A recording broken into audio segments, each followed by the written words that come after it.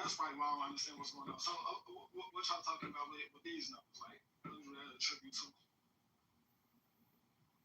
Somebody, I'm basically bringing up the point is that's not even really a number for real. 350 million, people, almost 350 million is 345 to be exact, they say, and counting because babies is born every day.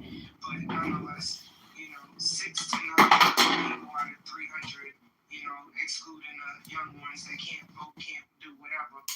That's not a decimal. Yeah, that is the right. I ain't never heard nothing close to that, right? Because so if it's the second or third largest gathering of Americans in the history of the country, it doesn't mean anything.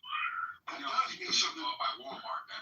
But that don't even sure, but that don't make sense. You're saying the reason that it doesn't matter is because it was bought by Walmart? Yeah, it doesn't matter. That's not organic. Well, we're in the hold on, let's back up. Like, who the fuck says we're in the law book, the rule book, the playbook? Does it say that it has to be organic? It's not that many people. It's 0.01%. Your numbers are way off. Yeah, you say so.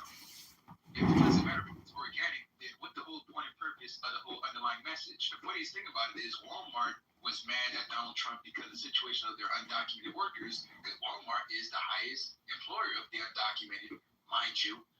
They're mad at the situation of, nigga, you're fucking with our nigga. I found out that, wait a minute, Walmart was buying this, and I started putting two and two together, something that they don't expect Black Americans to do, and start realizing, oh, man, this is illegal immigration. LA knows that, nigga, we ain't gonna fight for no undocumented.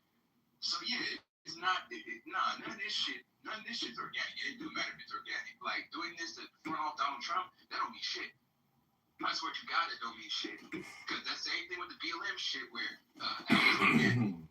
you got George Soros paying for that shit. $10 billion was raised and money went to Black community. Like, stop it, bro. Like, and Warren Buffett, too. Yeah, what happened? George Soros is not a thing anymore. We're not talking about him anymore. So Trump and he's a large donor. Wait. Like, his son runs the West Coast. Wait. You finish my question. Trump is in office. He has his people with his ticket fans, the khakitocracy, right? It's fine.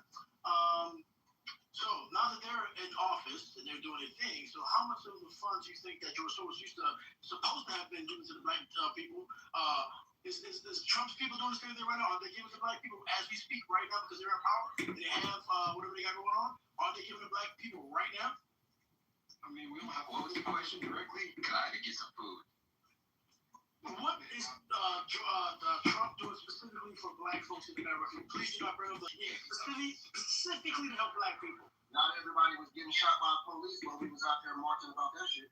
Thank you. Like, when it comes to this situation, immigration has opened up positions. No. Immigration, what's it? No. Don't ask me man, now you're trying to police how I answer it now? You asked me the question. I'm about to answer it. When it comes to the situation of the deportations and immigration crackdown, I've seen Black men personally. I was able to get construction and trucking jobs because of the scenario in my backyard. Something that I could actually shake hands and actually talk to. The brother that I actually had to pick up the food for, he actually got his job because of the opening up of the immigration crackdown. So when it comes to the Black community, it's based on sections. No different how when Black people say, well, Trump cut the government jobs. Well, not everybody got a government job. So we can do that same little game that you played of not everybody in prison. But yeah, Democrats was the one that passed incarcerated niggas. So construction, so I'm talking about as a whole. Well, respectfully, dude, you're Asian, sir. So we're hopper anyway. Let's talk about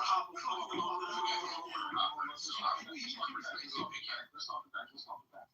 So we are talking about an industry that has an 8 million job gap in the labor market. Construction and trades. 8 million job gap. That's what the illegal immigration was for. So any Black American, 8 million, how many times does 8 million go into Black America? About 4? Black America. If we only make up 13% of America, we think we're worthy of legislation and 13% means something. So if we're getting 20% of our community potential jobs, then that should mean something.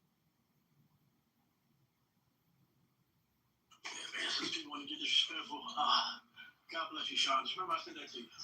You shouldn't ask, what is Trump doing for Black America? You should ask, what is Black America doing for America? You know what? That's an honest question.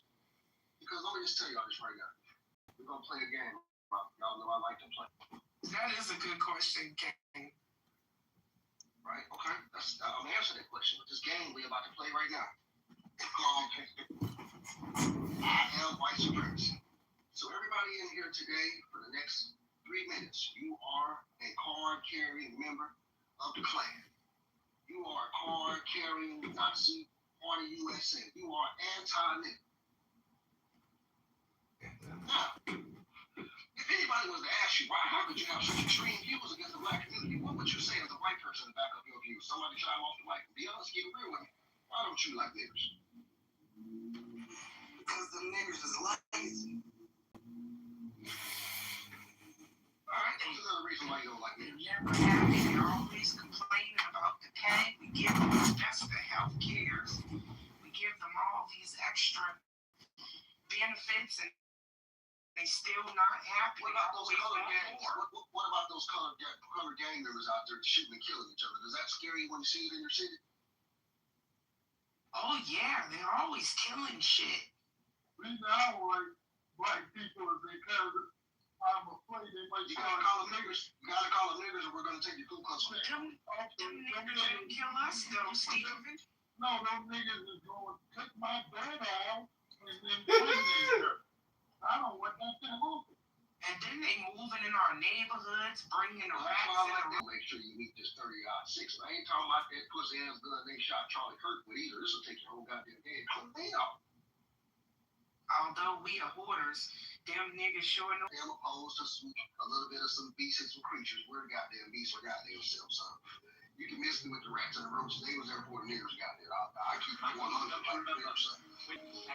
High school, this is a great transition in life. A lot of pressure is being put on. You must get help. You must go up and raise and finally be good enough. Like they are. You must get some college. You must see this right up to your life. So niggers follow behind the Jews. See, the Jews came here with the Italians. They started organized crime. They robbed American law. They robbed American banks. They made American taxpayers suffer. The money we had to wake up one day. All those things organized crime. I feel pretty much the same side. Now, here's from the niggers. I'm not so sure. All this time later, you know, they want to be Gambino. Listen to the see. Trying to eat you. When you went first, you went to kindergarten first, and kindergarten, the idea was to push it on. Using the NAACP, it ain't gonna work. But they don't see it. They don't understand. These niggas understand why our families are all fucked up. Well, goddamn, as soon as Martin Luther King came around and got a goddamn pen in Johnson's hand, you niggas ain't been the same since. But it's the white man's fault. It's the Republicans' fault. You niggas are voting yourselves into extinction. And you want to blame your circumstances on me, the white man? I have to pay bills too. You see, the thing that I don't like about black people in America is that they're actually complainers, not visionaries. And the unfortunate thing about a complainer is that they don't lack poetry, apparently, but Biggie and Tupac ain't good poetry for the soul. And so what we're trying to say is that if 40 million African Americans can complain, they can also not complain. And when you do not complain, you have solved all the problems, because most of the complaints are just personal hypnoses.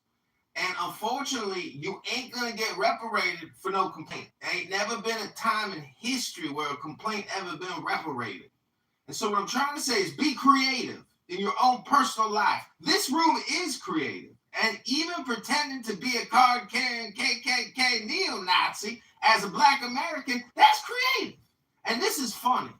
And all I got to say is if this was commercially viable and up on YouTube and X and Instagram and other platforms, well, maybe people would like it. This, what the fuck is that shit about? You're confusing people. And that's creative. Are you white? Is he?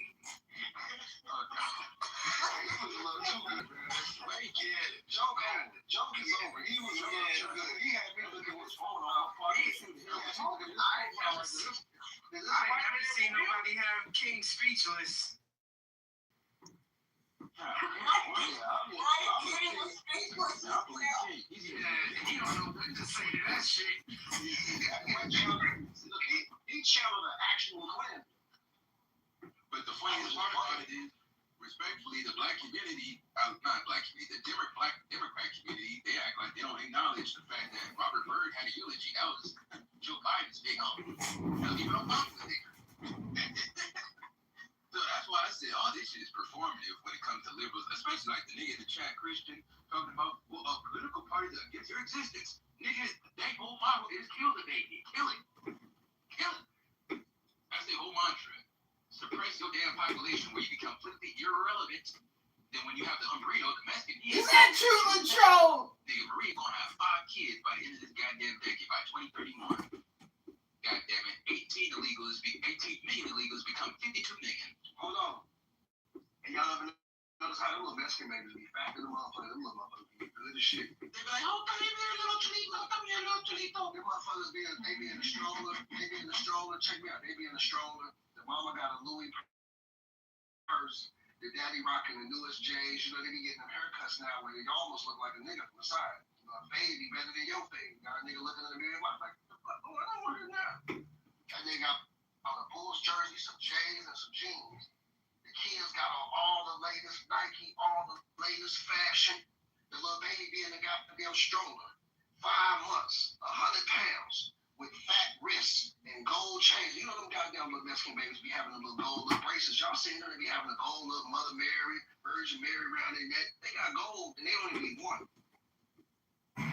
Well, like Nye said, you just got to be good. And the last chapter of the good book says, be a saint. And, you know, Cesar Chavez, that guy with the great pictures in the Union, he was a rapist. And he was practicing mind control. But Larry Hoover was also practicing mind control. And that motherfucker a rapist too. And so the point is, be good. And in a word, be a saint. Hello? I'm scared now. I don't know what to say. Oh, God. You know, you were insane. No, that sounds like the cat they used to be on here and it sounded like Gilbert Godfrey. Remember the dude they used to sound like Gilbert Godfrey on here? Hey, come on, man. Hey, buddy. That's what Universe sounded like. Man, you killed me with that one right there. Golly. But the point I'm trying to make is, family, is like, they're all legitimate. This shit's got to be gold, right? Intense in the wrong direction. You do it in the face of the truth. And the right-wing Americans, right? Largely, these are the same group of people who fought off tyranny in the first place, in the Civil War. But see, these crackers don't even know their history to where they believe that all the whites were anti-black, and all the blacks believe all the whites were also anti-black. Not true. And the sad part about it is, this is a great question, where are your allies, Black America? Where are the allies that your great-grandparents had as slaves? They couldn't speak the King's English the way you Negroes can. They didn't have the education that you had. They didn't have the resources that you had. But somehow they were able to get white people to pick up arms and go to fight against their own brethren over you. See, this is the greatest moment in American history that we don't talk about. It's the Civil War. Nobody knows shit about the Civil War. I could walk around with $1 million in Black America and tell me, name me 3 battles in the Civil War. Motherfuckers couldn't do that. They don't know about Appomattox. You know what I mean? They don't know about the massacre of those soldiers in Tennessee that voluntarily gave up and were then slaughtered by the same Confederate general then formed the Ku Klux Klan right in the same state of Tennessee last year. don't have the emotional attachment to politics that black people do. We have an emotional attachment to politics because our very political voice is yoked to freedom, right? And so while we mention slavery and we mention the Civil War, and we mention this period of time only as an instrument for us to do what the brother Universe was saying, complain. We only use the Civil War in order to complain. We only use civil rights in order to complain, but we truly don't know the history of either one of those. That's why I did the Civil Rights on Ice lecture. Because what I realized is that ever since about 1967, black people's civil rights have been on ice. Ever since they added sex to affirmative action policies, this shit has been downhill ever since. Why? Because black people are out here fighting for a policy that overwhelmingly benefits the dominant white society. It benefits the very mothers and daughters and sisters and wives of white supremacy that you niggas say you're fighting against. But you promote and push a policy as policy number one, as policy du jour, that literally benefits white women, which make up 50.8% of America according to the 2020 census. They are the only statistical majority in this motherfucker. This is basic common sense math. Let's not get started with the minority word and the communities of color and all these other vague and ambiguous terms. So now whatever money might be left over in the kitty of affirmative action, whatever opportunity might be left over in the kitty of affirmative action is effectively washed away because now they've opened up the border and everybody who runs across that motherfucker damn near can qualify to be one of you. But this is your backbone of your political apparatus. You're the children of Dr. King politically. We act like Dr. King got killed 08, not 68, because we haven't moved a motherfucking inch politically since then in any different direction. Even though you can go and look in the decade immediately following the 1964 Civil Rights Act, and you'll see some of the most radical black political thinking of our time. Let me say that again. In the decade after the Civil Rights Movement, you'll find the most radical black thinking, political thinking in the history of our race here in this country. Let me say it one more time. In the decade after the 1964 Civil Rights Act, you see the most militant and, if you want to say woke, black political body. They call it the Black Power movement. Or your power movement, right? So why in the fuck today, 60 years later plus, are we still practicing the politics of 64 and 65 and 68? When the brothers in that era completely turned away from the political apparatus because they knew the solution was bullshit. They saw it in real time. You know, we live in what's called revisionist history. And black people's psychology, the very psychology of the black community is built on revisionist history.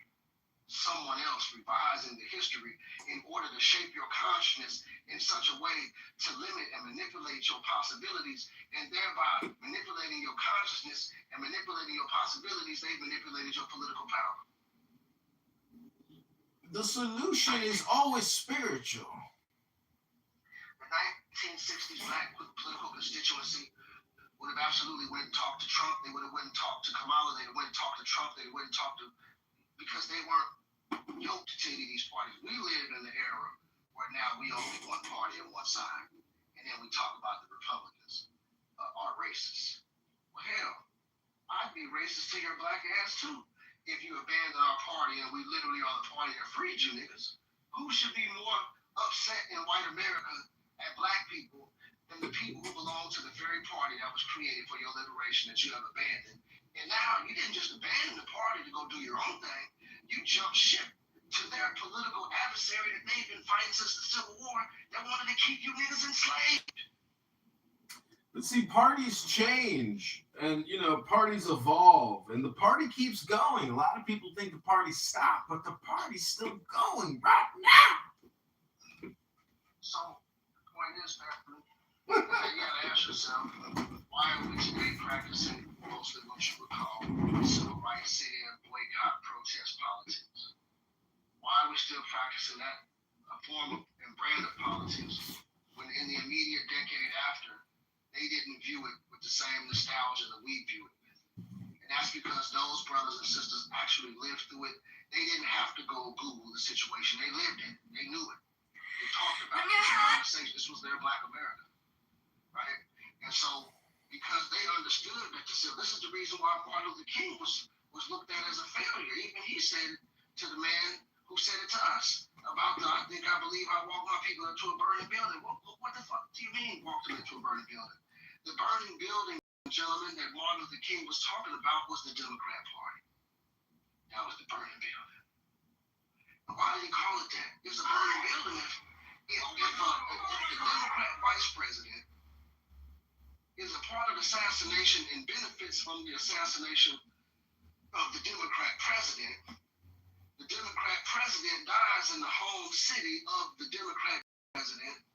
The Democrat vice president then becomes the president and then enacts legislation that absolutely shapes America still to this day. Let me just say that again. They didn't just kill any president at any time. They killed Kennedy in the time of X. They killed Kennedy in the time of King. They killed Kennedy before X and before King. Medgar was anybody. Right? And so we literally had a coup d'etat in America. In 1963, when he was killed, this is during a time where more Republicans the next year would vote for civil rights legislation that we love so much, not the Democrats. This is the world that they killed Kennedy in. It looks like this was a pretty fair-minded and balanced America. It doesn't appear to be the racist America that we even have today. More Republicans voted per capita for the civil rights legislation than Democrats did. And a pretty decent number of Democrats did as well. 53, 60% to the 80-some-odd% of the Republicans. But you find me an issue politically today that you could put before your Congress and you could get 50 to 60% of the Democrats and 80% of the Republicans to vote on. Well, shit. Your news cycle would look different. It wouldn't be a bunch of Republicans blaming shit on Democrats and Democrats blaming shit on Republicans. It'd be a whole bunch of Republicans on TV calling out to the Democrats. I call out to my Democrat constituents to reconsider the matter. I call out to my Republican. See, this was an actual body politic. With Kennedy and that bullet that took him out, changed the American landscape forever. It would be different if LBJ went into office and then, didn't pass no major legislation, and then in 64, somebody else would have got elected. No. The man got elected and drove a steak knife through Black America. Now, mind you, the 1964 Civil Rights Act, 1964 was an election year, ladies and gentlemen, meaning that the election wasn't until October. But the truth always comes out. And the truth about Kennedy, about his death, that truth is out. It was the Pentagon, it was the CIA, it was LBJ. And the truth is that George W. Bush Sr. is dead. And Donald Rumsfeld is dead. And Richard Nixon, he dead. And Kissinger, he dead. And then one day, everybody gonna die. And then J.D. Vance is gonna be gay. And Marco Rubio is gonna be the president. Sounds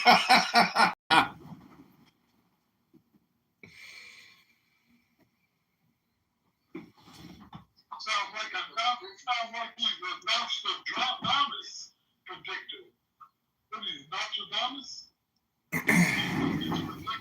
Well, when I say the N-word, most people confuse it with the other N-word. I mean Nostradamus.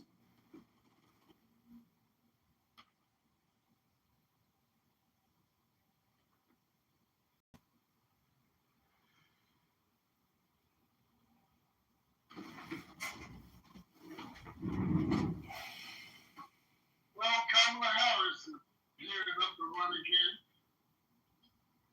And her campaign will be mostly anti-Trump running. That's going to be her campaign. Trump having been. That's the only point that she's going to campaign. That's called tickling the clit of the ear. It's just spam. So for me, the anti-Trump hatred to win 20 years. In the hood, yes. In the hood, that's all you need. In the hood, that's all you need. The only way I'm voting for her is if she talking about reparations. Other than that, You do realize if there is reparations, there's going to be lawsuits because it's unconstitutional.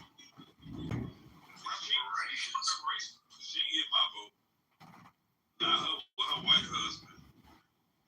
In Evanston, Illinois, there are 300 African Americans in Evanston that are already getting reparations. They've gotten $40,000 each from cannabis sales tax.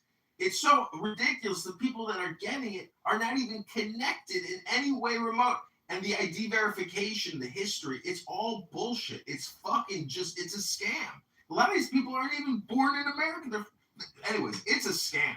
How the fuck do you verify that you are qualified or your lineage, etc.? What, do you got a fucking history book? Most of these people barely got papers. If you're black, you should get it. It don't matter. All that other shit don't matter. Because discrimination was for all black people.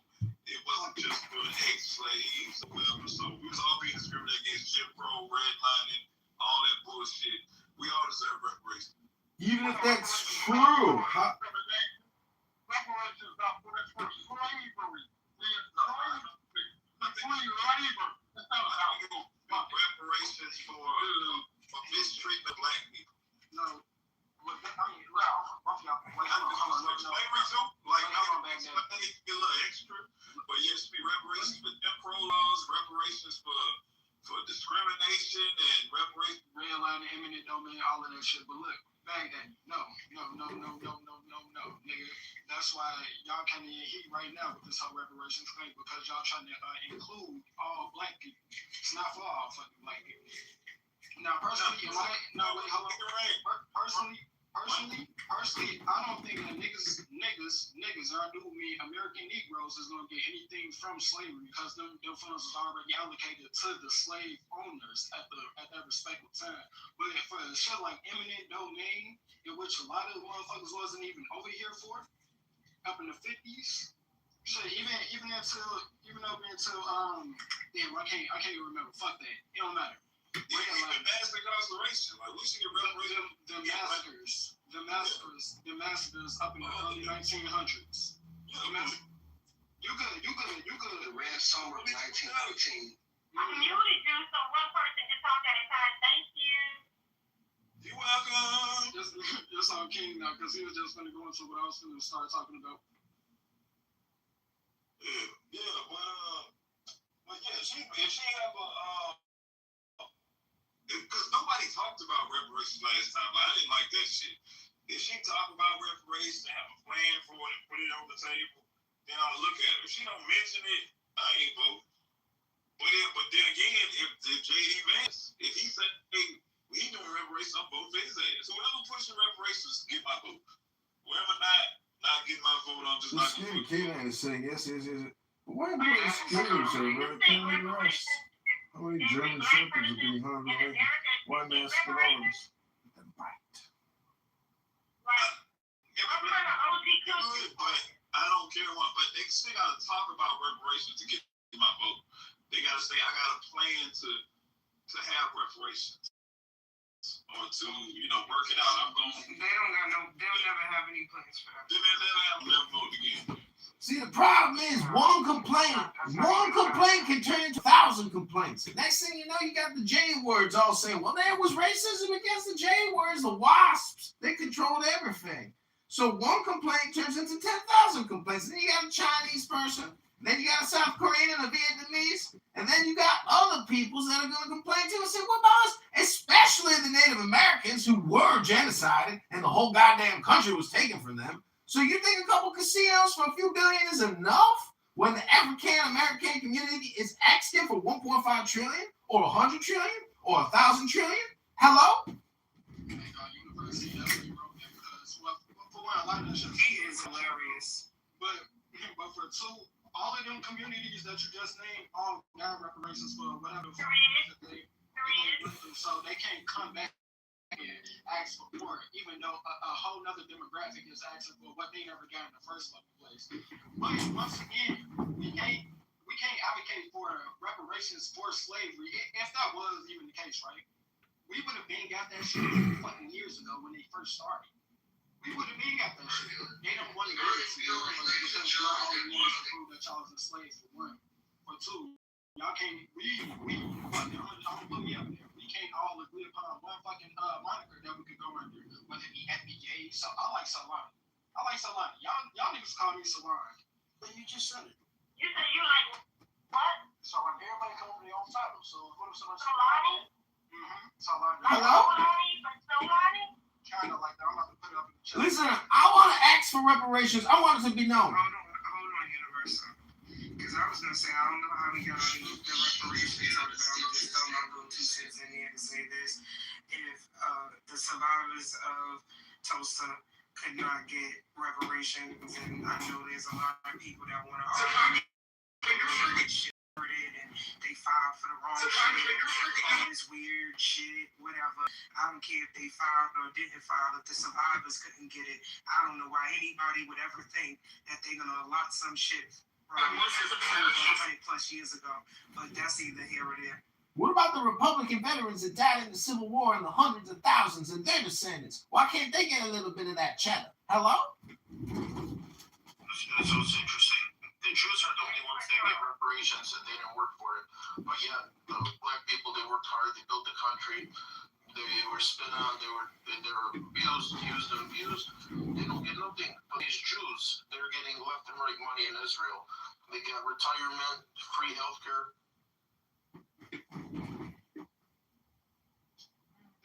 So unless they talk about it, then I don't even see why we should vote anymore. Let's just focus on, whoever man, let's just make the best out of it. And let's just focus on, getting money and making babies and staying out of jail. Oh Lord.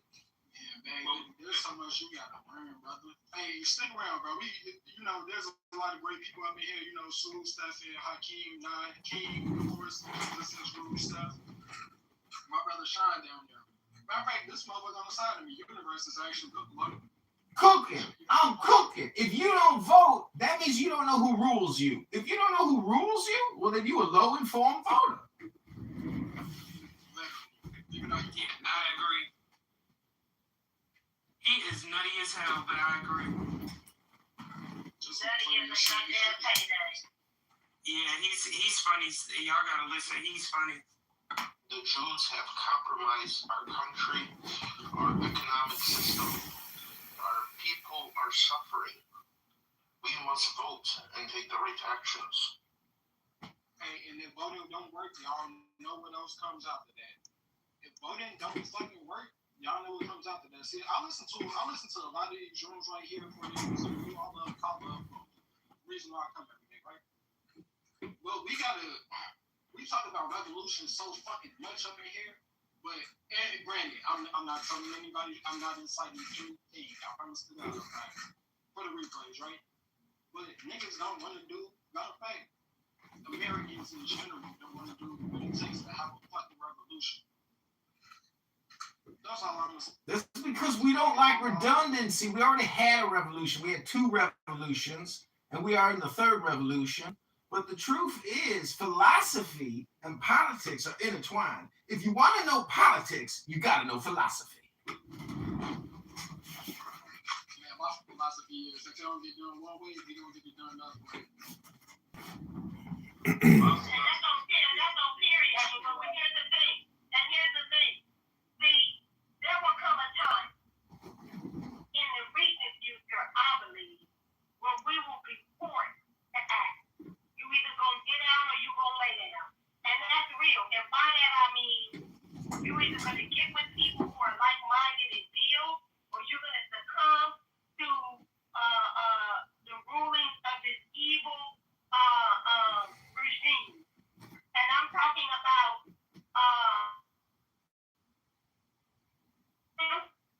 trying to do this disruption that has come through and just pillaged the city that I grew up in that was beautiful, that was predominantly black-owned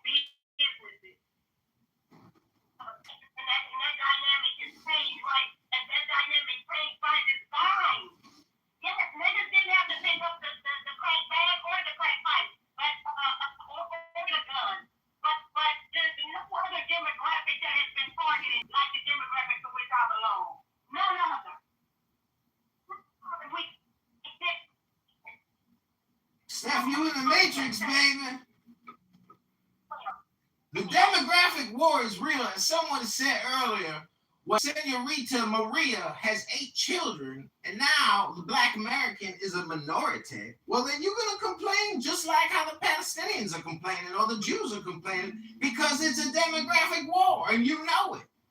And when you lose the majority, you become the inferior minority. Ain't that the fact? Hello? The way to win is to populate. We gotta fuck our way into victory, but we don't want to do it. We don't want to. Oh my God. It's a different democracy. So I'm gonna have more people, and then one day we might look up and have a majority, and then we might vote. But until then, we ain't gonna vote. We just gonna make babies. More fucking shit. No. So I'm gonna try to have 100 babies. he actually, My brother gonna try to have 100. I hope not talking like that. Try to get them to have 100 babies apiece, and we just gonna see what happens. yeah, no, raise your IQ level before you do that, but I'm not opposed to you doing that. Hey, so he actually kind of right in the sense it's just not put into the right context. Yo, like I was saying up in this room before, I think it was this room. Kids bring wealth whether we know it or not. The reason why, there's a lot of women, and I'm not gonna put that on anybody, but there's a lot of women out here that is having children because they understand the benefit from it. Now, granted, right? Look, oh damn, where the fuck this nigga go? I don't want to say this shit for him specifically, but fuck it, put it on. Look, we in a losing battle. Why? Because we're not having that many children nowadays. The dominant society, they're kind of. This is probably the worst quote, and I'm gonna think of a better one in like 5 seconds. But the only thing that comes to mind is Chuck Bass answering the phone for a girl he hates, and he was like, Georgina, to what do I owe the displeasure? And I've used that line so many times.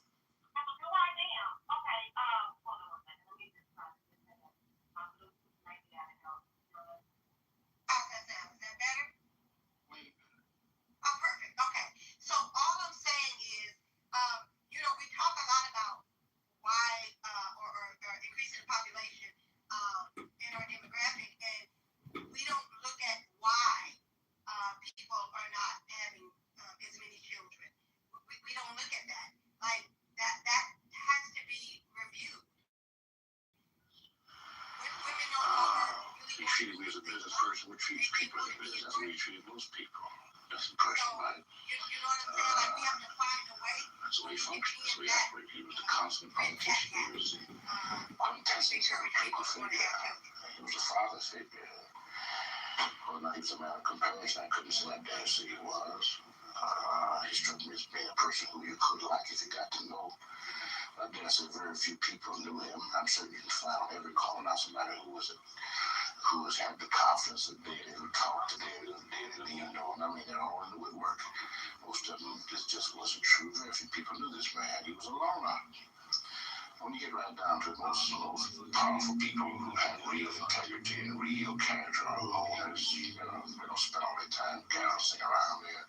They have to pull back and think and reflect and get their batteries charged. They may like people, they may deal with people, they may function with people, but they're basically fundamentally loners. And that's true in politics. You actually trying to start a gender war? No, I'm not. That's why I'm trying to be so careful with my words. He was in a business. He treated me as a business person would treat people in the business. That's the way he treated most people. That's a personal mind. That's the way he functioned. That's the way he operated. He was the consummate politician. He was the quintessence of a political figure. He was a father figure. Well, now he was a man of compassion. I couldn't say that damn city he was. He struck me as being a person who you could like if you got to know. I guess very few people knew him. I'm sure you can find on every corner now somebody who had the confidence of Daddy, who talked to Daddy, who Daddy leaned on. I mean, they're all in the woodwork. Most of them, this just wasn't true. Very few people knew this man. He was a loner. When you get right down to it, most powerful people who have real integrity and real character are loners. They don't spend all their time galloping around there. They have to pull back. We could say that economical strategy. He was in a business. Hey, Ben Bradley, you might be surprised by some of the union's proposed lesson plans for that day of civic engagement. In addition to the history of May Day and the labor movement, we've reviewed documents being circulated. They include a section on youth organizing against authoritarianism. A student should be asked to describe what hardships are people in your community facing since Trump was reelected. WGN political editor Tamon Bradley pressed the union leader. Why involve the students in that? We're not trying to involve the students in that. We're actually trying to involve the entire country in on this. The benefit of making Which increases on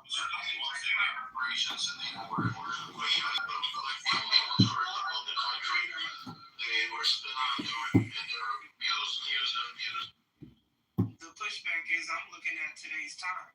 I'm looking at men and women now. So, Congressman, you're referring to my work as a parent? I'm looking at this whole poly, quote unquote, epidemic and how women are not really in favor of that.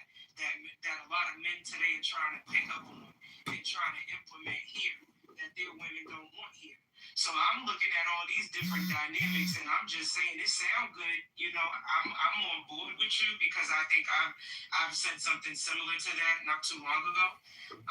I agree with that. It's not that I disagree with you, but I'm looking at today's time, and I'm saying never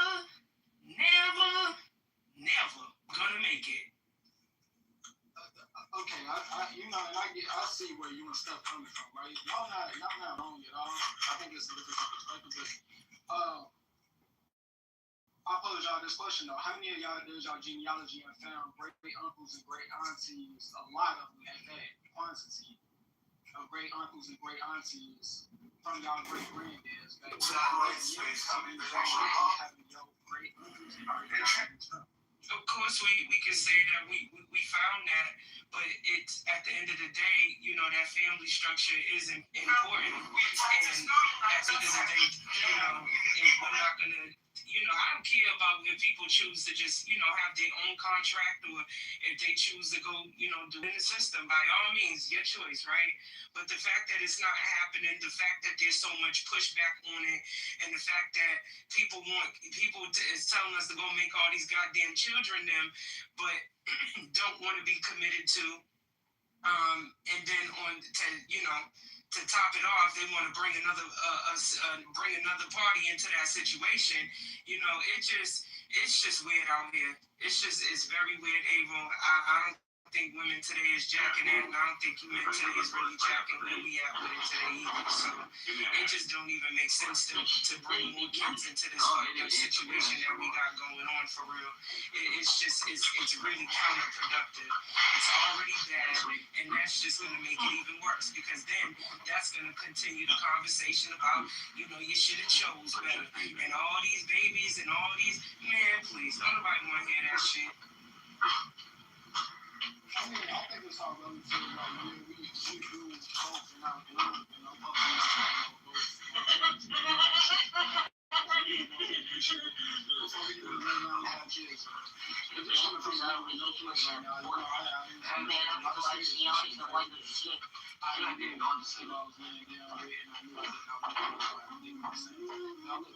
Sweet.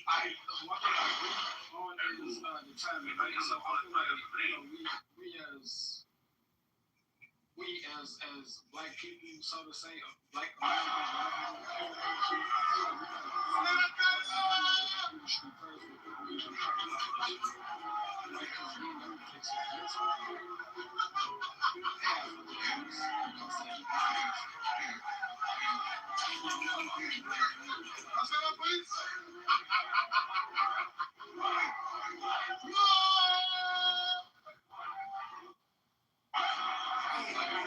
disagree. Hey, this is Universe, everybody. I just want to say that, you know, these are big topics. These are big concepts. But at the personal level, the individual level, in terms of self-improvement, meditation, or just relaxing and, you know, having no fault, that's the truth of the earth. You know, we're living a culture and a society where we put the self down. We constantly essentially, we're racist against the self. We are prosecuting and we are bigoted against what is the self. So all I'm trying to say is, baby, that the perfect way to optimize for yourself and for your country and for the earth is meditation. What is meditation? Can you teach me a class on meditation? If you can do that, baby, you are the earth. Hello, this is universe.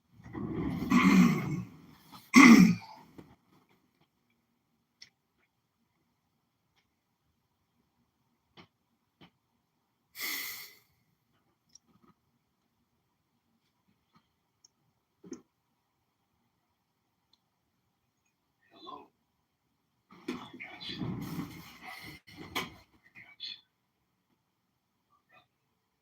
So, Abel, how do the Negro Americans and the American Indians, how do we divide these two groups?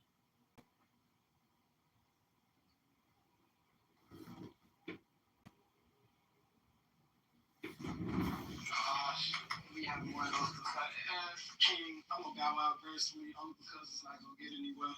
Like, okay, so I identify as who I am, right? You identify as who you are. It don't fucking matter because we're all in the same fucking category at this very time right now, right? And so the OMB come out and give us our own classifications, whether if you consider yourself FBA or whatever. What's going on here? The systems are these governments like Junior here, man, he can free himself in 5 minutes. we don't look the same. It's all over now. Hey, put your money on the table. Get back to work.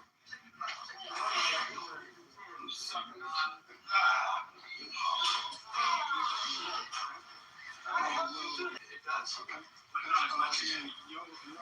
I put it back in.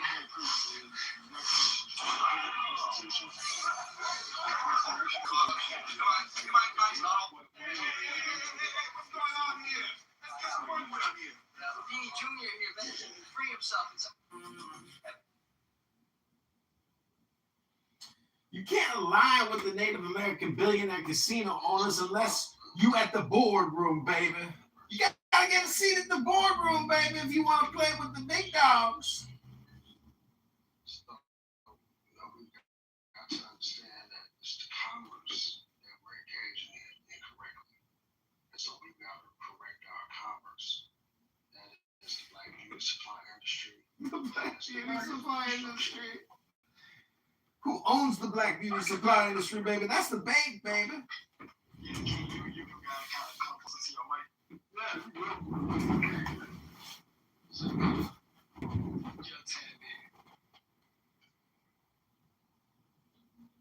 What's up, man? Not really, but we can hear you.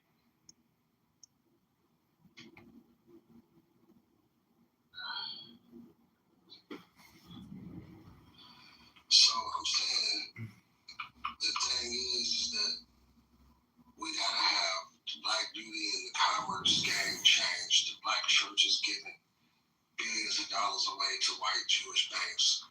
The black beauty supply model is one that's owned by outside interests, taking money out of our community that could be used in our community. The blacks in construction that I push and promote with We Are the Builders would go back into these communities and actually build the infrastructure with the banking system that I have designed, where black churches would be primarily sponsors and beneficiaries of the good work of banks that don't allow the communities around them to gentrify because your members are there. These churches have to work exponentially harder to get members to come in and keep the church up and running when they're in a city like Atlanta or Memphis or Dallas, etc. And the tradition of black community that existed in the east side or the south side or whatever it is has now been displaced and now the area has been gentrified. So, additionally, when we talk about the procurement of contracts, like now I can talk about this minority game. We've got to actually delineate What's going on to a degree today? that we separate ourselves from other groups of people. These are the sorts of things that I'm looking forward to being able to push and promote. Every day I wake up, this is the journey that I'm on. I'm trying to get black people to stop calling themselves minorities, stop looking at these motherfucking racist Republicans as if they're any better or worse than these fucking liberal Democrats. And for people to understand that, yeah, there's a history that we don't know. You may be connected to the land, you may be connected to somewhere else, but find your roots. Yeah, you gotta go within, or you gotta get to the root of the matter in order to solve the situation as best as it can be solved. It's a game theory, baby. Connected to Niggas, you trying to translate, but okay, so we're on the same thing, right? So I mean, you know, It's a game theory, baby. you said everything that we all fucking align with, regardless of how you identify. Now, one thing I want to point out is your plan to, I guess, basically take back the hair care industry, right? Yes. Okay, bam. How profitable is the industry? Annually? Isn't it by the billions or is that out millions? Billions or millions? One of the two. Either way, it's up there. It ain't hundreds of thousands. I guess that was probably up in the billions. If we got like a $2.something trillion spending power, like collectively as a nation, or as a sub-nation within the nation. So I'm not opposed to that, right? Bam. Now, what else? What else can we dominate?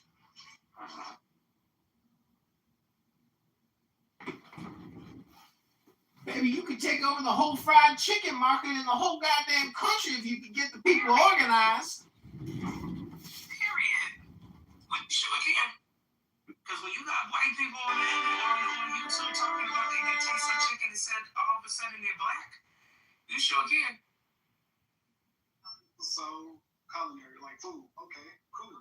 And you know what? That's definitely feasible. Now, what I'm thinking is, right, corner in the market. Because once we, regardless of how you identify to take over any industry, there's gonna be a lot of curveballs, a lot of obstacles, a lot of fucking hurdles to jump over, right? Defunding. A lot of shit gonna get defunded. I mean, we see it up in our inner cities every day. I was just talking to somebody on Facebook within Minneapolis, right? I asked them about why a lot of our inner city schools don't have funding that these schools on the outskirts have, right? So we know why that is.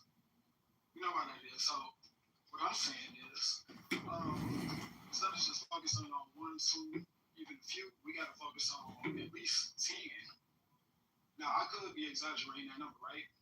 But this is just how I see it.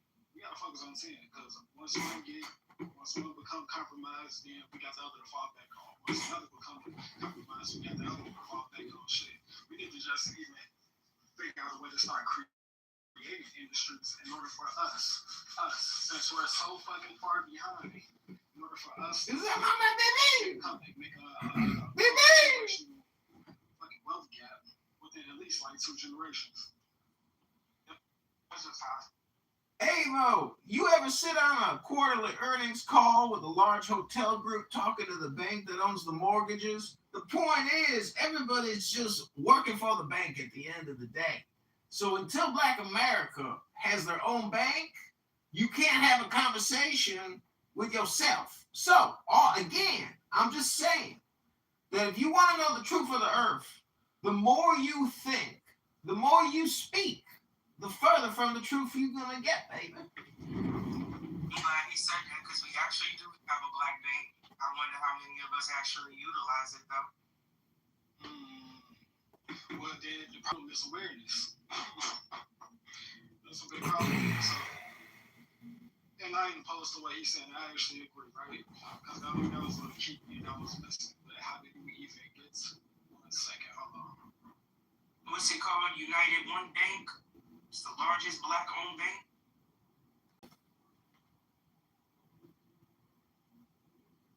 One United, not United One. One United. Anybody else got that somewhere? I think they got a couple in Atlanta. They got some up here in Boston. I don't know if anybody.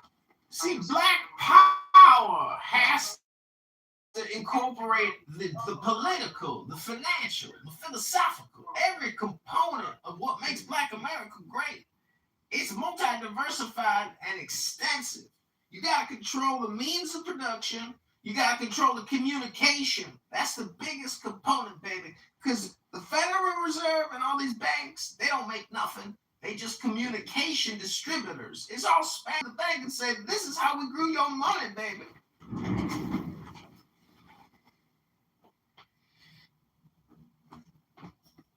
Hey, damn, my bad. Where we left off here because I had to talk to one of my coworkers. So, He was about to say something. No, I was just saying that I had put some money into that black bank. What is it, First United Bank or whatever it was. I went online. I put some money in there. But then they started all these fees. They charged me. And my initial principal was shrinking. I think I put $1,000 in there to see how it goes. But it just seemed like there was monthly charge, this charge, that charge. So I took my money out, put it back in the white bank, Capital One, where they don't charge me anything. Sorry. See, Brother Stephen, you don't be giving things a chance. How long has One United Bank been around for? And don't it take a little time for them to build up and all that stuff? Yeah, it's been around for a while. But, black bank in name, but, it's still controlled by white folks. Of course, the banking industry is controlled by white people. And I went down there, did that, but they weren't supporting me. They was ripping me off. That's what I thought.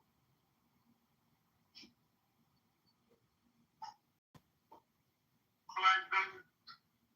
But, It's all about the experience, baby, the happening.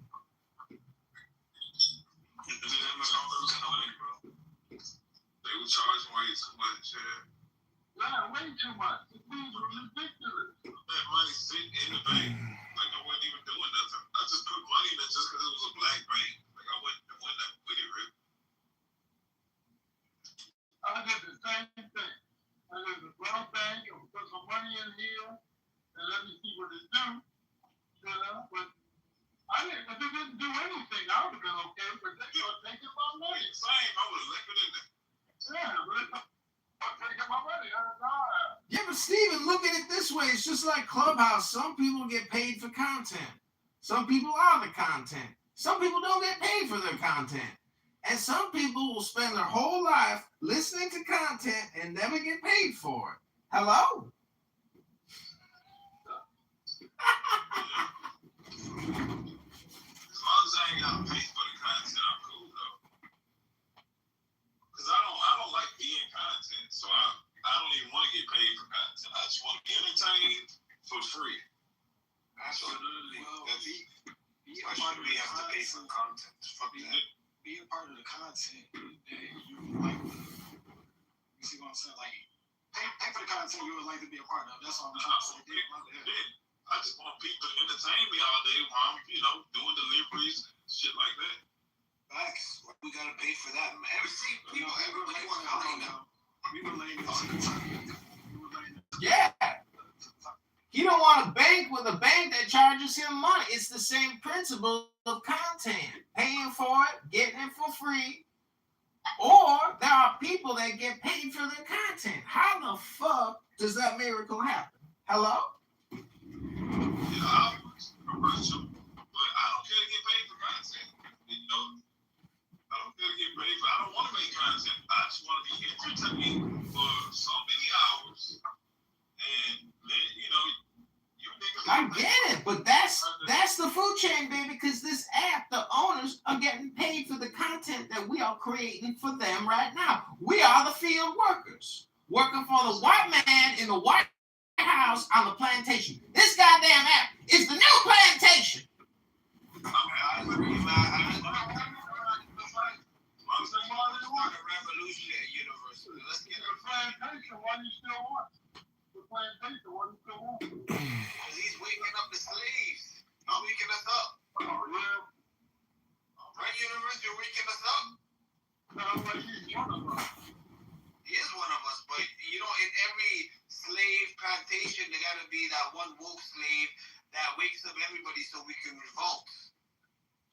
I mean, the slaves they don't have the opportunity to get paid. Y'all got the opportunity to get paid on here. Y'all just not utilizing it right. But let's relate what you're saying to real life, Daddy. You just want to be entertained. That's most people's fucking problem, right? Not saying it's a problem with you. I'm not trying to attack you. I just want to, address what you're saying. Fuck my background loud. Hold on. Yeah, but can I just say this real quick? You know what I mean? I feel like nowadays, in 2026, we want to get paid for everything. That's the fucking issue. Some things you don't deserve to get paid for. If you're talking about class all day, why the fuck you need to get paid, man? Who the fuck are you, nigga? You don't need to get paid. Well, if you don't want to get paid now. What are you doing? Who are you? If you're generating revenue for an app and you're not getting nothing from it, but they benefit off of you, then don't you think you should get paid? Like, no. Go to Kick. Go to Twitch. Go to Play. Start your own brand. The problem is a lot of people on Clubhouse are anonymous. You don't actually have a fucking brand. Therefore, you should not be fucking paid. Who the fuck are you? Nobody knows who the fuck you are. You just chat shit. Not only that, you or these random people coming here and everybody talking about that's why people say, if you really have a talent of creating content, then you will go on platforms where you can actually make money, like, for example, YouTube, Twitch, Kick, these places. And we're going to see what the market really values that. But the reality, people come up ain't really that talented. I highly doubt that. I highly disagree with that. Wait, hold on, I got you. Because there's a lot of people, matter of fact, Rodney Hunter's probably one of the most known person out here who should be getting paid for his content. Look at he has his own platform. That's what I'm saying. Yeah, he has his own platform. He utilizing his brand and putting it upon a app where he gets paid. And he putting it across a couple of apps. Now, if you don't have a brand and you don't know how to capture people's attention, that's on you. But the opportunity is still there. Why? Because the app itself pays you. Why shouldn't you get paid from an app that pays you, that have the potential to? Because they tell you, I don't want to pay you, so therefore you gotta leave the app. People gotta stop begging. It's like people who drive Uber and then they demand Uber to pay them more money. Nobody forced to drive Uber. Nobody forced you to be on Clubhouse, right? That's the thing, bro. You chose to come on Clubhouse and now you're demanding to get paid. No, fuck off. Go somewhere where you can get paid. That's how I look at it. Not everything you should be paid for, bro. Especially content. Everybody wants to be a content creator. I mean, but a lot of people are not that talented to be a content creator.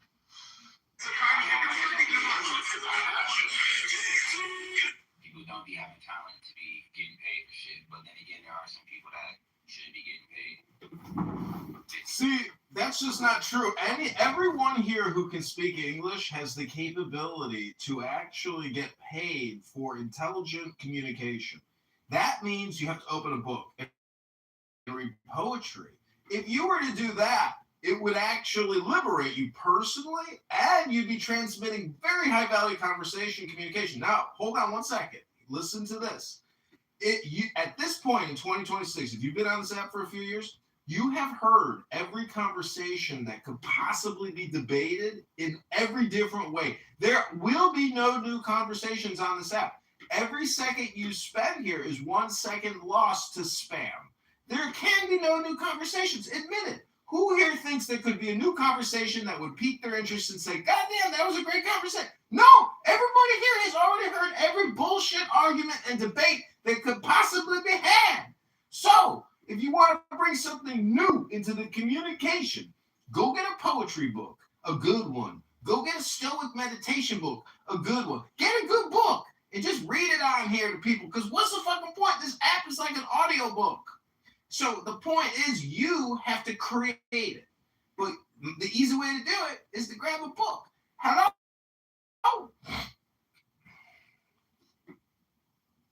People don't want to read. They're too lazy. That's the messed up thing, bro. People need to reread, but shit, it's not convenient.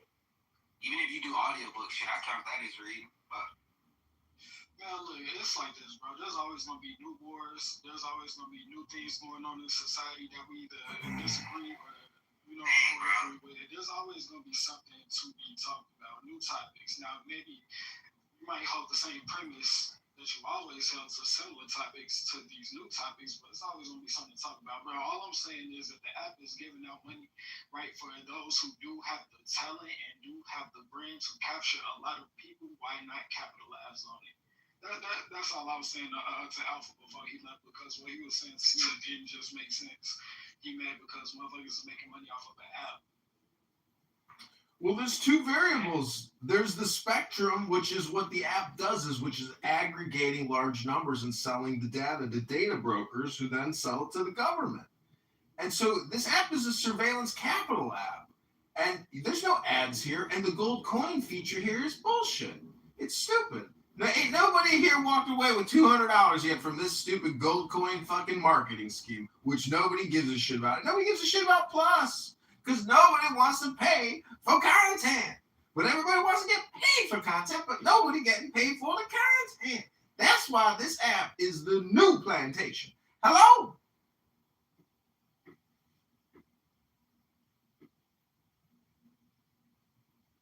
I mean, to be fair, though, I see what you're saying, and you're not wrong, but to be fair, I mean, it is fairly new. They just rolled this out.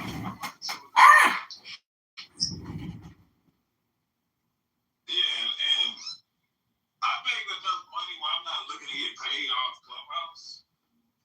I don't think I'm doing anything that fucking valuable.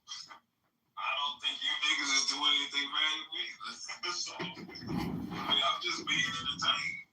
And I know somebody's gonna get rich off it, probably the creators and the people who, spent the money and made the app and spent the time and cultivating it and promoting it and etc. And those are people who should get paid. But look what you did, Avo. It's shit, y'all. Yeah, I'll take blame. I don't care if that place gonna get paid off this shit. Thank you.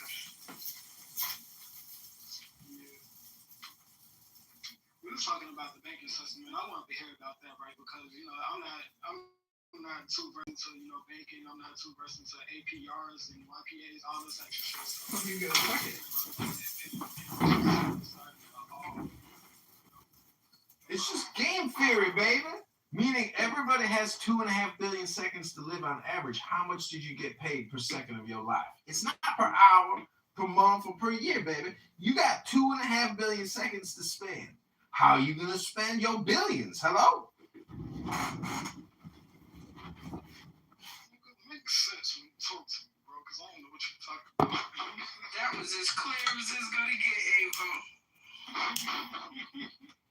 Okay, all right, look, try to, because I'm a little slow when it comes to this, right? Just explain it like as if I was a fifth grader. Well, because I Googled how many hours, you live on average, and then I got the seconds, and it is about 2.5 billion. So everybody's born with 2.5 billion seconds to spend on average. It's like that movie with Justin Timberlake. So the thing about money is people think once you have everything you need, you actually don't need money anymore. And then you realize money is, at a certain point, it stops being money and it becomes communication. And that's what the Federal Reserve and that's what the banks do. They don't make anything. They are recipients of information. They are upstream, and everybody else who borrows from the banks and has mortgages has to communicate with the bank and confirm the situation and make sure the payments are flowing. So anyways, I'm just trying to say that for everybody here personally, in terms of your experience or your happening, I have filled my house with books, and I could read to you poetry right now. You could play music. You could drink wine. You could have fun. This app, though, unfortunately, because of all the political polarization and spam communication, ruins your experience. You need to be Michael Jackson in this life. You need to try to play music. If you don't have musical instruments, save up the money, baby, and buy yourself a flute. And get a good book. Look at all the no's coming at me because you're like, no, this guy's whack. No, baby, I'm telling you the truth. Have some fun. Read a book, play some music, masturbate, and go to sleep. And have yourself a cheese pizza and a burger and a beer. And grab yourself some titties. Hello? That sound like a trip to the bathroom for real. And all in all, though, I kind of get what you're saying. So look, I'm focused on the communication part. I'm focused on the communication part. Now I kind of agree with that. You got to utilize your mouthpiece. Pause. You got to utilize that mouthpiece in order to. Give them New Yorkers back they shit, Avo. Pause. No, but for real though, you got to utilize that mouthpiece to gain commerce, to gain income. I get that, right? But in relations to banking, that's what I was talking about. I get what you're saying all in all, but in relations to the banking. Well, it's word control. If you have a complaint against white people controlling the banks, you're complaining that they control the definitions of words. And that's the truth of the earth. That's the law. He who determines what the word means is the one who controls the outcome of the situation. If you trans and you try to change into a different adjusted gross income and you want to get in the cum, well, my friends here on Clown House, this is your personal development moment and opportunity. You don't need to go to Harvard philosophy. You don't need to go to Brown law. You can pick up a book and just read it here on this app instead of listening to people talk for years. That audiobook sucks. You have to create your own audiobook if you want to change your situation. It's called using the brain to improve the brain. That's the value of the brain. Hello? Damn, I ain't gonna lie, bro. Like, funny as hell, but nigga, you worse than these word science temple niggas, bro, because I don't understand what the fuck you No lies detected. like, goddamn. He didn't lie about nothing he said. Nah, he probably did. I just don't understand him. How be out of social life. I understood. Man, somebody make it plain to me, bro. Like, this is. He sound like King 3.0. Facts. He lost me at get in the comp. Like, man. Because you was worried about the wrong shit. Over here, Mr. I want 100 motherfucking kids. You was worried about the wrong shit. You wasn't paying attention to the other shit. Exactly. You had a core message and you guys are distracted. That's the problem. That's true, baby. If you're going to have a kid, that's going to take away from your opportunity for your brain to educate your brain. However, if you got a kid and you ain't reading a book to your kid, well, then you are stupid. The point is, a book is the liberation that you are looking for. Ain't no man, ain't no God can liberate you. Well, where the fuck do you think God lives? He lives in a goddamn book. Hello? Wow. I just don't do that happen. So why should I talk like this? What's going on here? Facts, man. All y'all say you got things, bro. Tell me the correlation. That's just not true, man. Wait, hold on. Our ancestors was working off the damn land and didn't know how to read a damn thing, bro, and they would start acting. So what? Not all of ours, but your argument, man. Astrology, no, we talked the fuck away now out of it. We gave the books that alphabet. What are you talking about? so you gotta come closer to your. I don't know what. In Timbuktu. In Timbuktu.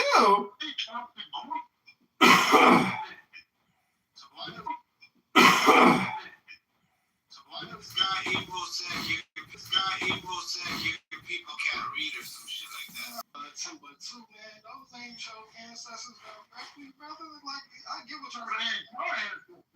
Don't tell me what my ancestors. You're right. No, Then I know it. I don't, because I really don't know, and you're right. That ain't all of us. Let's No, go. I do know. That's what I'm between me and you. Step For me, you have all of us. You have faith, and I have no idea. No, Stephen, that's probably true for you, but I'm talking about broad brush stroke. That's not true for all of us. You're right on your end. It's just not true for everybody. But look, that's a whole different topic, though. That's thousands of years ago. What I'm talking about is recent, like the last. Who's Timbuktu? I actually want to know what that is. Hold on, Alpha. Let him finish. No, I'm talking. Look, listen, let's go back to what Universe said, because he was cooking in a way, but I just need to understand what the fuck he's talking about. Y'all say that y'all understand. Tell me about the core of what he's talking about. Well, let's start when he was talking about banks. What did you gather from when he was talking about banks? What did you hear him say? Communication, and the flow of communication. I would have to concur with that. What you about to say, Brother Stephen? I'm saying, we talk about everything in a book. Everything's in a book. I don't get it. But I don't know. Is this a black guy? It sounds like a white guy. It's a white guy. He's been in here since we started the room, Brother Stephen, and we was actually engaging with him. King was engaging with him when we started the what was that? When King was asking the question about let's play white supremacy or something like that. Do you remember what he was saying then? I was looking at the phone. Okay, so he's been in his. No.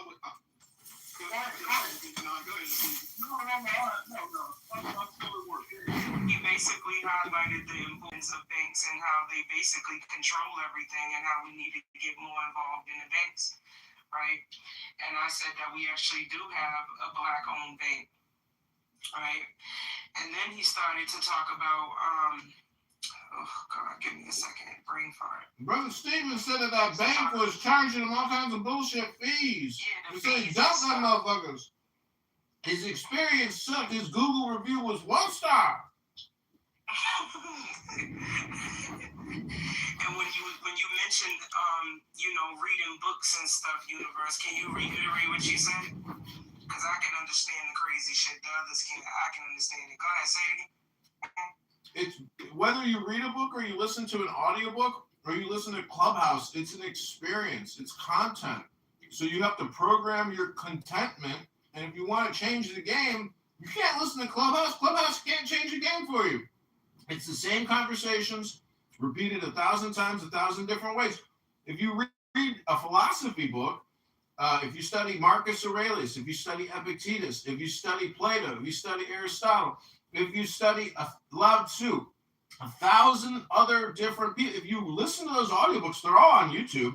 That's the programming your brain really needs and the programming that you will enjoy, because you're basically increasing your large language model. You're, doing what the AI is doing.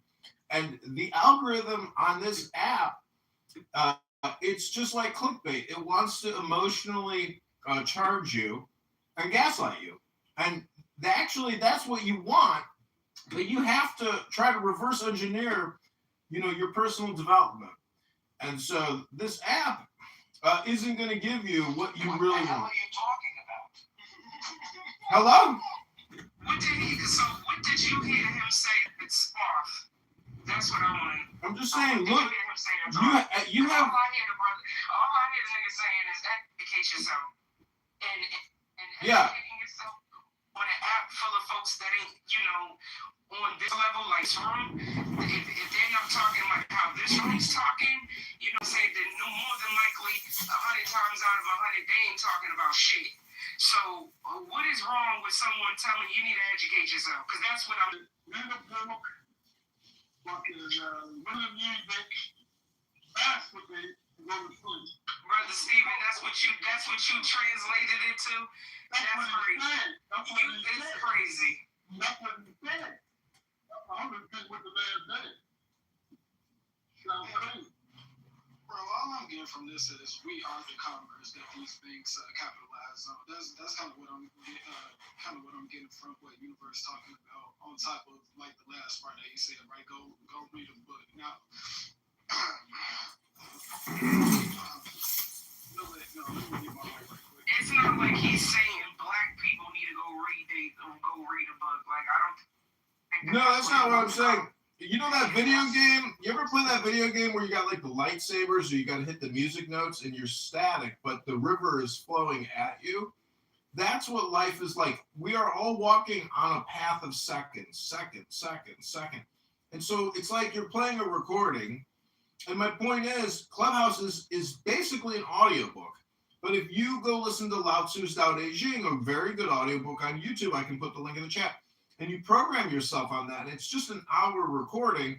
That's the same thing as you playing that video game with the notes and the lightsaber, and you're basically, there's a flow coming at you, and it's up to you to determine what you have to program yourself on what's in the good books.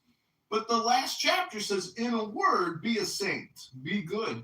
If you are a good person, generally good things happen to you. If you're a bad person, guess what happens? Generally bad things happen to you. So be good, in a word. Always triumphs.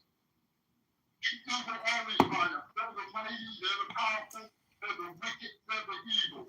Good, underrated, underrated. Hey, you want to get real power? You want to get real power? You got to do evil. All right. I wouldn't necessarily say that. I think it's we probably tend to get off onto a whole nother topic, but I'm gonna say this and get out the way. Ain't nothing really like truly evil and truly good. You feel me? That's just based on perception. Now, whatever your moral compass leads you to is wherever it leads you to. I get what universe is saying. It's all about what's in the end. You could be a quote unquote good person, right? All your actions is good, but your intentions is fucked up. So that's what happens in life, right? But yeah, and vice versa. Now relating this to what you're talking about, universe. I kind of get what you're saying now with the whole, like Guitar Hero analogy where you got to press the buttons at the right time and you catch what you catch, right? The flow. I get that. But you were saying that, I get that with life, right? But you were saying that in relation to the banking as if it was like the answer to like the question that I asked. Yeah, the banking is a part of liberation, but again, it's just a hierarchy of communication. And if you want to reverse, see, the whole thing deals with personal development. It's not about modifying your destiny or understanding interconnectivity between large organizations and the individual. I'm just trying to say that there are books. I'm going to put a link in the chat. Just listen to it. It's called the Tao Te Ching. Basically, it's a mystical journey book. And, your life is a journey. This app is part of that journey and experience. But what you listen to matters, because what you listen to is really what you are. You have 2 ears and 1 mouth. I'm just saying that there's a program that you can utilize, and I just put the link in the chat. It's a program. You could use the Bible. You could use any basic. You could use any book to try to optimize your situation in life. But the book that I just put in the chat, to me, is a very good one. It's from China. Wait a minute.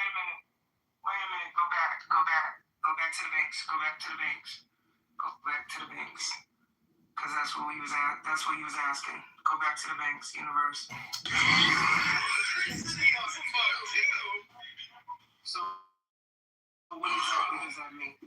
Because I'm in accounting. It means they're at the center.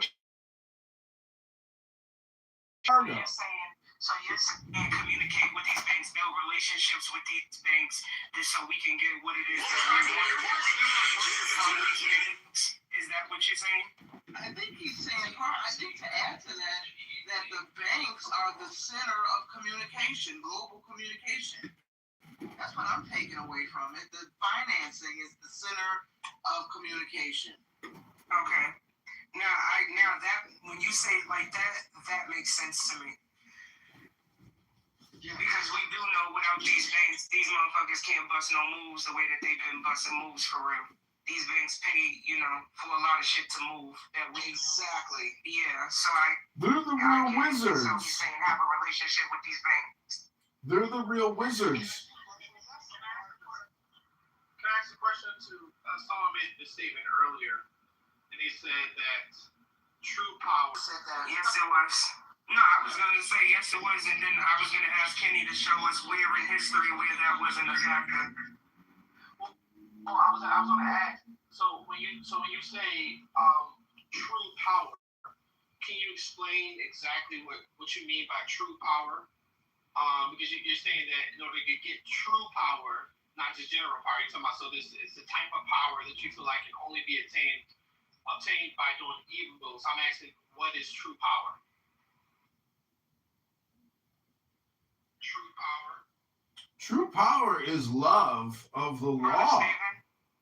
Stephen failed to fully explain it because you got to look at the word love and evil. They're intertwined. Evil is love backwards. Love is evil backwards. So Stephen just failed to mention a couple key words there.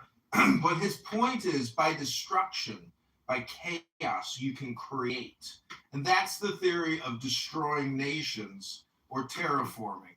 Through destruction comes birth and resurrection. That's the philosophical point.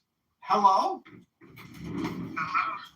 but I'm not understanding how that answers the question of what true power is. So I understand what love is, but I think what is true power? Not what Divide and conquer. what is true power? I think he summed it up just fine. But Brother Stephen, you still on the True plantation? power is mass mind control. Meaning when Donald Trump at 2:30 in the morning says, I'm doing what no other president has ever done before. I am independently taking this country to war against Iran at 2:30 in the morning. That's true power. And when he has destroyed 100,000 soldiers, and so my point is, mind control is communication control, and that's the true power. Because all this money is irrelevant when you are yourself are a simple sheeple, and you will do as you are told. Hello? Are you describing when you say mind control? Because I'm trying to, if you could be more precise with your words. When you say mind control, are you referring to political influence, or are you referring to actual enforcement power? Those are two different things. So one, Hierarchical loyalty.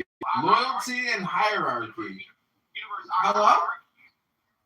I could argue, Universe, that the individuals who are pulling on the strings of the puppet Donald Trump, the lobbyists, the bureaucratic sort of system that we have, are kind of pulling on his. So are you saying political influence? No, historically, the true power players are the warlords. Hello? Can you repeat after me the word warlord?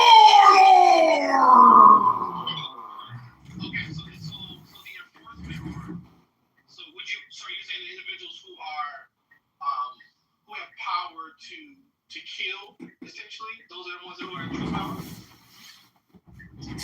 Technically, politically, yes. Unfortunately. Okay, so would you agree that if we're looking at, so Hitler would have been an example of someone who had true power, right? Any historical leader that has, notarization, as you just suggested, has a historical notoriety. But the point is, I don't know what your point is, Kenny, but the truth is, love is the law. Hello? I'm asking questions to press up against this worldview of true power. So you agree that Hitler, in fact, had this true power? No. Stephen is making an all or nothing statement, and we all know that only Siths deal in. Another man speaking for another man. I don't know about that. You gotta get your answer from Stephen. So right now you're getting your answer from Universe, and I'm just, for the sake of conversation, I agree with what Universe said. Yeah, I don't necessarily disagree either, but he's not necessarily answering the questions I'm asking, which is fine because it's not the problem. He didn't make the problem. You originally asked what is true power. Correct. I asked what was true power, and he gave me sort of a combination of answers, which is fine. Then I asked a follow-up question. I said, well, under because true power is a combination of things. Well, I understand that. That's why I related what he said, and I said, well, that. If that's what true power is, and I asked him a question, was Hitler an example of someone that had true power? And I didn't get an answer to that. Does Hitler check off a combination of things that, Kenny, the point is, I know this is Clubhouse, and I know you want me to be polite to you, but I don't have to answer every question thrown at the universe, because I'm the universe. The universe decides what questions the universe wants to answer. I'm the oracle, baby, and as the oracle, I don't have to respond to every single question. Hello? All right, so then universe don't. Don't answer. You don't have to go off. That's easy. You could let somebody else answer. This dude is hilarious. He is. He be he's had us cracking up for the past hour, y'all.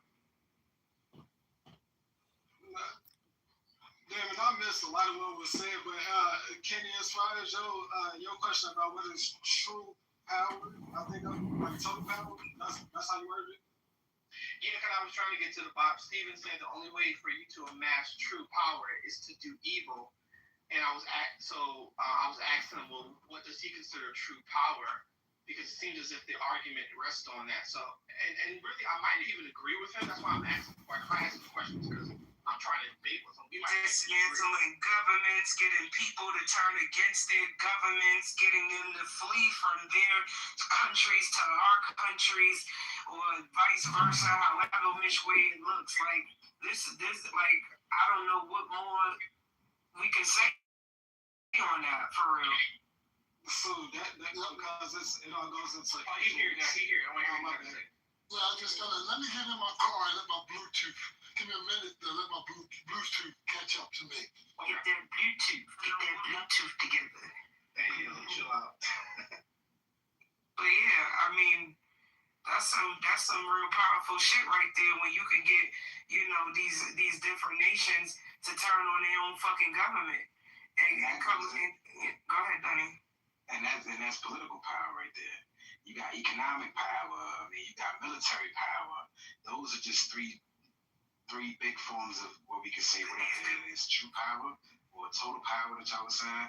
And I believe all three of those were taken by force. So, that wasn't my original statement to start. I believe that was Brother Stephen that was saying that. But in terms of the people who actually controlled those three vectors of power, they didn't take it by unanimous decision or democracy. They took it by force. Right, which would then be classified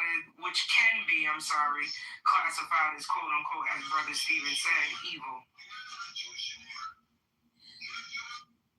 Which all of what y'all just explained is influence. Is what I'm trying to get y'all to realize. Total power is influence. Now, what solidifies total power is execution plan, but influence. Stephen, you there? And how do you get influence? Through communication. And you have to remember always that every technological development of science ultimately creates communication technology. And this app right now, as you experience it, is the complete and total output of human ingenuity, creativity, scientific, electrical, technological innovation. But look what it is, communication. So true power always rests in who controls the levers of communication. And the censors are real. Censorship is so pervasive. There are topics you can't talk about. And so, anyways, hello? What's his name? Zero. Yeah, that's his name. You remember that dude Zero? I was saying they trailers, bro. Brother Steven, you there? You got your Bluetooth together? I'm trying to get my fucking navigation apps to come up. I like the speed. I like to know where the police are. All right, let me get back to this pure evil. There's always going to be conflicts in the world. There's always going to be struggle for power in the world. No matter what civilization, the road to peace is war. So it's pure evil, pure violence. Some people got to die in order to have peace. Some people got to die in order for us to be powerful. Look how many people we're killing in the Gaza Strip. How many people we're killing in Ukraine? How many people we're killing in Iran? So, and this is all for power. This is all for world peace. You said they can't have a nuclear weapon. So in the name of power, in the name of peace, you got to crack some eggs. And that's a simple fact. All right? See, the problem with that is it doesn't give us any solution, and you didn't really make too many points. The point is, all wars are just funeral processions amongst spear chuckers. You ever see an old spear chucking war where they all run up and they chuck a spear at each other and run away? No peace. can't have no peace without war. The road to peace is war. You can't have it. It's impossible. So if war happens to be the largest money-making mechanism in the world, during war, we prosper. So, it's all about power. And power, you got to, like I said, there will be blood. There will be blood. Now, the only people Malcolm X told us, the only people who has a bloodless revolution is the Negro. We're the only ones that don't have a black revolution. So I'm just saying that to say that on the world global stage, in order for us to be powerful, for any nation to be powerful, they must inflict evil, not good. So when you say, I guess under that definition, if you have a nation that is fighting, for example, do you agree in something called just war? Can you have a just war? You can justify war, but no war is just. When you're killing innocent women and children, how can that be just? But you can justify it. What if you didn't intend to kill the women and children, but they die by effect? Like, for example, let's just say there's a war that's happening, and then there's a guy that has a bomb, and he takes that bomb to kill the enemy soldiers, but there were civilians that were in the area. Kenny, it's like an abortion. It's like a late-term abortion. Would you not consider that just in that instance? No. When you join the army, you join the military forces. You're signing up to be a government-trained killer. They're not bringing you on board so that you can play checkers and fucking ping pong. No. They're training you to kill. And that's your primary, main purpose of being in the military, is to become a government-trained killer. So a killer can't be good. Killer is kind of evil. Tell me this, Stephen. Why is killing wrong? Kenny, when they perform an abortion, they don't mean to kill the baby. That's just part of the process. They don't want to kill a baby. When you kill the innocent, but I'm asking you why. You can't wait to come back. That's different. Okay, so I'll ask you a question. If I'm a person, I believe that killing the innocent is a good thing. From my perspective, just because I believe it to be. Why would you I mean, where's your moral compass at? Yeah, but do white people have to give you a moral compass? I mean, come on. No, that's a fallacious argument. You can't argue for common sense because basically what you're doing is just restating your preference. So what's the argument that it's wrong? And the reason I'm doing this, Stephen, is not disagreeing. I told you the reason it's wrong is because you take innocent lives. I know, but that's circular. That's a circular. You're saying it's wrong because it's wrong. But I'm asking you, why is it wrong? You're saying the circular reason of why it's wrong. Kenny, you can just put it in a formula. You know what a formula is? Yeah, all right. I'm gonna just answer. I'm gonna give you the Google answer just for the sake of conversation. Killing is generally, keyword generally, considered wrong because it violates fundamental rights to life, anatomy, and causes irreversible harm. While widely condemned, ethical, legal, and philosophical,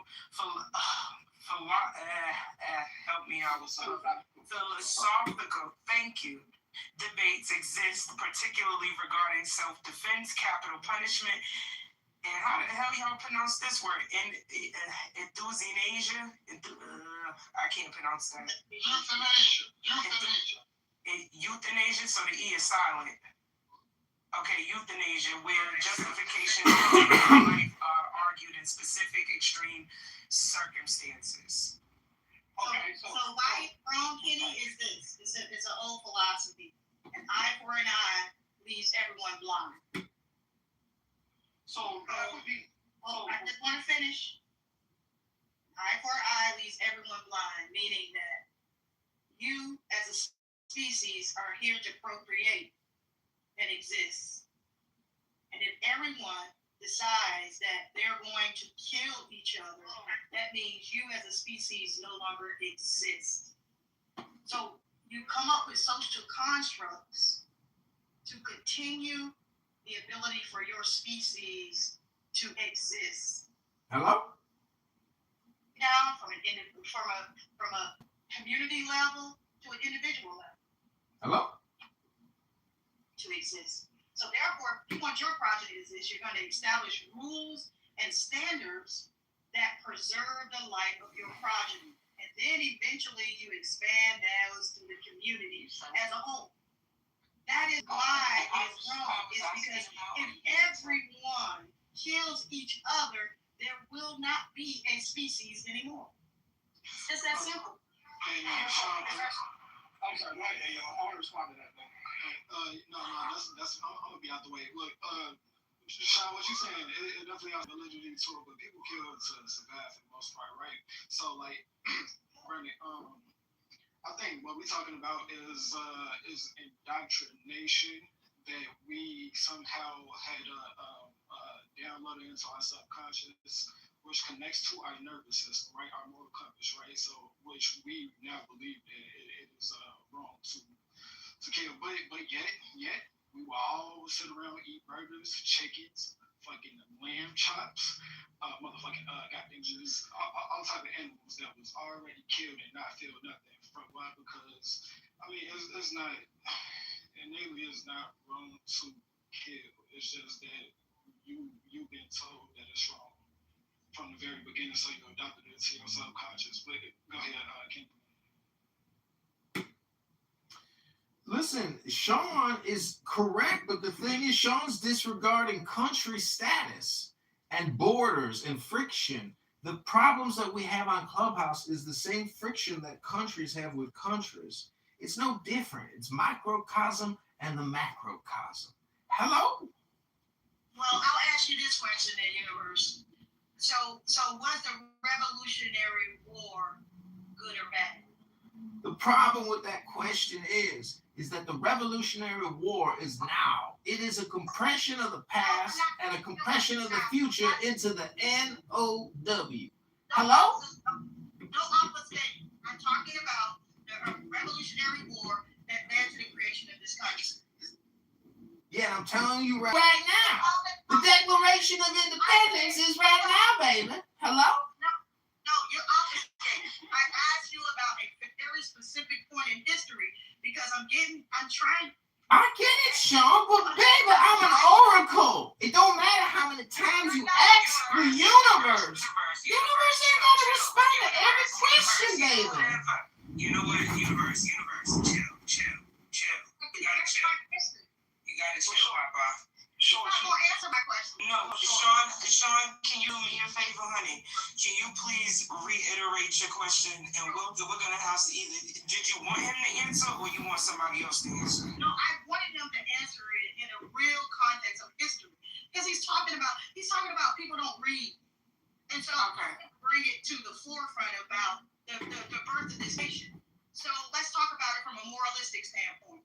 I asked a very specific question. Was the Revolutionary War... Birth and death are inseparable, baby. You're going to still speak over me. Universe, stop doing that, or I'm going to have to put you down, honey. Let her get it out, please. Well, I die by getting kicked all the time. I don't mind getting kicked. Kick me. I'm going to interrupt because you know what? He doesn't want to answer. No, he's trolling. He's trolling. Don't exactly. Can I fucking motherfucker! I want to hear your question now. You get booted, Kitover. You just don't know how to act on the stage. Now you're back in the group. Right. Get over in the goo, baby. I'm gonna come in some income. In the goo. Yeah, because it's important when we're talking about killing and right and wrong. So the birth of this nation started with the Revolutionary War. So my question to him was, especially a person who's always cited books, things that were written in the past. Because they're experienced in the now. In the past, because it has to be mass produced. So I asked, my question was, is that right? Was that right or wrong? Was the Revolutionary Revolutionary War right or wrong? I feel like we're trying to get a Undermine. Basically Just made an undermine. argument for preference. Your argument was essentially humans prefer to survive. Killing basically frustrates that preference. Therefore, killing is wrong.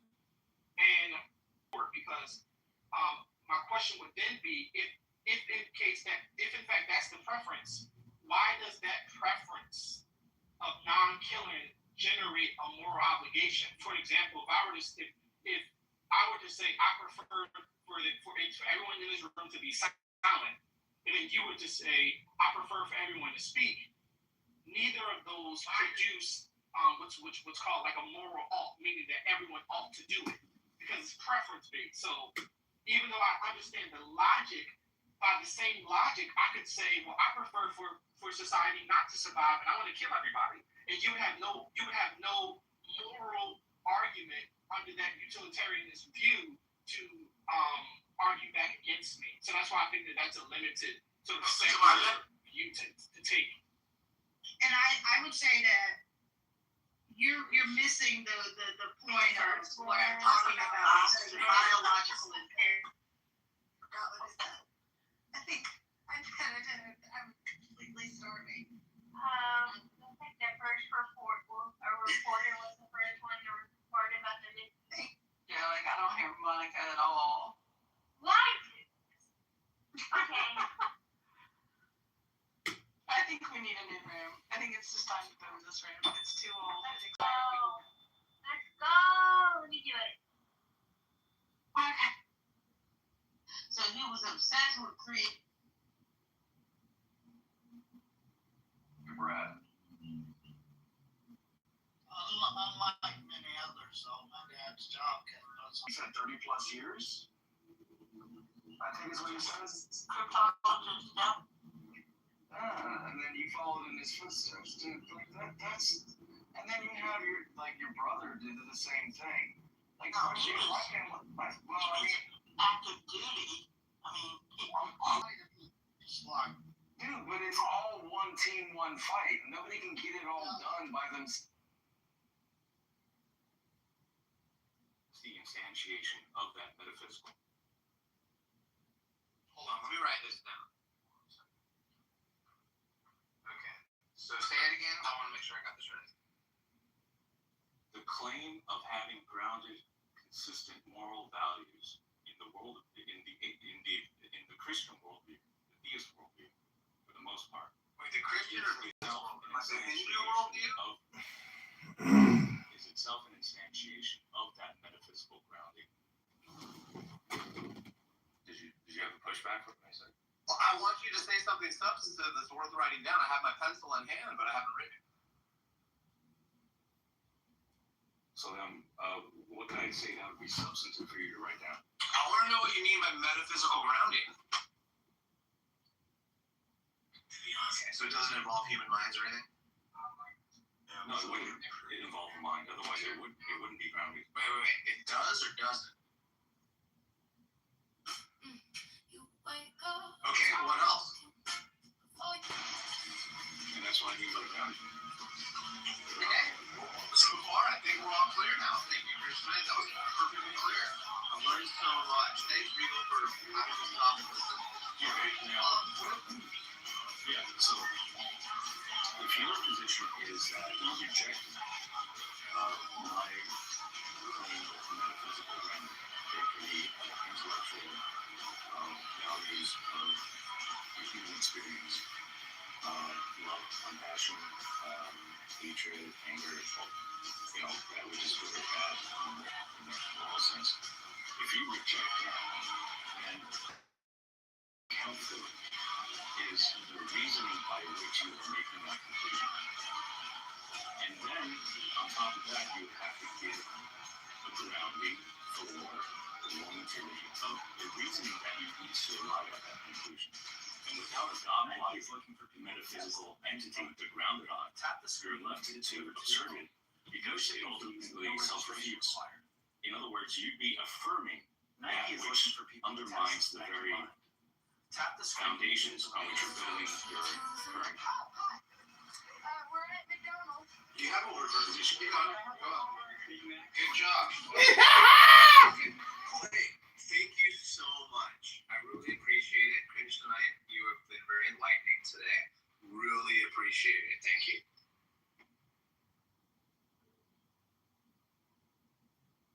Anything else you wanted to clarify?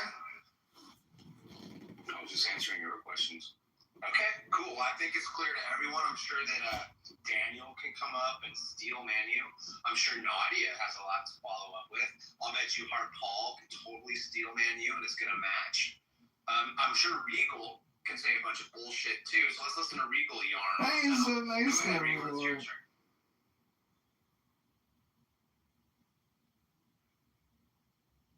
Regal, go ahead. That's between you two. You wanted to call out Crimson. I love how You wanted friendly to have Honey the is. discussion with them. You guys can interlock and do that. We've done that. We've locked horns, and now I'm separating myself because it's time to shed that. And I welcome you now, so you guys can talk. Why don't you guys clear up? Do you have any disagreements with Crimson on that, or are you on board?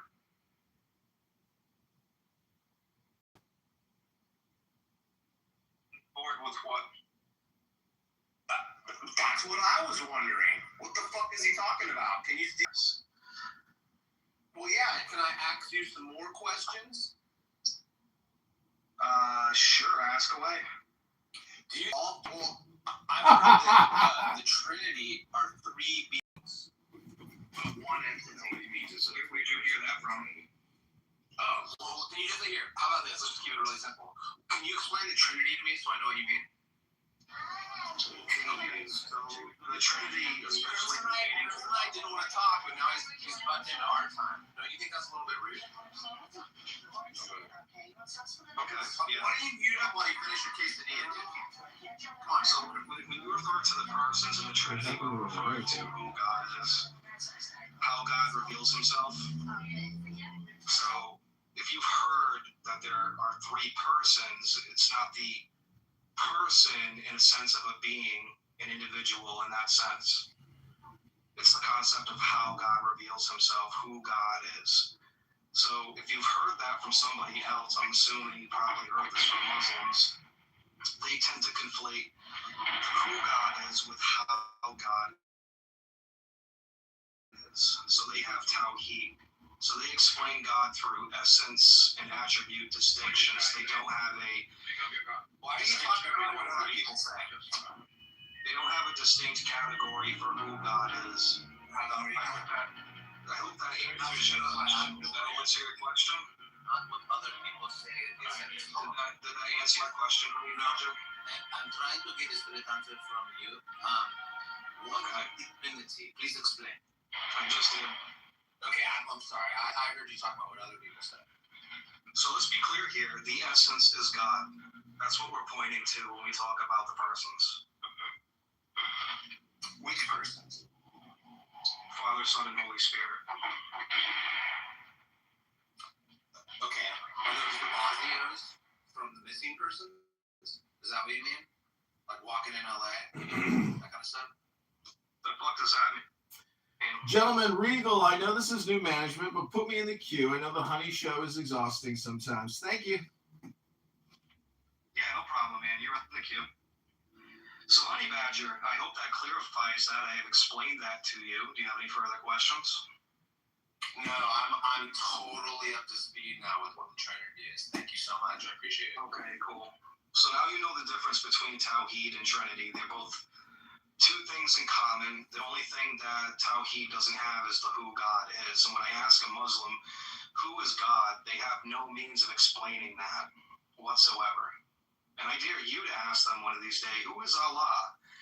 And they'll defer to the essence and the attributes of God, but they won't explain who God is. So when we explain who God is, we explain the factor that God revealed himself to Adam, Moses, Abraham, in a personal way. So they don't have that in Islam because the way God is revealed is through a person, for an example, coming from God, he sends Gabriel. So then that Gabriel tells Muhammad what he tells him. So there's no who God is on that basis. Yes. So they don't talk about anything? Well, that's how you know that they're not a solipsist. That's how you know God's not a solipsist. God's not a solipsist? That's right, because he can know himself. Interesting. That's really cool information. That was really informative too. Thank you.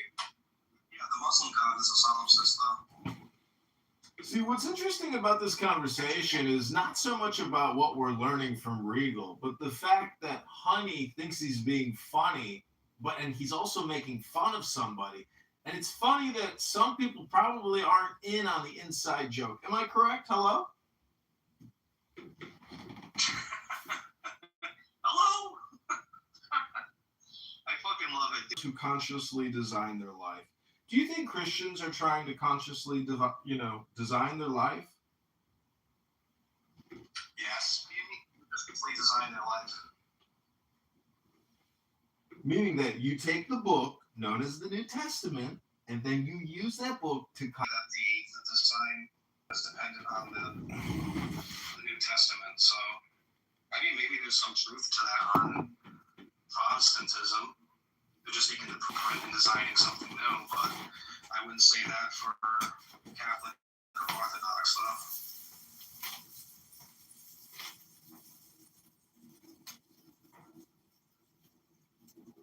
That's cool, Regal.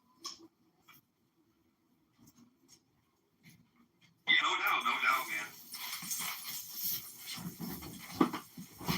So are you interested in becoming a member or a catechumen, Money Badger?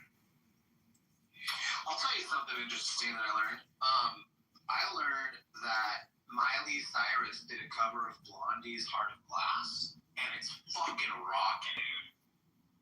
Rabboni Shalom, new man here, so all stupid communication will be eliminated. And honey, you can see how stupid that statement is compared to an interesting, introspective conversation about our Lord and King Jesus Christ. You're failing to see the finer things of Christianity, honey. You're just verbose and vulgar and crude and immature. I think people like Paul rags to riches. I don't know if you're familiar with him, John Kitover, but he's consciously designing his life through Scripture and Christ. Mm-hmm. I'm not sure who that is that you're talking about, but I have somebody in my other room. Just entered the room and he left really fast as I mentioned. So. Oh. Well, anyways, listen, I want to just ask Regal, can I read a poem for 60 seconds? Hello? Can you try to sum it up in about 30? Yeah, I can do 30 seconds. Take a fresh 45 seconds, bro. Oh, no, it's okay. It's Regal's room. We'll do 30 seconds. There are other people here. I don't know if other people want to listen to this. It's very quick. 30 seconds is fast because you guys could be here for hours, and 30 seconds of multiple hours is nothing. Okay, everybody just take a deep breath. The creative desire. The Oriental tradition sees in desire the beginning of the universe. This card is an invitation, puts you in struggle against yourself, and you realize that you need all your energy. The card signifies that you are in harmony with the creative power of the universe. What are the implications? What ensues? The creative force in you is settling and acquiring form. 3, the initial difficulty.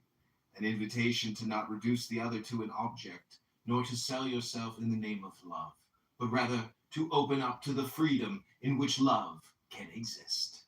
So my question to you, Honey Badger, is what do you fail to see in Christianity doesn't deal with the biggest topics of your own personal life, like love? Hello? I don't know, but I like what you read. I mean, that's better than anything I've heard from Christianity.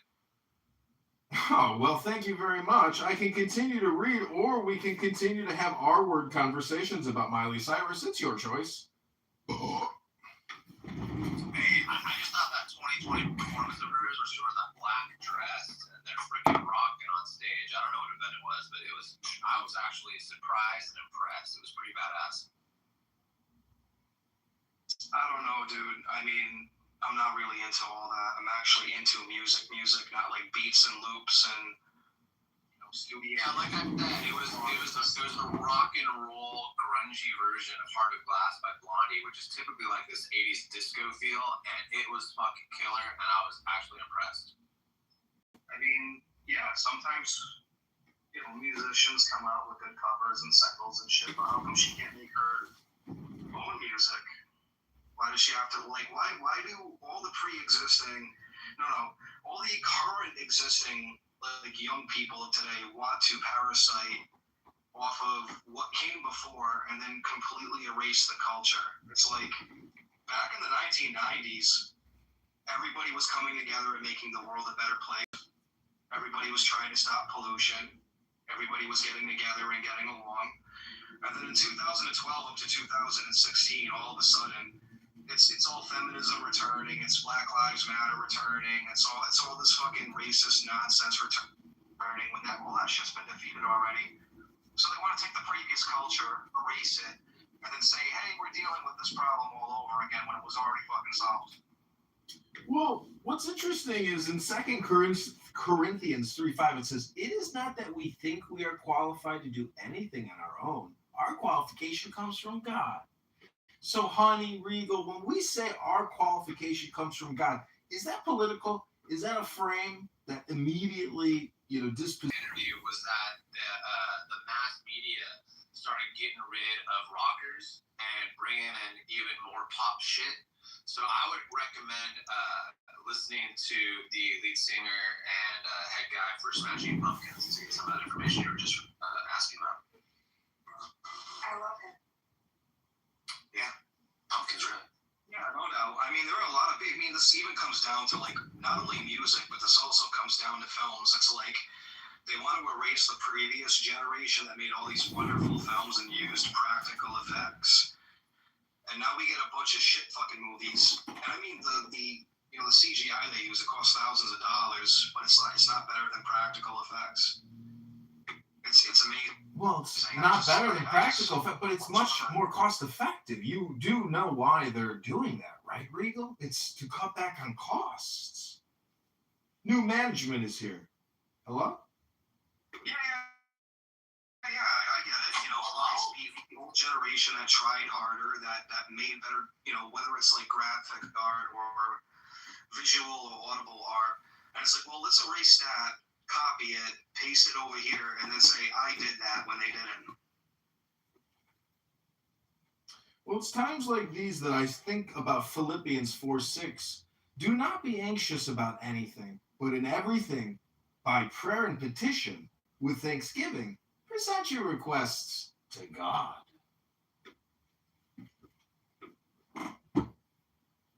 See, honey, it's all the same thing. Whatever program I deliver to you, you're going to like. Because honestly, it's the way in which I deliver it, and it's the content of the message itself that matters.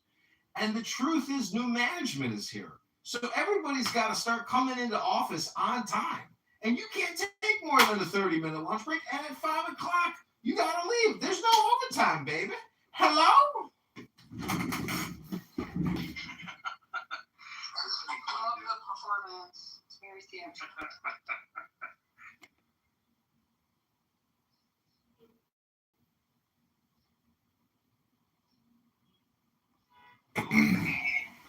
You guys can resume the discussion. I mean, you guys can talk about whatever you want. Just throw it on the fucking table. And Regal, how are you doing?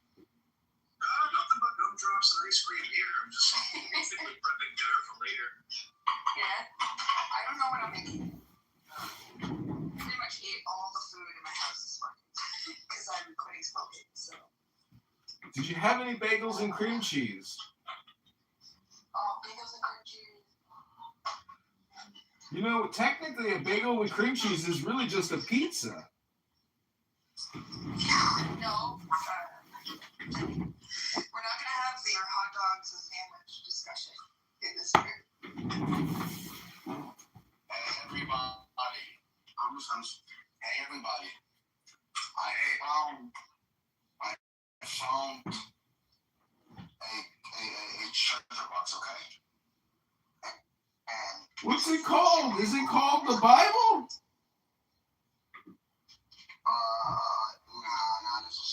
Well, how do you know it's a treasure box then? Because there's gold there. You have to know what's in the box before you open it. Because it's a treasure box, you know what I mean? And literally under it, it's an X. So what do you expect? It could contain really anything, right? Yeah, but I'm 100% sure. What if someone shit in the box? Ooh. That's not right. It's a treasure. Now, let me look.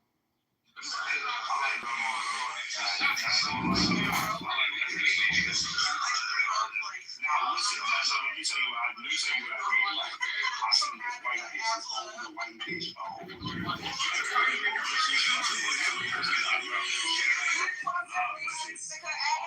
older young bitches, oh yeah, that shit is fire, nigga.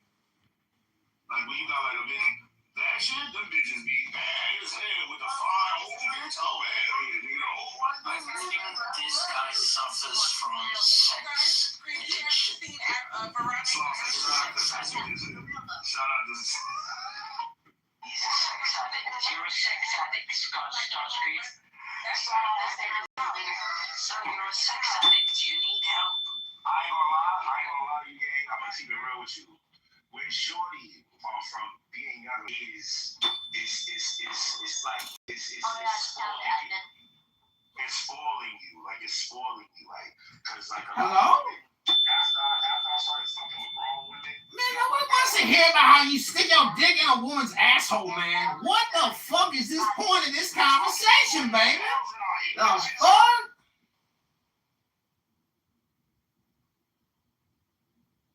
You would appear, for an example. You know, it's times like these that I think of Psalms 13:15. I trust in your unfailing love. My heart rejoices in your salvation.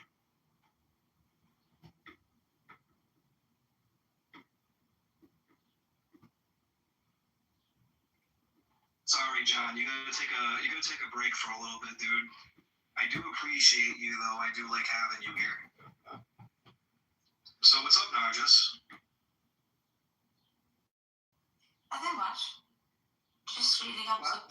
What happened last night? Like, were you guys like really intolerant of like, you know, my dogmatic notations on Catholicism? Because I sit there and listen to all of you guys for hours on end without speaking. And it's like none of you guys seem to.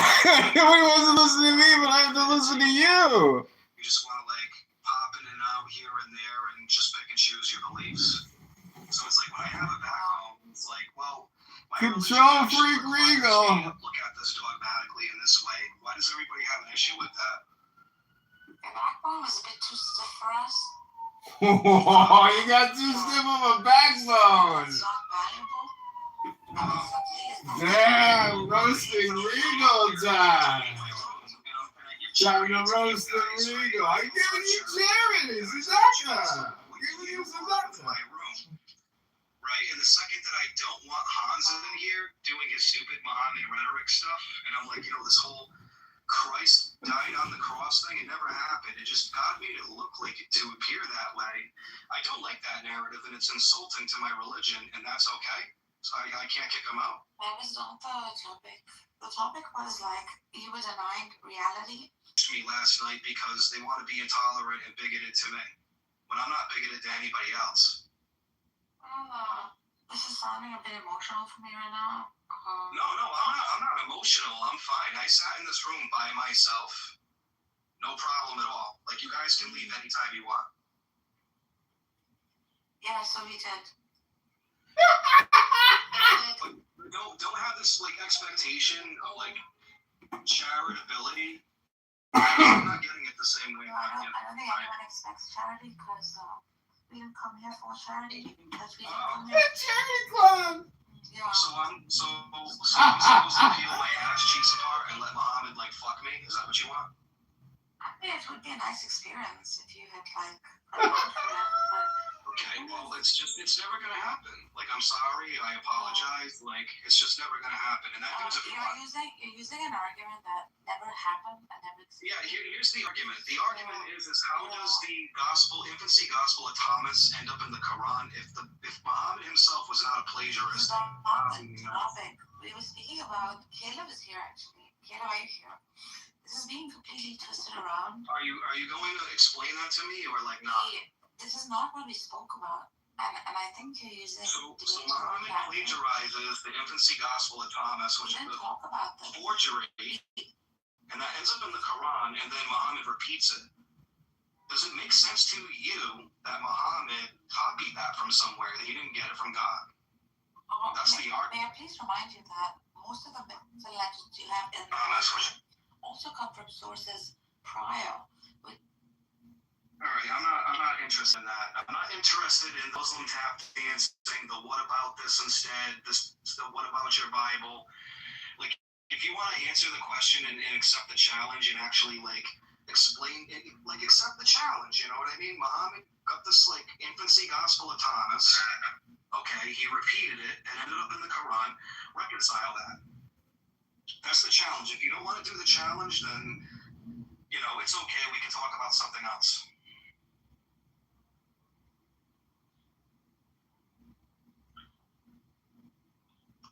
How you doing, Congress? Dialogue. What's that?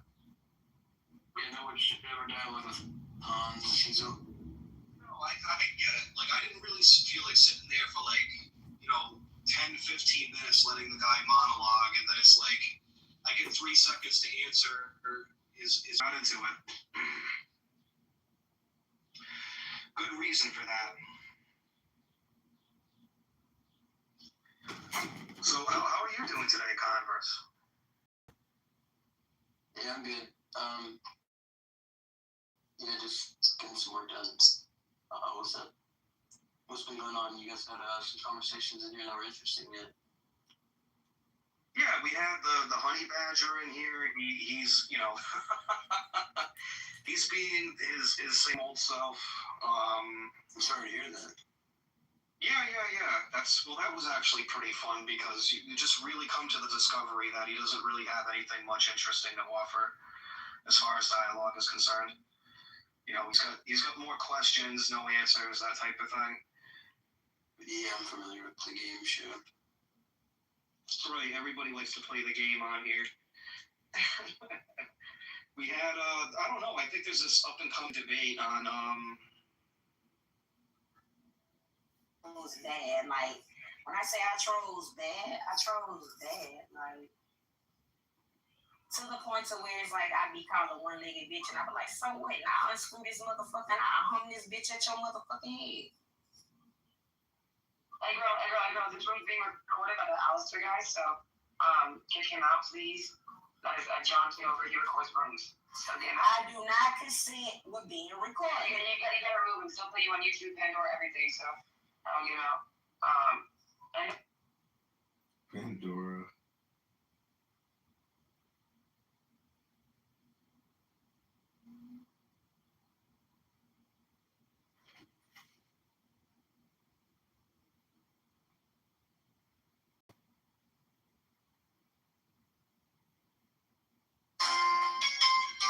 The object of most of the foregoing practices will not be wasted.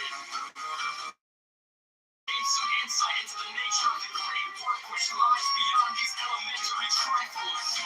However, we should mention that an intelligent person may gather more than a hint of its nature from the following books, which are intended as serious and learned contributions to the study of nature, though not necessarily to be implicitly relied upon.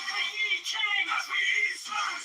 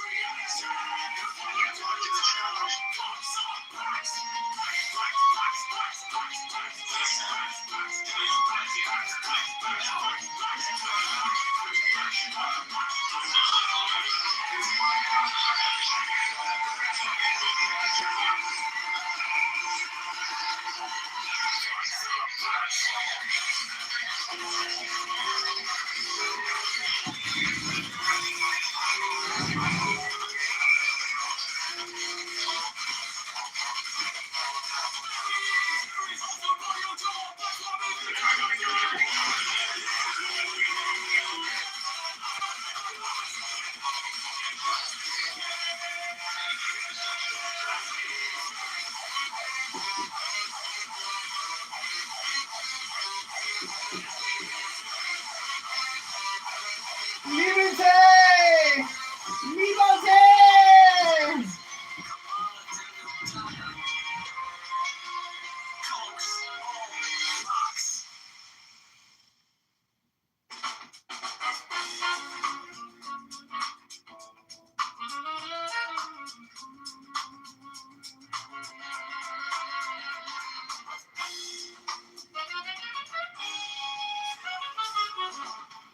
City lights are going Midwest dust. Streets are humming low with a restless trust. Skyline cutting gold, lakefront shimmering slow. Dreaming of a better day, just letting it grow. Yeah, letting it grow. And the wind on my face, it feels like a spark. Talking about a future that can let this dark. Got my 2 feet on this land. Reaching out ahead. Always when chase every day. Playing through the streets. A hopeful song where everything.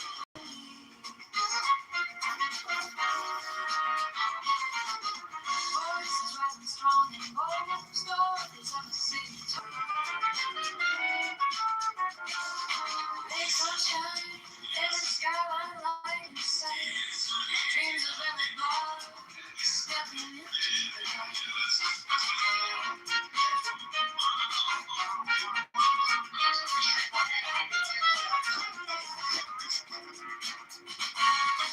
This moment's golden, we're taking back our time. Every single voice, a powerfully placed line, and the wind on my face, it feels like a spark. Talking about a future that can let this start. Got my 2 feet on this land. Reaching out ahead. Always will change serenade. Playing through the streets. A hopeful song where every neighbor knows. Voices rising strong and bold. Stories of the city told. Yeah, the rhythm of our hearts, a promise we keep. This wind of change serenade, rising so deep.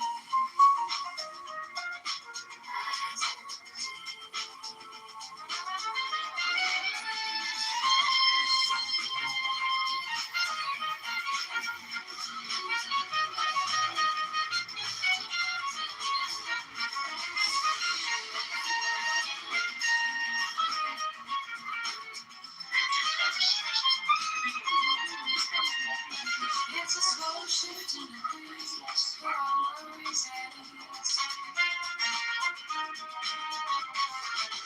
Voices rising strong and bold, stories of the city told. Yeah.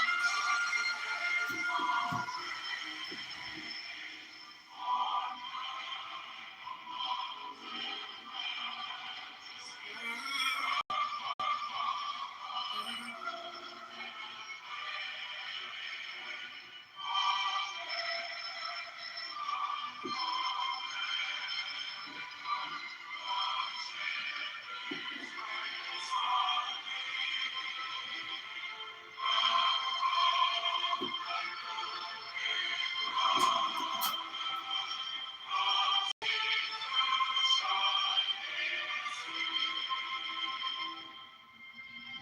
next one for this.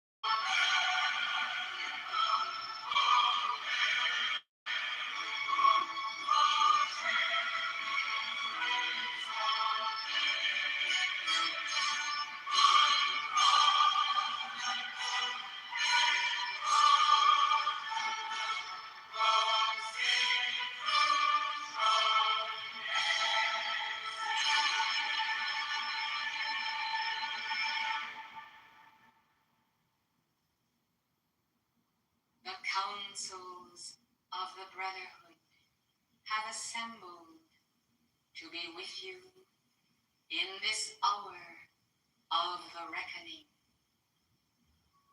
As men reckon time and space, so the law itself, embodied in the person of the lawgiver, does reckon as one who measures with the rod those who are in the inner temple and those who are in the outer court. Our God is a consuming fire of love. So is his law manifest, as above, so below. Understand then the equation of life and of crisis within life as the crossroads of time and space bring before the world community both opportunity and decision. Understand that the law is impersonal, yet most personal in its application. Those who are one with the consuming fire of love, of the Holy Spirit, and they themselves The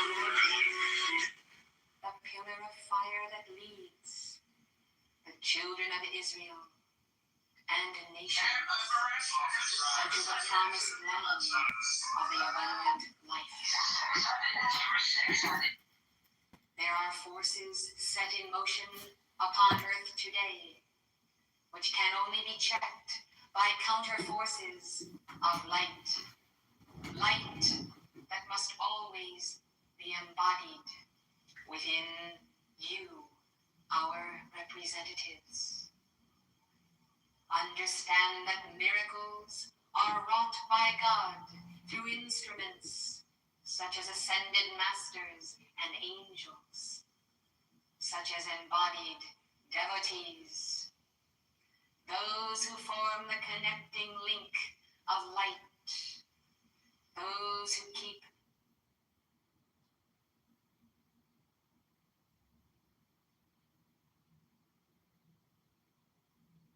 Hello?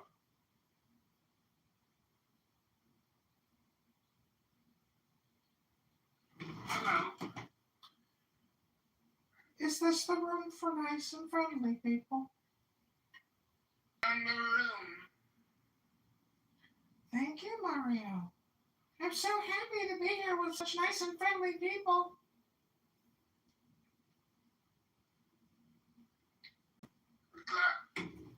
Glad to have you here, universe. Thank you, Mario. Listen to this. the currents flowing in the heart of the earth. Understand then that inasmuch as the lawgiver is the law, there is no abrogation of cosmic law in deference to this or that person who may be beloved of God, yet who stubbornly remains outside of the geometry of that law. God loves himself in every part of life. Every child of his heart is beloved, and all that has proceeded forth from him, even energy itself, contains the very magnet of his love, whereby that substance, that will, that force, that energy, and that very mind will ultimately return to him. Now then, there are individuals today, the nucleus of God's law, God's economy, God's abundant life, and God's own reality. When the Lord God intensifies the sacred fire in the midst of the people Israel, and the whirlwind begins to accelerate, you must understand that only those who are aligned with the law, that is the consuming fire, remain within the vortex of reality. Those who are unaligned or misaligned. So this is like some crazy chick from 1979 who had some kind of cult called Camelot, and it's this ascended master's teaching on YouTube.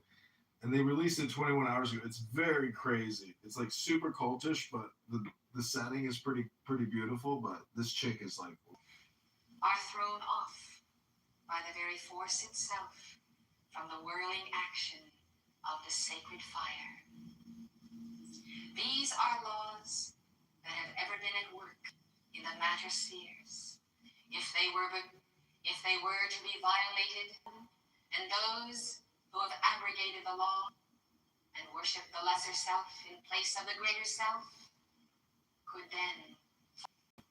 You must understand then that the hour of reckoning is the hour of summoning your own God consciousness, your own will to be, your own centeredness in the mother flame. Great wisdom comes from understanding what can be changed lawfully by cosmic law and by the intercession of miracles of grace through individual life streams. And then again, wisdom is to assess what cannot be changed because the majority of the people aligned their free will with the non-aligned energies of the mass consciousness. Thus, free will is ever preserved, for without free will, there is no evolution, there is no continuity of being, there is no experiment in the great laboratory of time and space. When free will is withdrawn, time and space collapse.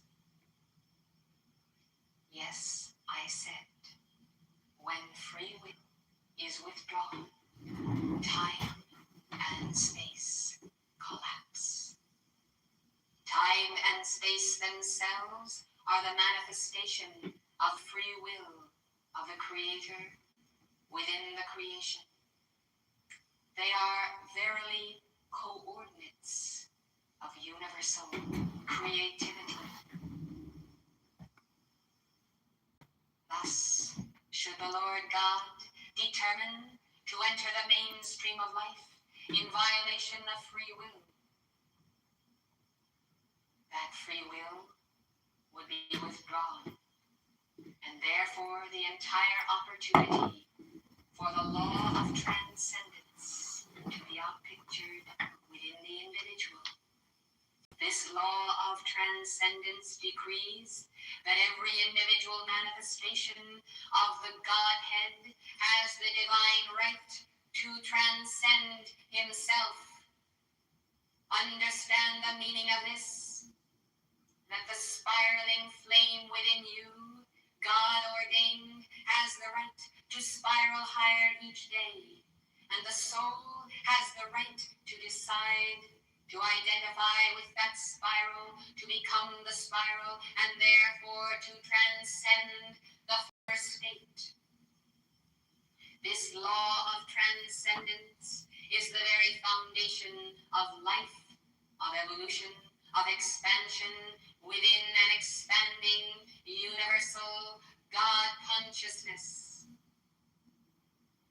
Done in whatsoever embodiment, they will call forth the record and nail you to the cross of that record long after you have repented and advanced to heights of virtue.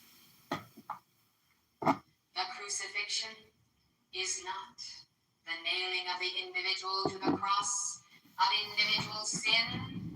It is the cosmic cross of white fire that is the foundation of the initiation of that crucifixion. And through that cross of white fire, Alpha and Omega, lo, they impart to you the light of God consciousness to transmute bodily within your temple, planetary karma, personal karma, and to hold the balance in the hour of transition. The crucifixion is the fastening of the soul to the cosmic cross of white fire. It is the great privilege of having access to the line of Alpha and Omega, whereby freedom in time and space is indeed sustained and sends itself into higher dimensions, namely into the great spherical being of the Godhead. This is liberty. This is the fiery core of the torch of liberty that we pass light, understanding of the fallen body have achieved. The very path of initiation that you use sin and the sense of sin, struggle and the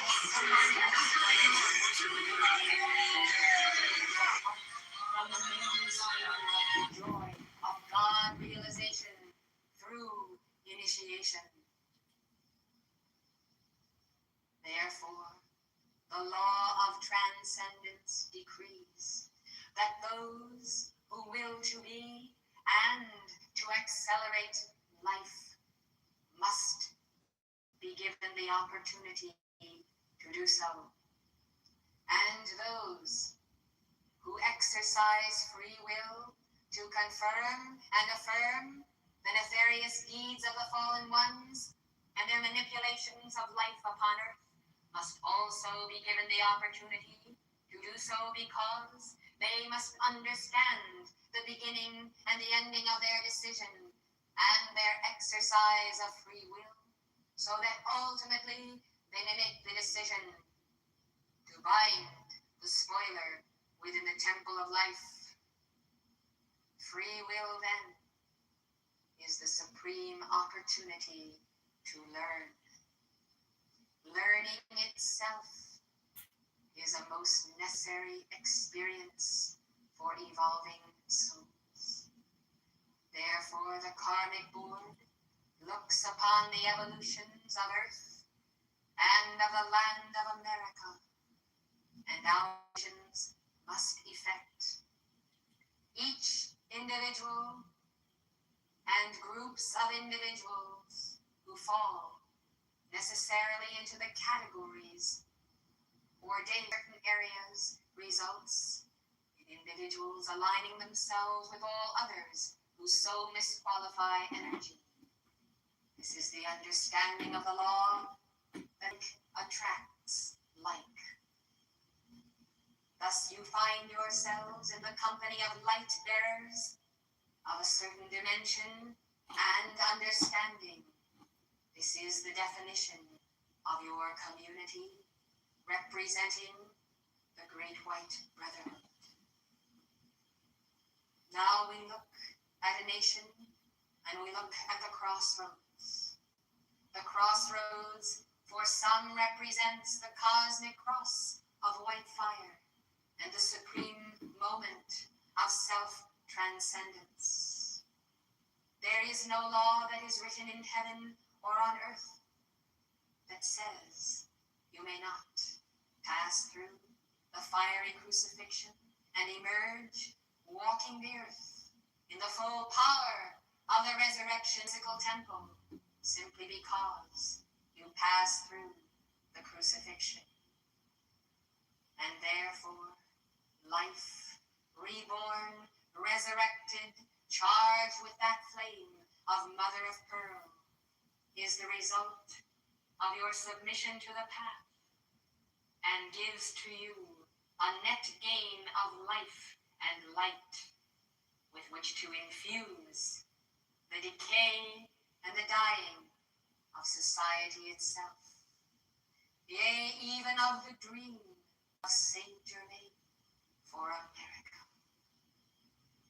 How the clouds of greed, of hate and hate creation have distorted and covered over the dream for so many. So few have the vision, and those who do have so little understanding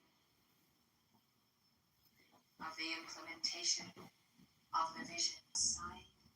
As a peculiar people, it is not only the people of the world who think you peculiar, but the angels and the ascended masters also know that you are a most peculiar people, willing to have the full power of the Holy Ghost flow through you in the spoken word, in your affirmations that have an unending chain of life, all of their own, proceeding from the heart of the mother, where all invocations gather.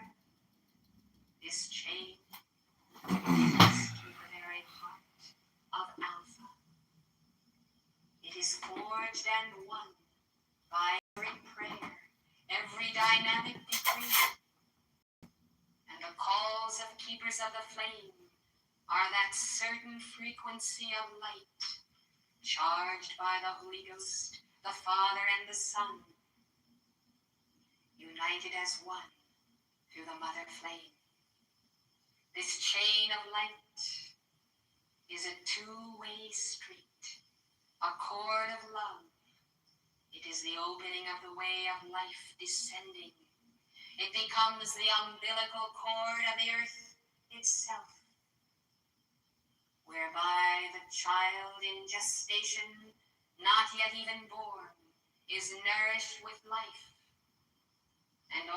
you collectively give birth, ultimately, as it is God's will, to that universal man-child within the planetary body as the Christ consciousness of the few and hopefully the many. Thus, the lifeline of energy, sustained by those who have never lost the memory of the word of Sanat Kumara, is ever the hope of the karmic board, and therefore we come in our concern that this lifeline be not cut inadvertently by any force whatsoever, most especially not by the ignorance or the absence of preparedness or readiness by the children of God. We have proceeded upon a course of parallel line in the past 7 years. We have determined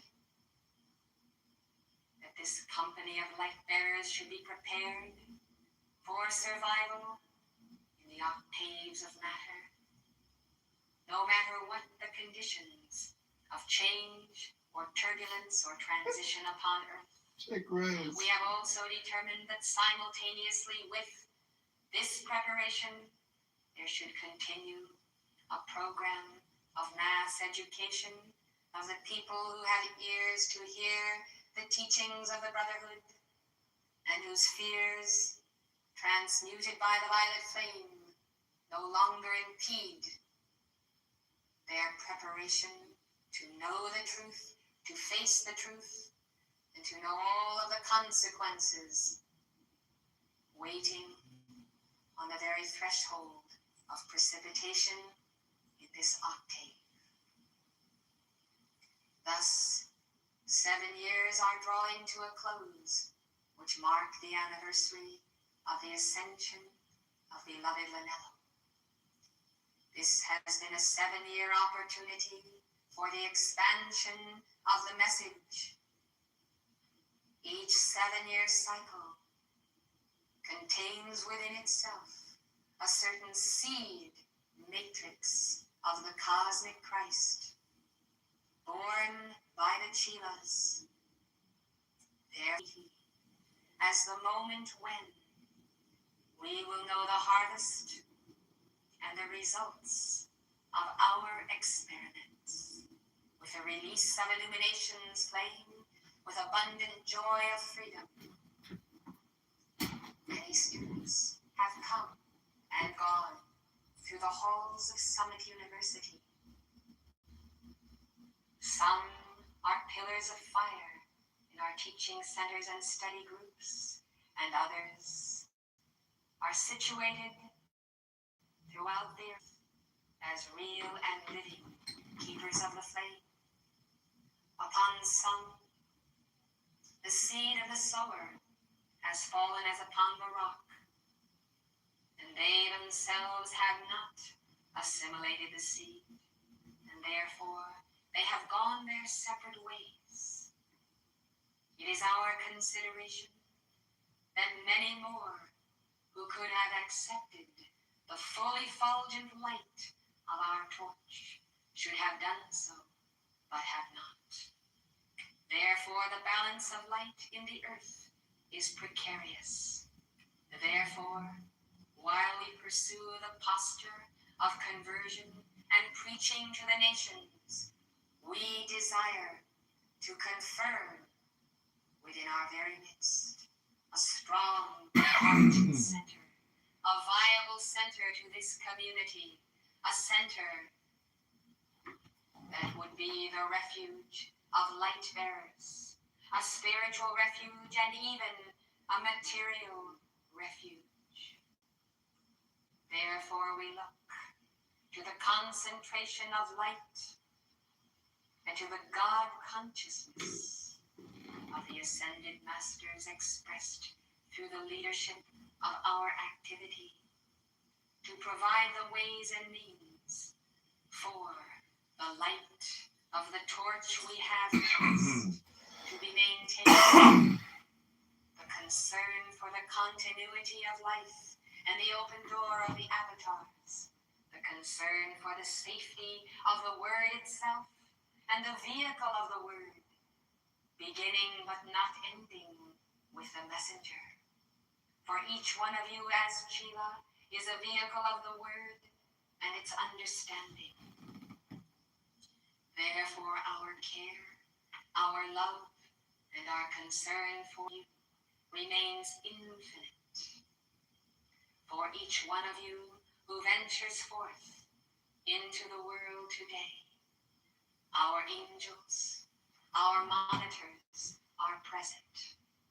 We watch and we keep the watch as we send guardian angels to all those who have determined to stand with the light.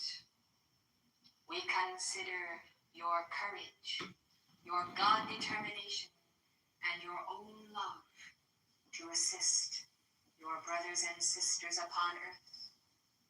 Therefore, we have not left you comfortless, nor do we desire to leave you without protection or the necessary understanding. It is the time for the pooling of resources, energies, consciousness. It is the time for able men and women to understand the meaning of dealing with forces, some of which are controllable and some of which are uncontrollable. Understand my meaning and understand what I have already said concerning the great law and the lawgiver, which does not violate the law. Understand then that gravity itself dictates life upon earth, and the gravity of world karma is also the subject that must be studied in terms of coming events whose shadows precede them even now in the conditions of a historical stream which are recycling in the modes of war, of economics, even of persons re-embodied in the governments of the nations who have risen once again, finally to outplay their own free will and to be judged. And this is somewhat the crucifixion of the light bearers, that this seed of the wicked is allowed to return many times over, as they think they are the ones who implement the crucifixion of the children of God, whereas only the Lord God Almighty administers that initiation. Their abuse of life can never be termed the crucifixion. Rather, it is persecution. It is hatred. It is wanton murder and destruction. Nevertheless, the children of the light have interpreted such conditions as the crucifixion, for they have not understood that the crucifixion is neither death nor pain, but is life and bliss. Therefore, my beloved, while these individuals are that must own the final hour of opportunity to bend the knee and confess the Christ, their position at points of relativity in the governments makes them instruments of ultimate decisions affecting life and death upon earth. We then, centered in the very center of the mandala of the temple of the sun, move in our solutions from every point of the circle, 360 degrees, is 360 angles of God consciousness being brought to bear upon the situation of Earth and her evolutions. Multiply this by the spherical nature of infinity, and you will behold God in the center of Earth and her evolutions, God on the periphery in the person of legions of the armies of the faithful and true, moving into position at every point and dot in the center of Earth itself. God within, God without, and mankind betwixt these 2 points of the law of life, of Alpha and Omega. What then does this constitute? It constitutes the of all of this, the tension of light, the pressure of life itself results in God coming into manifest. Only be the result of such cosmic conditions unprecedented. You have seen the miracle of the Holy Ghost within your very own temple and taken it almost for granted, as though the moment you should place your attention upon God, such miracles would occur. My beloved, this is no ordinary manifestation that souls of light could come into our midst and drink at the fountain of the messenger herself and receive that light for which she is the vessel of the light in the center of the sun, and the vessel of the light of the armies of the Lord. This light transferred to you is like a giant pump, pumping air, pumping the sacred fire, pumping living waters until you are so filled with light. It is almost as in the early church when they were drunk with light, so joyous with light, their cup overflowed. This is indeed a phenomenon of the centuries that occurs only at preordained moments, only when the pressure of the brotherhood and cosmic beings comes to earth again in the course of cycles for a harvest. This is the hour of the harvest, when many will ascend, and others who are resurrected by the very force of the light itself will be resurrected to the final judgment. Now then, with these conditions advancing and intensifying, you must understand that certain conditions, as Saint Germain has always told you, are unpredictable even from our octave, because of the nature of free will, because of the nature itself of the human consciousness. But there is one thing that is certain: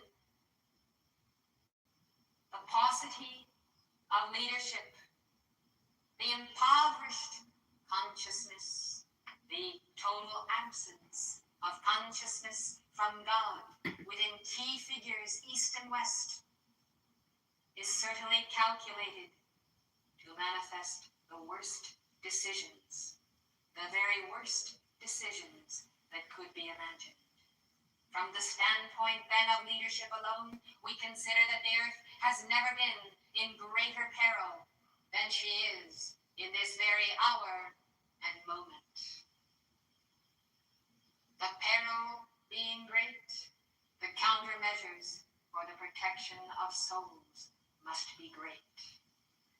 Inasmuch as all conditions are in a state of flux, and no downward avalanche, even in the economy itself, has yet crystallized into outer darkness, it is a supreme moment for alchemy, for change. Thus the infusion into the very heart and mainstream of American life of the violet flame itself is calculated by Saint Germain with his cosmic computer to actually have momentous effects for the good and for the turning around of those conditions capably charted to you by our messenger and our faculty. Saint Germain also dreams a dream, and he measures in his heart the quotient of light and the effect that certain portions of the violet flame would have and could have in America. He sees the cosmic cube. He sees the intensity of the violet flame through you. And he shows us not one or two, but many, no less than 360 alternative outcomes in coming months, dependent entirely upon how the spark of freedom and of liberty is received as it is being transmitted. Understand that in one sense, freedom has never been so free, and free will has never had such a moment of opportunity. Free will in the heart of the light bearer is still the opportunity to become God and to resurrect a sick society and a dying world. All of this within the realm of possibility and even probability. The equations then differ, but none of them change according to the will of heaven or the brotherhood or the law itself. The equations themselves change only with the acceptance of embodied light bearers and the mainstream of humanity at large. The outcome then is entirely dependent on how light bearers implement the wisdom, the joy, the love, the law, the freedom itself. It is as though there were silence in heaven, as a hush is come upon angels and ascended messengers, as they listen and wait and look to see what will be, what friends of freedom will arise in answer to the tremendous charge of energy sent forth from the altar of your heart and the altar of our sanctuary. If mankind wait to see what the superpowers will do, I can assure you that heaven waits to see what the superpowers, in terms of those who have the greatest light, will do.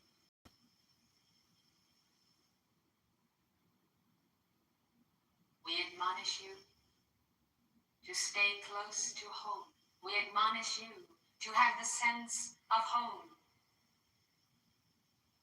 as being not only where the heart is, but where the mother is. We admonish you to have the sense of mobility of the spirit, mobility of soul and heart, and the realization that wherever you go, you are always secure in the heart of Mother, when your vibration is one with Mother. For the Mother Flame is the law of manifestation itself, even as the law of the consuming fire. When your consciousness vibrates with the heart of Mother, you are secure in that heart. When it is not, no amount of outer provision for safety can save you.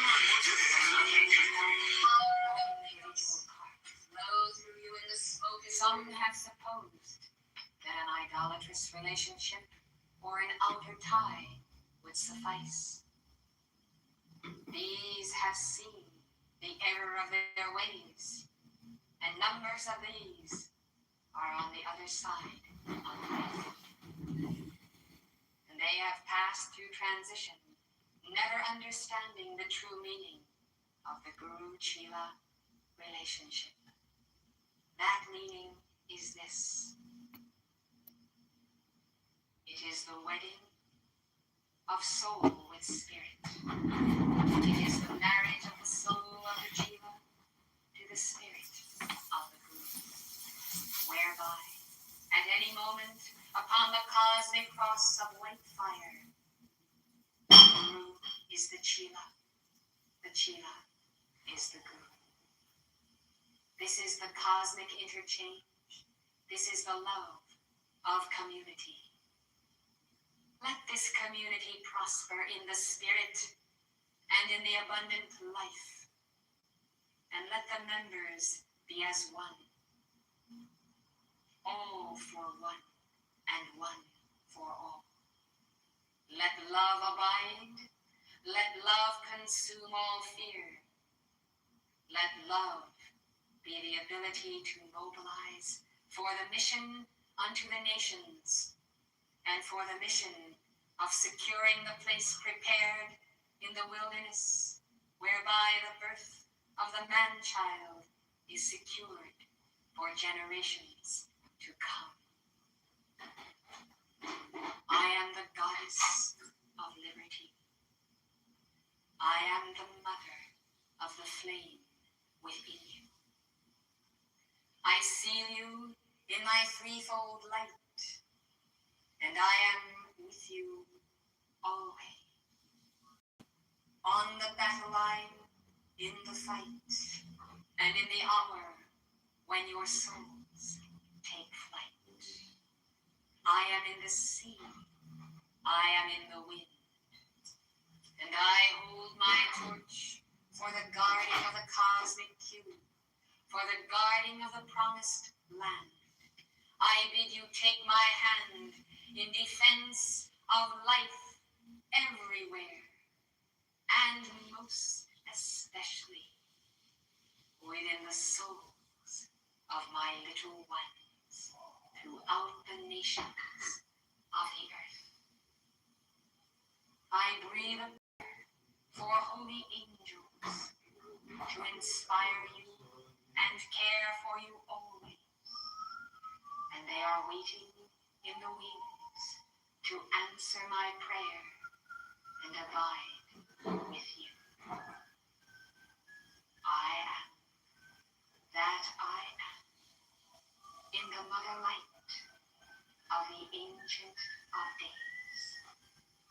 I bow before Sanat Kumara and his divine plan, sealed in the heart of the great divine director for the fulfillment of the mission with you. Amen.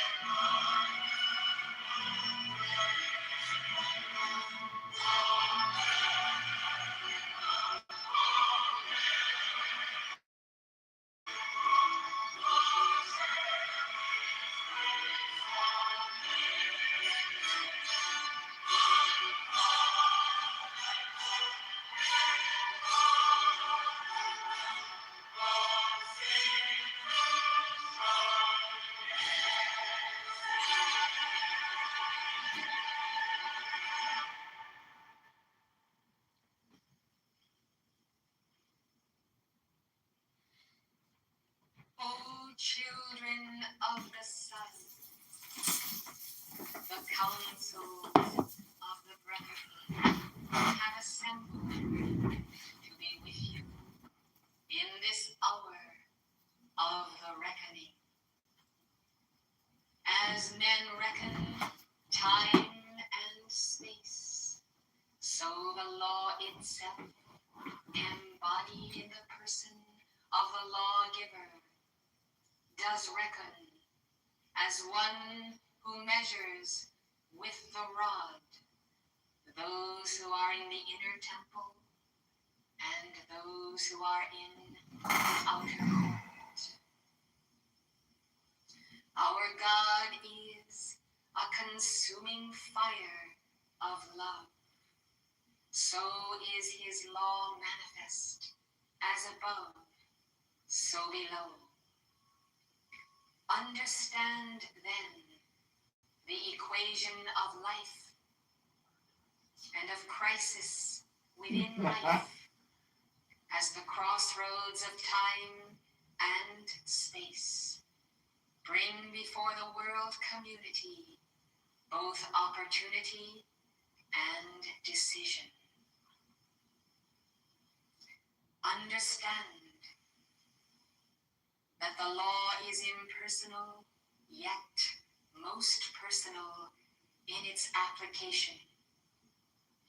Those who are one with the consuming fire are drawn up in the draft of the Holy Spirit, and they themselves become a part of the vortex, the pillar of fire that leads the children of Israel and nations unto the promised land of the abundant life. There are forces set in motion upon earth today which can only be checked by counter forces of light. Light that must always be embodied within you, our representatives. Understand that miracles are wrought by God through instruments, those who form the connecting link of light, those who keep the currents flowing in the heart of the earth. Understand then that inasmuch as the lawgiver is the law, there is no abrogation of cosmic law in deference to this or that person who may be beloved of God, yet who stubbornly remains outside of the geometry of that law. God loves himself in every part of life. Every child of his heart contains the very magnet of his love, whereby that substance, that will, that force, that energy, and that very mind will ultimately return to him.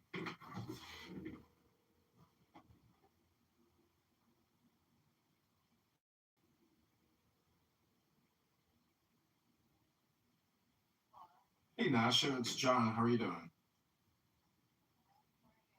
I'm good. What are you up to?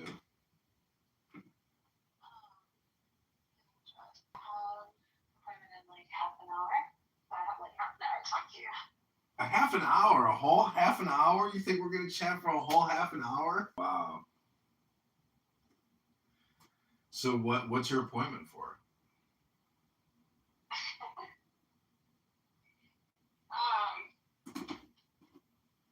Good question. Weird question or good question? No, weird question. Hmm. What's the first thing you're asking? Oh, I don't know. I don't normally say I have, an appointment. I don't know. It's just the way I talk. I just kind of like say what I'm doing.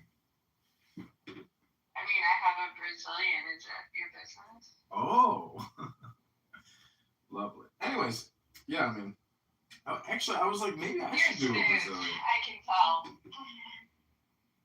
You can tell what? Smooth. Smooth? well, that just means no friction, right?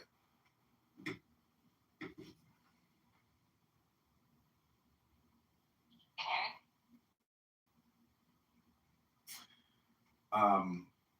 So, are you free for dinner this evening? I am not in Chicago. Oh, you don't live in Chicago. No. I see. Where do you live? I'm in Oklahoma. Oh. Does it say that in your profile? I couldn't remember seeing that. No, I was bored, so I play with the little hinge map. Where's Gaithersburg? Is that like West Virginia or something? No, it's Maryland. Oh, that's right. Okay. Anyways, how do you like Oklahoma? That's got to be pretty interesting. Are you like, what's it?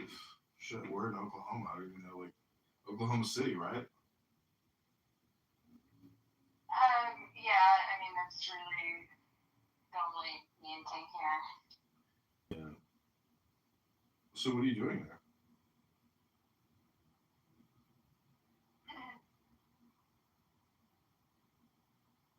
I might be really new to online dating because I only downloaded Hinge like 2 weeks ago, but it's weirdly like interrogation-y. Well, anyways, I mean, I was like hoping to take you out for dinner tonight, so get you or go any further. Actually, I am admittedly like new to the whole dating app thing, so it could just be like a learning curve, I guess, on my part. But also, given that I'm in Oklahoma, are you surprised that sorry, let me do something. I think that's like I feel like there's less value for a dating app looking in like your own community. Mm-hmm. I think actually this would be, in my mind, the most valuable use of it is like being able to, in the same day, like have conversations with people hundreds of miles away. Yeah, it's a little bit like going into a bar and just meeting new people at a bar on a Friday, Saturday night, you know? I mean, you're just meeting people, you're talking to people. But so you don't have sex. Do you drink? No. So you're waiting to meet that perfect man, you want to get married, start your family, and live happily ever after. That's what you're looking for, right? It's like Chinese tarot cards, and it has this little booklet, and there's 64 numbers. I'll read you a number. Just pick a number 1 through 64. Wait, I thought your thing said you were a Muslim. I'm not a Muslim, no. Oh. But I mean, I like books. I mean, you know. No, I thought it said you were Muslim, and then you were mentioning tarot cards, and I'm like, a Muslim wouldn't mention that.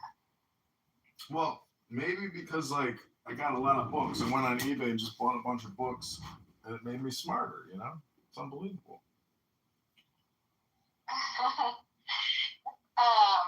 Yeah. Well, I am Muslim, so I'll respectfully skip the tarot cards.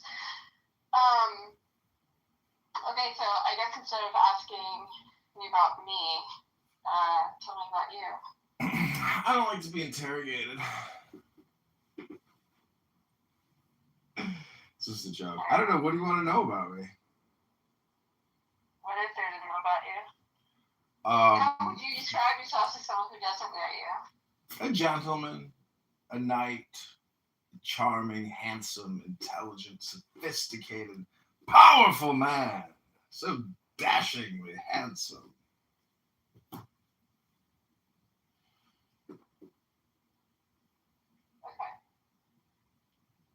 How old are you? So the law itself is embodied in the person of... Hello? Sorry, I'm 43.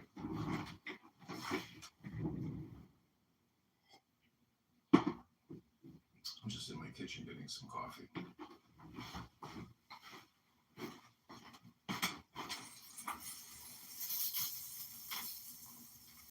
Yeah, I mean, I'm 43, I live in Chicago. I have no kids. I have no pets. I have a big garden. My body is sort of gardening over yesterday. It's looking at the gym.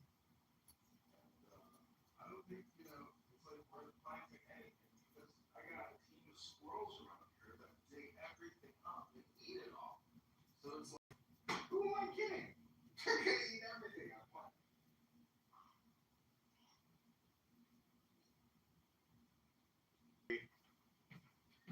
You know, life is good. Yeah. So do you go to the gym?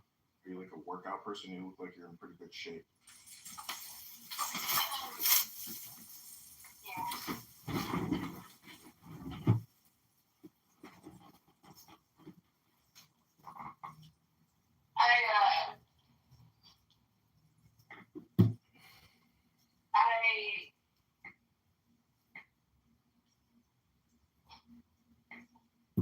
I don't know if we're like the greatest fit. Yeah, I mean, you're just like a random person at a bar that I just met for like a quick little 10-second chat and cut, you know? I mean, welcome to your scanning and filtering services. I filter for our words personally. Our words? Yeah. What's that? It's like a filter. You know, when you go to a job interview, people are just interviewing. For the person interviewing, it's just like an R-word filtration service. That's generally the service I provide. Or I provide a complaint department service. You know, this is kind of the way I look at relationships. R being the relationship word, obviously, not the retard word. Well, this is a compliment. I think, had you not told me you were 42, my guess would have been like 26. Oh, wow. I still got it. Compliment. Yeah. I still got it.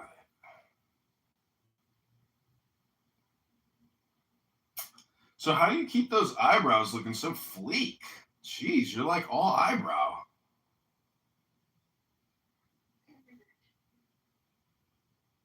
Those are some thick, impressive eyebrows. Thanks. Yeah, you got some amazing hair. So do you speak Arabic? American, born and bred. Yeah, I guess. So what happened in your first marriage? I mean, you don't have to tell me. This isn't an interrogation. Well, we got divorced. Yeah, that happens. It's like getting married.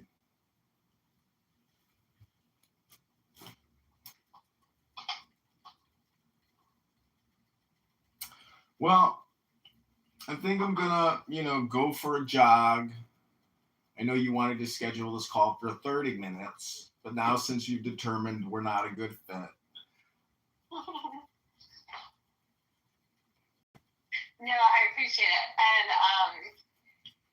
I think it is so interesting and such a cool thing to like get to play a little bit of like roulette, kind of with people all over the place. And I think it's cool. That's not really my thing, but I think it's like really awesome. And no, I'm a social person. Like, I'm a nice person, and I go out and I meet a lot of people all the time, and I'm nice. I try to be nice to everybody because, like, what's the point, to be like a disagreeable person, Yeah,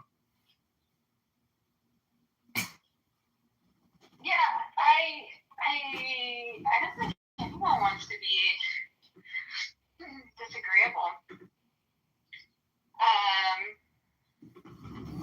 really think that's anyone's goal. Oh, there's a lot of people out there that are just so argumentative and they don't know how to have a conversation. They're just horrible people to talk to.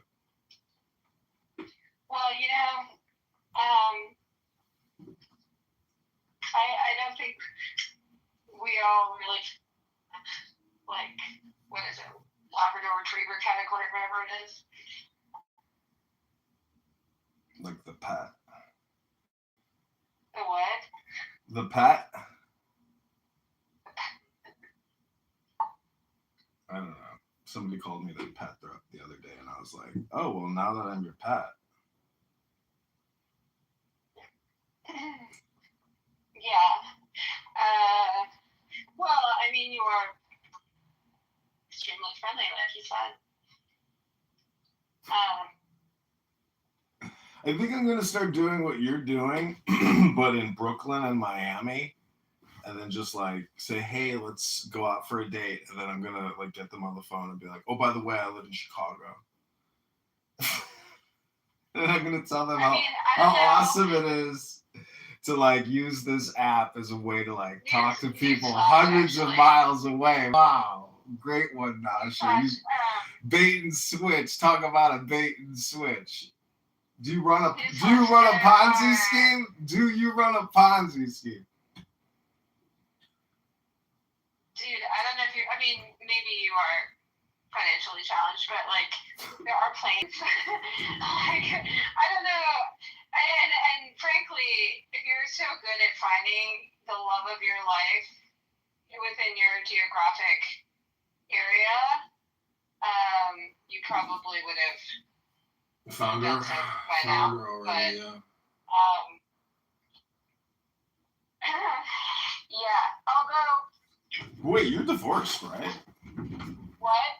You're divorced, right? Yeah, I've been divorced for 9 years. Oh, wow. You've been single 9 years? Since a guy who's literally apparently never taken care of someone else in his life. It's not true. I have taken care of plenty of women I've taken care of. You're making quite an assumption for some random guy from Hinge. Never had a wife. Someone who's never had a wife? Well, you know, technically speaking, every woman you sleep with. That's not my business. I'm just saying, if you're like, yes, I have been divorced for 9 years. Mm-hmm. If you're going to make a determination on that level of singleness, you've been doing that your entire life, dude. Dude, you're making assumptions, and these are not facts. These are just like your opinions, bro. Dude. I only said that you haven't. Just your opinions. I mean, truthfully, if you wanted to, if we had hit it off and you wanted to, that dinner probably would have been in the realm of the next couple of weeks, which actually for me is preferable than the same night, because if we're gonna have a lack of compatibility that I can determine over the phone, which possible, then I would save us both the trouble. Dude, so I actually excellent analysis. Dude, you listen, dude, I understand your filtering, dude. Okay. Good one, dude. Anyways, listen, dude, have a great night. I'm gonna go to the gym. I know you wanted to schedule a 30-minute call, but I hope 15 minutes is good enough for you. Nasha, health, wealth, love, peace of mind, happiness, and strength, you know, joy and love and all those positive, super positive vibration words from me to you, from my heart to yours, Nasha. Thanks. Do you know what the difference between a message and a massage is? A massage? What's the difference between a message and a massage?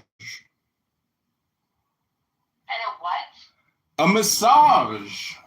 Are you drunk? No, a message versus a massage, meaning when you give a massage. I'm actually asking, are you drunk? Or is this like your normal? No, I'm just having fun, but I am about to go work out. I'm just sipping coffee.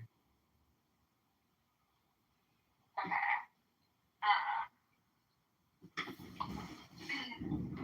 I'm a Muslim now, though. I don't drink anymore.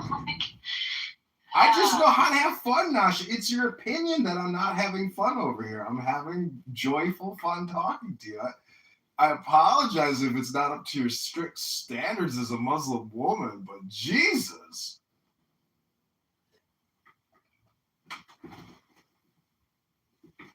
No, the Muslim thing was like separate. I think I mixed you. I just had it. That was my bad. But that's not really relevant to the rest of this. Is any of this relevant? You don't even live in Chicago, and you live in Oklahoma City, and I know you want to talk for 30 minutes, and then you have an appointment. But right now, I'm hanging up the phone. Wasn't so bad. Stuck on the fact that I live in Oklahoma. Like, I just genuinely am so confused. Like, do you not understand there's planes? Do you not understand that I'm going to hang up the phone because even though you want to schedule a 30-minute call before your appointment, oh my gosh. Isn't that some funny shit? That is some funny shit. Bend the knee is what that one is saying. How ridiculous. I don't want to record these calls, but I think it's important that we document the ludicrousness of, trying to get a date. You want to have a 30-minute call about what? Oh, Roberto Shalala, that was some fun shit. I'm not going to save that number in my phone. Maybe I should just block it, actually.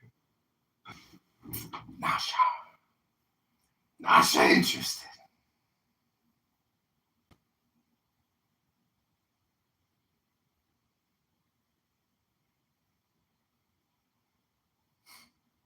Nasha.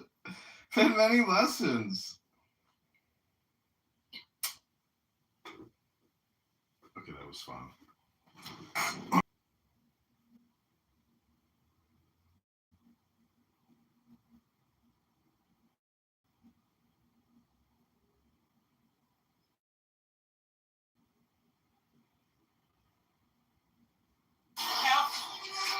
A woman will fuck you over every time, every day. That's my favorite quote. Oh, shit. Slam! And they will. They will. Fuck you over every time, every day. If you ain't paying attention, G, they will tear your whole heart out. Woman will fuck you over every time, every day. Oh, shit. And I ain't lying, G. And they will.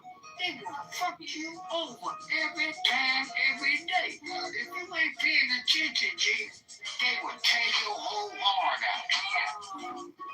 Woman will fuck you over every time, every day. Oh, shit. Hope it goes through. Ah! And they will. They will fuck you over every time, every day. If you ain't paying attention, G, they will tear your whole heart out. Woman will fuck you over every time, every day. Oh, shit. And I ain't lying, G.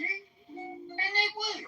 They will fuck you over every time, every day. If you ain't paying attention, G, they will tear your whole heart out. Woman will fuck you over every time, every day. Oh, shit. And I ain't lying, G. And they will. And they will. Fuck you over every time, every day. If you ain't paying attention, G, they will tear your whole heart out. Woman will fuck you over every time, every day.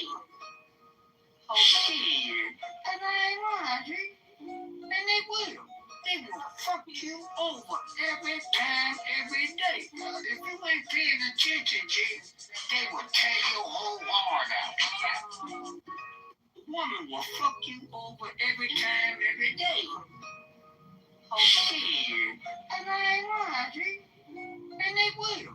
They will fuck you over every time, every day. If you ain't paying attention, G, they will tear your whole heart out. Woman will fuck you over every time, every day, every day. If you ain't paying attention, G, they will tear your whole heart out. Woman will fuck you over every time, every day. Oh, shit. And I ain't lying, G. And they fuck you over every time, every day. If you ain't paying attention, G, they will tear your whole heart out.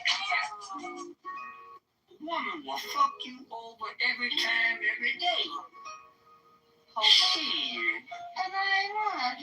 And they will. They will fuck you over. They will fuck you over every time, every day. If you ain't paying attention, G, they will tear your whole heart out. Woman will fuck you over every time, every day. Oh, shit. And I ain't lying, G. And they will. They will fuck you you over every time, every day. If you ain't paying attention, G, they will tear your whole heart out. Woman will fuck you over every time, every day. Oh shit. And I ain't lying, G. And they will. They will fuck you over every time, every day. If you ain't paying attention, G, they will tear your whole heart out. Woman will fuck you over every time, every day. Oh shit. And I ain't lying, G. And they will. They will fuck you over every time, every day. If you ain't paying attention, G, they will tear your whole heart out. Woman will fuck you over every time, every day. Oh shit. And I ain't lying, G. And they will. They will fuck you over. Woman will fuck you over every time, every day. Oh shit. And I ain't lying, G. And they will. They will fuck you over every time, every day. If you ain't paying attention, G, they will tear your whole heart out. Woman will fuck you over every time, every day. Oh shit. And I ain't lying, G. And they will. They will fuck you over every time, every day. If you ain't paying attention, G, they will tear your whole heart out.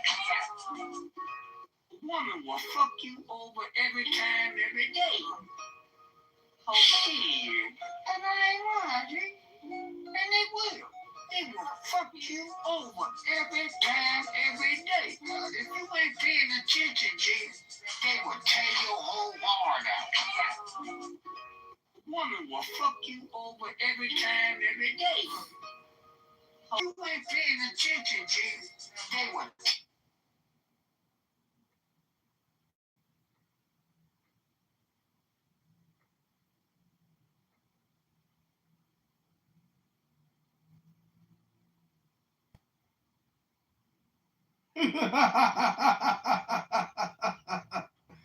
Oh, shit. Shut it down, fuck it.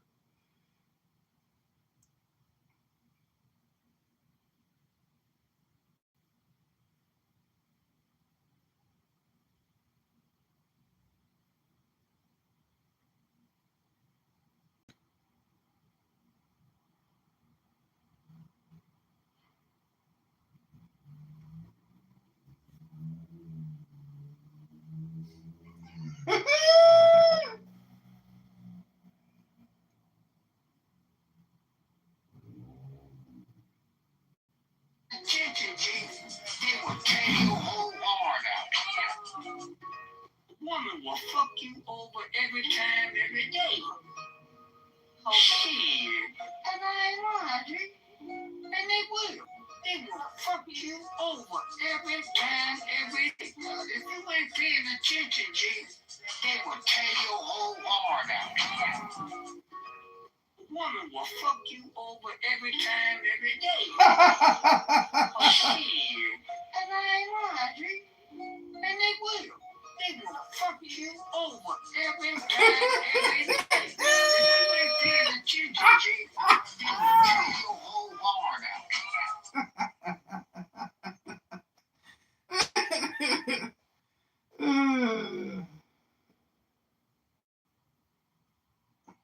A woman will fuck you over every time, every day. Oh shit. And I ain't lying, G. And they will. They will fuck you over. Attention, G.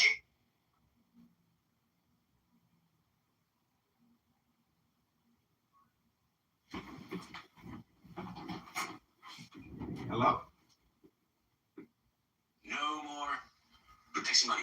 Well, there have to be, or else you won't be protected anymore. And then anything can happen. Well, what you see here on it is a peasant army.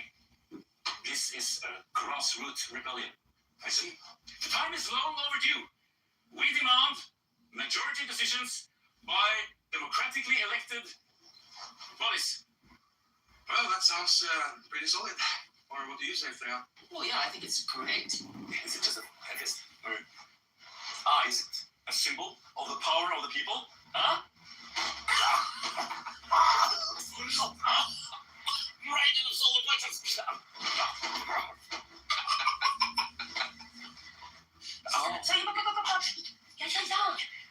Don't. Do we agree that this peasant revolt is over? Yeah, absolutely. I'm sorry to maybe took a little too much, but we're going to the thing, so we're gonna need a little extra. Yeah, I understand. Yeah. Excellent. All right. See you later. Yeah, see you later.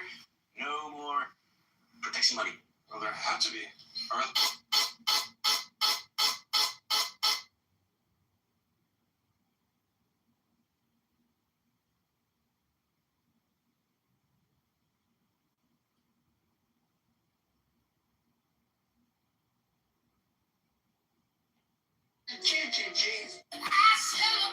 Nike is looking for people. I'm unbeatable. I'm going to be. It's impossible. You can dead me. You can damage me. You're never ever gonna be. Why be normal when you can be the best? I don't want to be normal. I want to make the difference. So everything I do, I want to make the difference. Because when I make the difference, I'm the best. I'm unbeatable. I'm going to be. It's impossible. You can dead me. You can damage me. I am the best. Why be normal? What do you mean my post?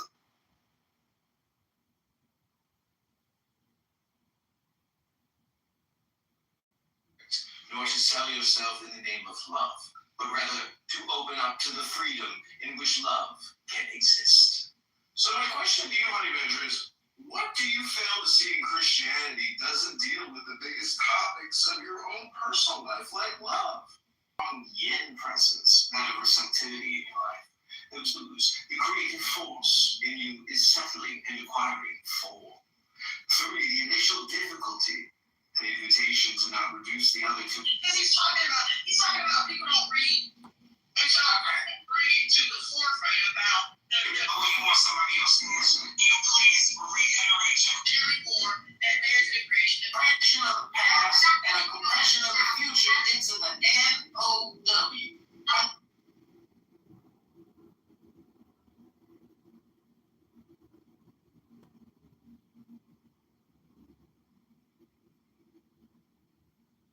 What do you mean? Excuse me. How do you read so many books? This is my king.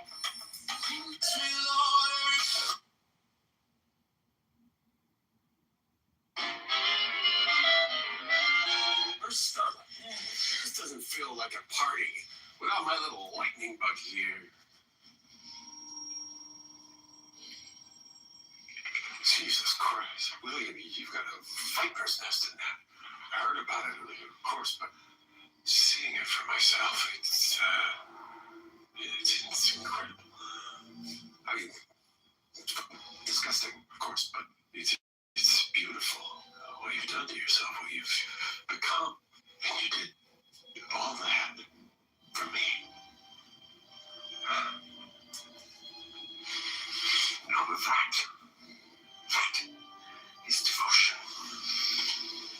You know, William, I know we're not exactly equals, but I'm compelled to say you are the only one that's ever challenged me. And there's a part of me that will be sad to see you go.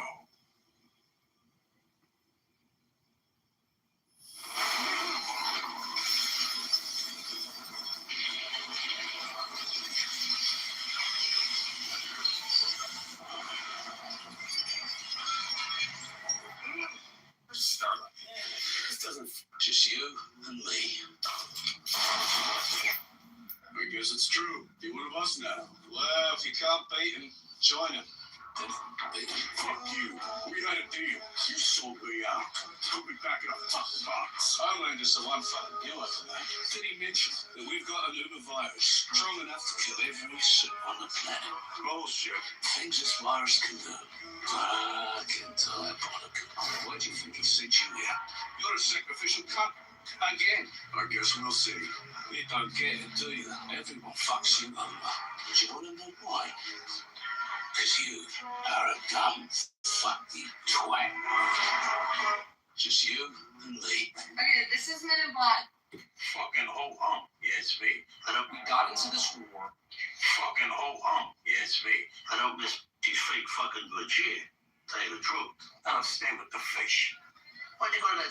last year since you don't dwell on this shit. That was different. Because he was shot. That was a paranormal event. What the fuck are you talking about? That's like you told me those guys were holding you. The guys that you, I looked at. Looked like a brother.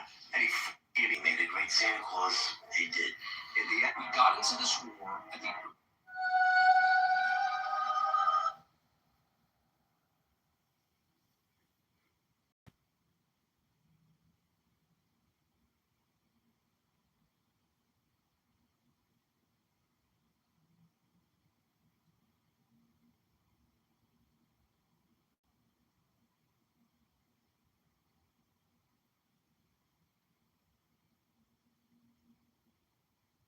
America, computer of souls must. But there is one thing that is the hour of the light to our midst, and daughters of Alpha and Omega, upon the sea to bend the knee and there, in the condition of resources, the concern for the of light that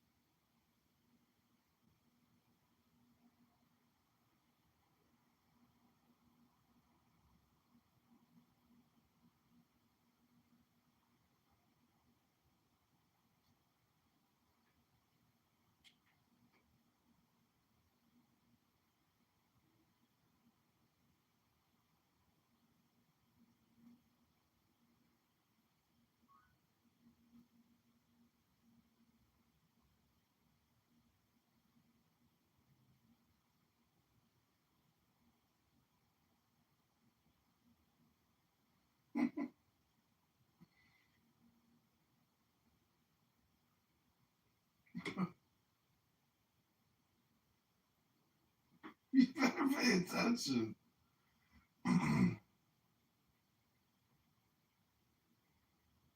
Why are you going back to Chicago?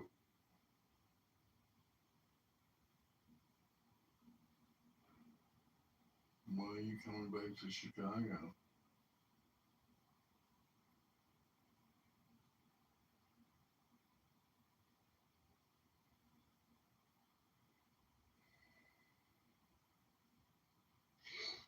so basically, these niggas understood that the Messiah would look like Jesus.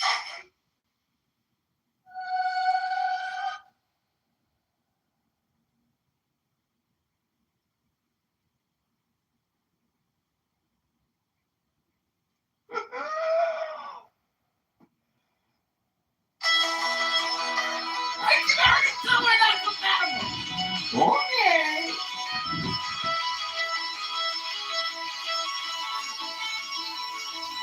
careful study of books will enable the pupil to speak in the language of his master and facilitate communications with him. The pupil should endeavor dream divergencies side by side. He may at any time that he wishes to apply for examination in this course of reading. During the whole of this elementary study and practice, he will do wisely to seek out and attach himself to a master, one competent to correct him and advise him. Nor should he be discouraged by the difficulty of finding such a person. Let him further remember that he must in no wise rely upon or believe in. That master, he must rely entirely upon himself and credit nothing whatever, which lies within his own knowledge and experience. As in the beginning, so at the end, we here insist upon the vital importance of the written record Thank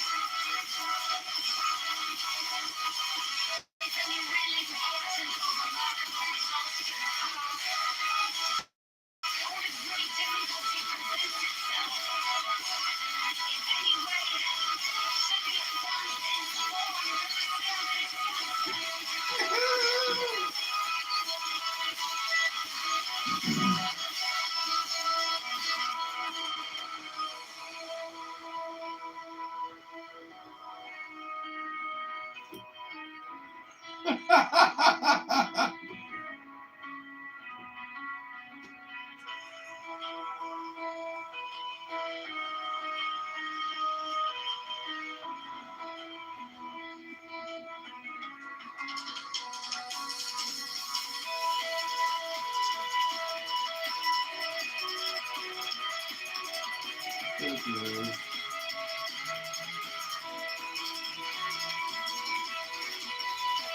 Dustin Bob.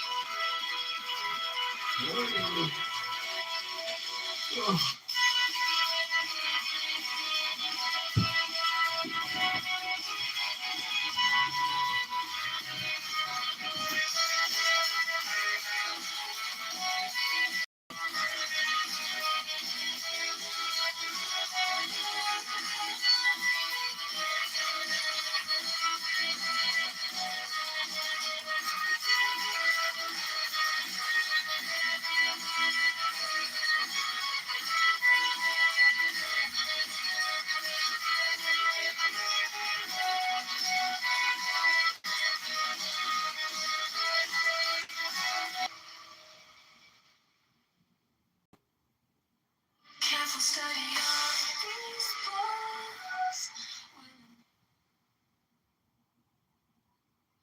The pupil to speak in the language of his master and facilitate communications with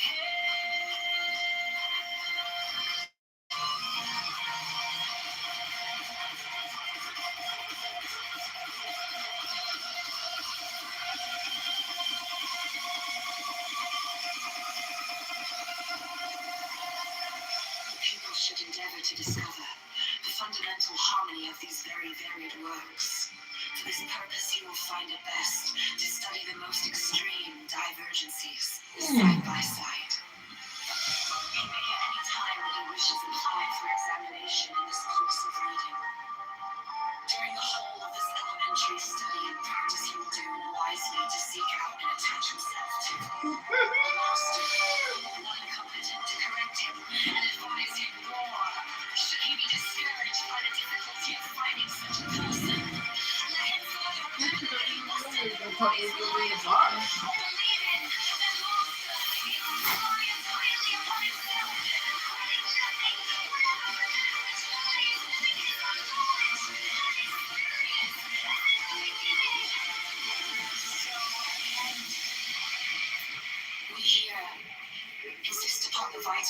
inheritance of the written record as the only possible check upon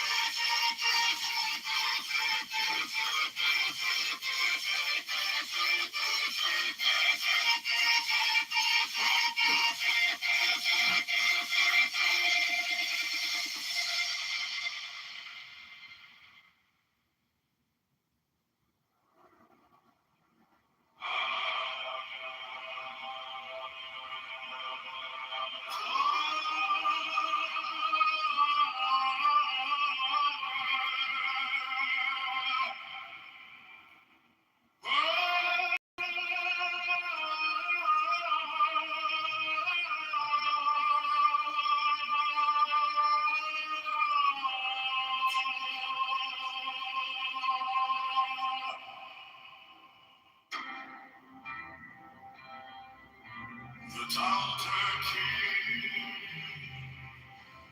Tanya's crony,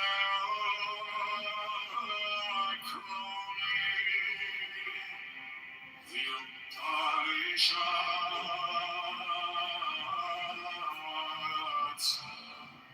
the Bhagavad Gita,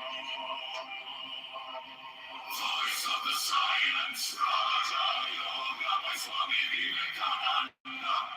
The Shiva Sadhika, the aphorisms of Patanjali, the sword of song, the book of the dead, Ritu Evidumna Bela Hot Magi, the book of the sacred magic of Vedamer in the mage. The Govatia! The Hatha Yoga Pradipika! The spiritual guide of Molinos!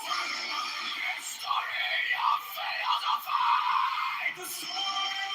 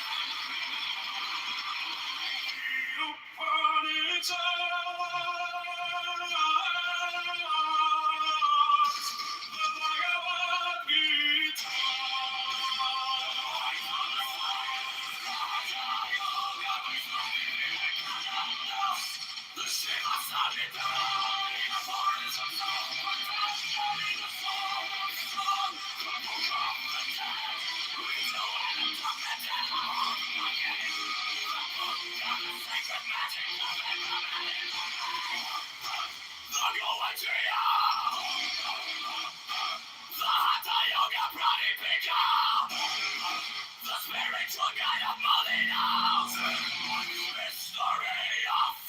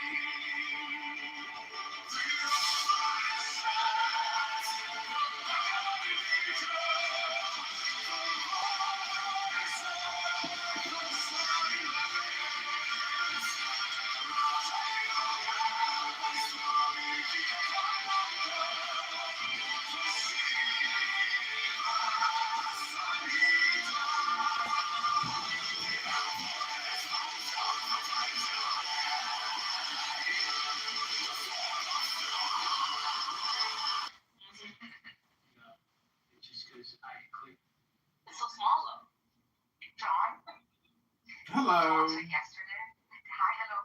John, yesterday, we were talking to Rico about how like we're all sort of connected on some human level, you know, and how most like scriptures will have also the same stories that themselves, like with different, you know, Simon was there, with different like names and different this and that. Bro, he started getting so intolerant and saying Jesus is the only way, the only solution, the only like so he was doing his whole freaking only Christianity, only Jesus and nothing else, exclusivity, right? Caleb came up and he tried to explain. Bob and Daniel were like, bro, you're acting weird, man. And then Hans came in to like give his freaking 2 cents. He was kicked out of the room. So in solidarity, because of his intolerance, we all left the room. Zabu today, so now he makes a room with all our friends and our connections and people we introduced to him. And when he's in a place of power, he wants us to kiss his ring. So he removes me from the room and acting all freaking. How could you? I've tolerated you. I've given you guys so much charity and my time. I've been. This is the. Yeah, I've been a Nice name. Huh? I said nice name. I know.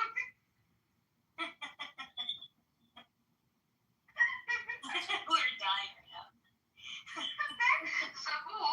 And then Andrew finds it very convenient to talk about people with Down syndrome, and he kind of like makes fun of them or whatever, right? me out the room. So Nadia and I like call him out and say, oh, you should use a different word than idiot, and he doesn't. Miles Gideon says quadruple amputee camo, bro.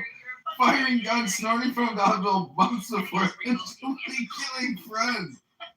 What? It's a bizarre. Oh my god. Crazy. In the room obviously is inspired by a very wise man who once very wisely said, when people get in power, they want you to kiss their ring. Oh my god. Regal's crazy. Well, even with Regal, yeah, like the thing is, it's his show. When you're the Green Bean, it's your show, and you know, as a participant, like I want a fun, entertaining experience. And if like you're a sourpuss and you don't know how to have fun, and you're demanding people specifically discuss your, you know, strange theory or opinion, like not everybody wants to participate in your experiment. And the truth is, like, if you open yourself up to giving everybody the green bean and you just let it go, that experiment is a lot more interesting than your boring simulation. And that's just my opinion. Hello? Is this the same guy who was performing yesterday, but just didn't put it down? Yes, John Kitover. And is this supposed to be a picture of Alan Walker? Nice. I just it was great. Hello.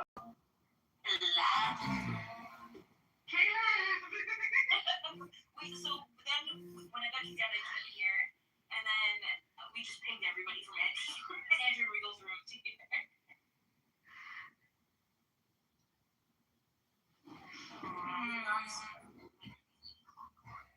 That's do exactly what John told us to do. Which I always do usually. Yeah. Because you're a communist, right? I'm a communist. I'm a communist. And I allow free speech for all, no matter what. What? Those are Targets. Okay. Sorry. Oh shit. We don't even joke about. We don't even joke about that. Yeah, we don't joke about that. As objectivists, please. I'm so sorry. Please, Iran, forgive me. Inshallah, my child. Inshallah. That's not how you use that word.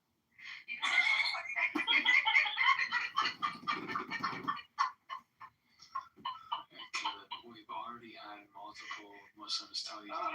It's very simple. When somebody says, I hope something happens, say inshallah. It was December, chose to stand around. Okay, no, that's fine. I think he is okay there, although he could be like. It is. To be more specific. He could be more specific. Yeah, he could be more specific.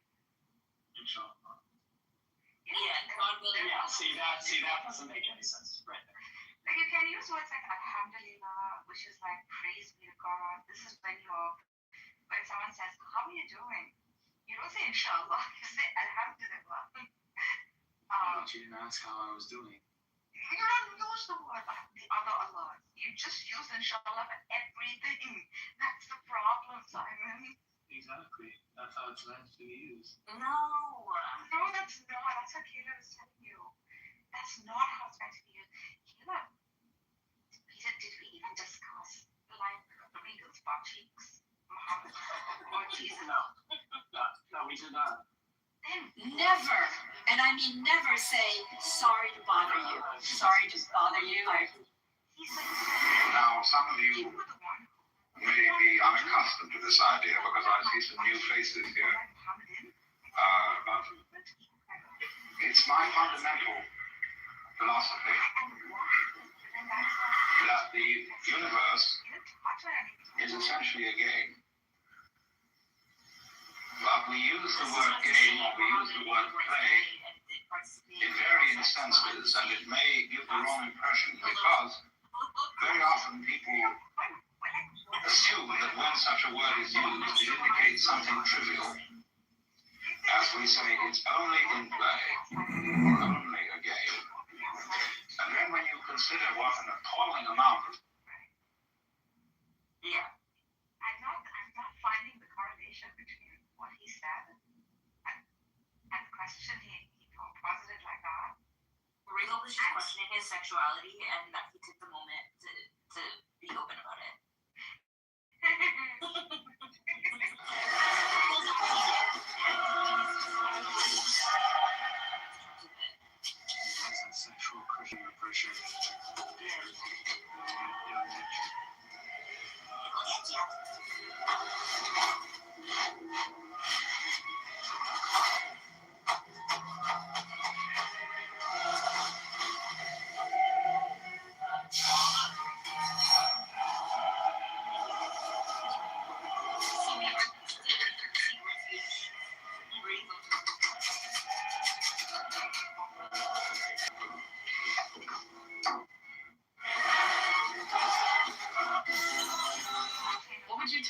who knows exactly.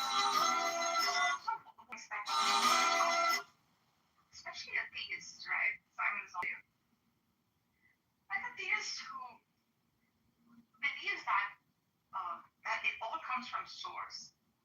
All position, might, goodness, and all else is generated from source. The source, right?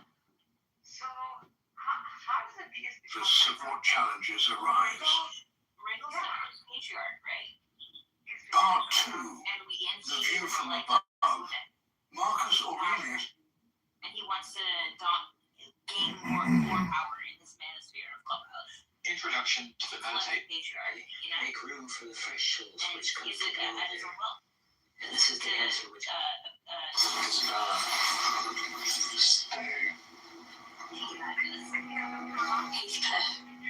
let the poor thing go. Obviously, she must hate you. She says so to times. Isabella, if I leave you alone for half a day, won't you come sighing, wheedling back?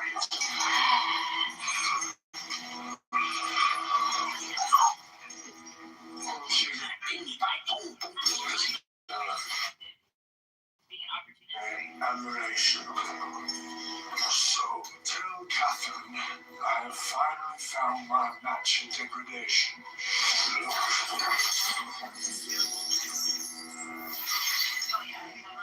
Isabella, let me take you home. Hey, I am one. Isabella.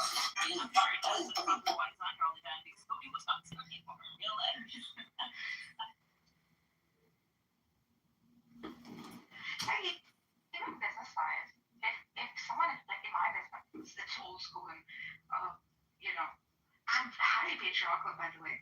However, we all understand that if X introduces me to Y, at all times I keep X in my good books. Simply because I'm showing loyalty, I'm showing appreciation, right, for what you did for me. And at some point when X is in trouble, I have so many other Y's, Z's, P, Q, R's. I will very selectively pick a few through his way. So you never forget the first stepping stones by which, like you climbed up. It's very distasteful in the jewelry industry if you do such a thing. Like as a group, you're kicked out. As a group, you are freaking alienated once you behave with them. So people are very careful about like sharing that power and allowing all to benefit in that pot.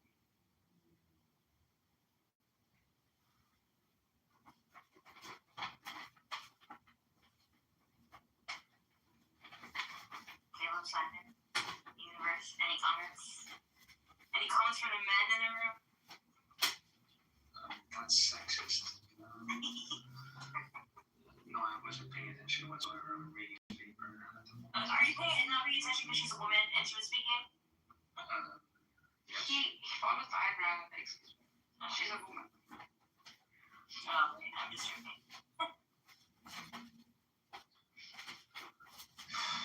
My God is a woman. God is a woman.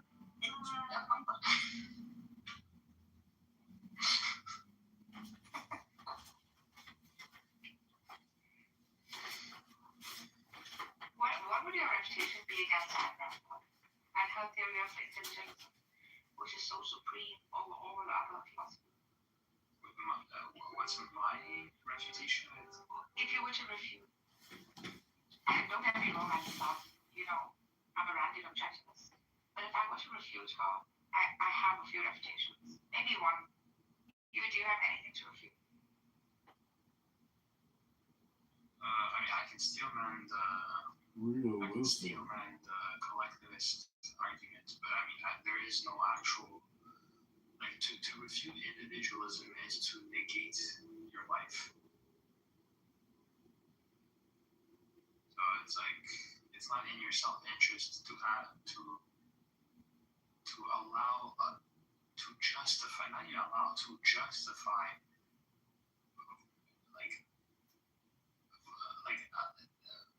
to justify the principle. Fuck, I can't even speak right now. I'm on like 2 hours of sleep. To justify the principle of individual rights as being violated in the name of the group because you vote for another person to decide is just craziness to me. It's so anti-life. It's so What's it like just like making no point, or in what you say? It's like I can't detect any point whatsoever that like you're just like using words, but I don't understand what's the purpose of it. Hello? You figured it out. You figured it out. Yeah, it's okay. You don't have to get it. I don't even get it. Got it. I mean, you've seen the controversial clips of Ayn Rand, right? You do know that she's a schmuck, right? She's. The author's on the author's list as well. I don't know what you're saying. I'm just curious, like on what instance?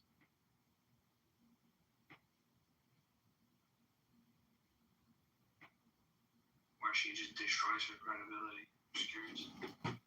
Oh, I'm sorry. I'm actually using Google to find you the video clips. This is the universe. Please hold all questions for the Oracle until I have found the clips. Please hold. I mean, I most likely watched the clips. You just tell me which ones you're referring You've watched it all. Like what Donahue? Which ones are you positing? Like he can't know. He's just Googling after the fact that he's. What we need today, what I call the new intellectual, would be any man or woman who is willing to think. Meaning, any man or woman who knows that man's life must be guided by reason, by the intellect, not by feelings, wishes, whims, or mystic revelations. Any man or woman who values his life and who does not want to give in to the base cult of despair, cynicism, and impotence, and does not intend to give up the world to the dark ages and to the rule of the collectivist roots. Well, that was a pretty good one. That's a very good one. That's based as fuck. love you, I know. Inshallah, Again, inshallah. Wrong. It's not wrong. If Ayn Rand was it, that's all that means. No, that Well, if it's not, then why do you take that? No. Have I shared like a secret with you guys? Simon knows this. The reason why I became an architect was because I read Fountainhead. When I read the Fountainhead, going with my dad, this all school. After I finished high school. Yeah, I invite you to be unpleasant at the expense of Ayn Rand. And James as well. During my internship, I worked for an architect. Well, the novels. Most controversial architect Put together. you can find Lucy's work. I care very much about literature as the case where Tiles, like these terracotta tiles. the real dilemmas are Right, he would use them as so to have novels as transcendently awful he would make structures that we sort of undermines my project. And though I have some respect for the virtue of selfishness and collection of essays, and I've argued about this with the chairman of the Federal Reserve, as a matter of fact. By the way, a state Federal Reserve Bank is not part of the libertarian front. after which I thought, Mr. Greenspan seems to be iffy about this sort of like most people get over that. I don't think there's any need to have essays advocating selfishness and feelings. I don't know what your impression has been. Some things require no further reinforcement. Lillian Tellman was once in her declining years, once talking at some campus, and she would peer out the It was a squawking question. Someone in the back said, Miss Allen, why haven't you endorsed Or you think it's spit on her. Much of the world dodged because of her whatever idea of selfishness and it being a virtue, etc., etc. I'm allowed to use it for best company. I'll quote her directly. She said, "Forms of funding do not require my endorsement." I wasn't that much of a fan of Miss Allen. She could be a real bitch. But I thought that said more as well. So now a book strenuously recommending that people be more self-centered. Just to be, as the Anglican Church used to say in its critique of they want supererogation. Two strands. There is, however, a downfall to her ideology, I think. See, one could posit the argument that it is a bit too idealistic, right? So her ideal man, her John Galt, even Howard Rorick, okay, the characters she uses to portray like the ideal human, do not submit to anything under any condition, right? Because they use faculties of reason, rationale, and self-determination. So Rorick would not build a building under any condition, even if it's $10 gazillion, right? If his plan is not carried out or demonstrated just the way he wants it, because he finds that to be criminal to his ideal. Now, one could argue this is a bit much, right? One could argue that this is not pragmatic, or this is not economic, or driven by greed. Which is the very entailment of capitalism.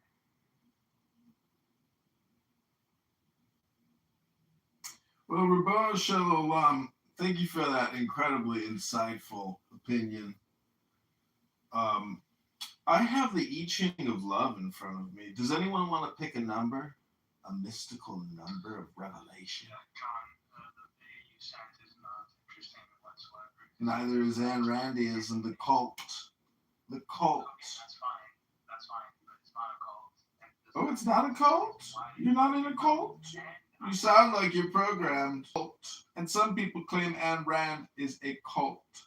The cult of Ayn Rand in her books, her little novels. Ooh, a book club. I like a lot of books, but I don't just like one type of book by one woman. I like a lot of books in my life, just like different types of pizzas.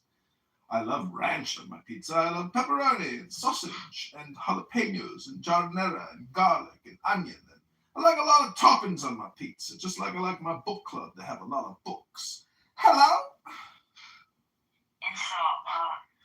From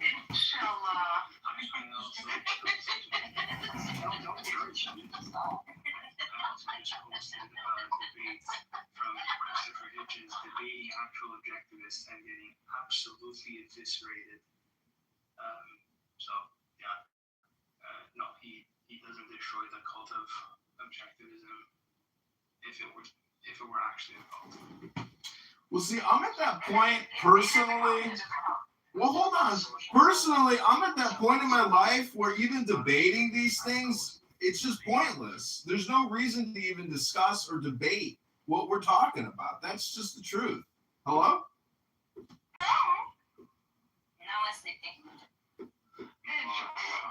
See, that's what cult members do. They always try to force a certain topic onto you. And unfortunately, no one cares about that crusty old Eastern European bitch.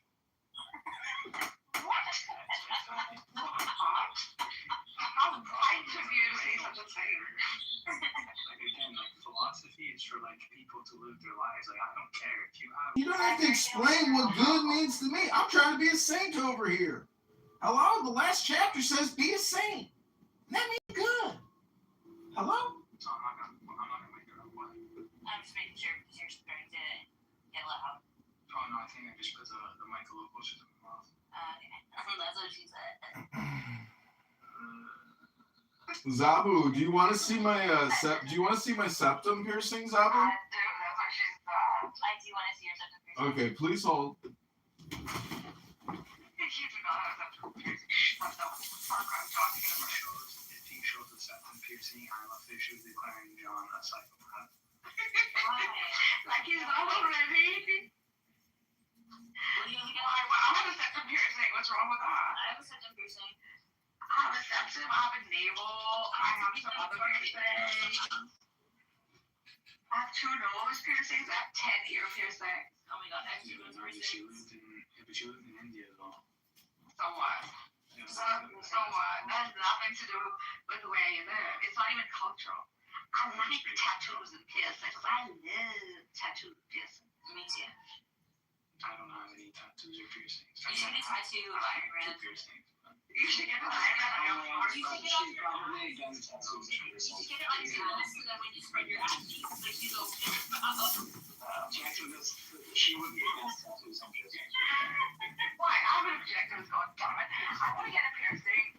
I want to get a piercing of Iron Man's teeth and the gap between the teeth. Oh, I have an Iron Man. I don't know. It's so cute. I have a gap too. I love that. My sister used to have a gap. I'm gonna get this Iron Man's teeth exactly the way they are, with just the front 2 teeth and the gap in between them. Right on my heart. This is just absolute trash. My sister's got it too. So pretty it looks.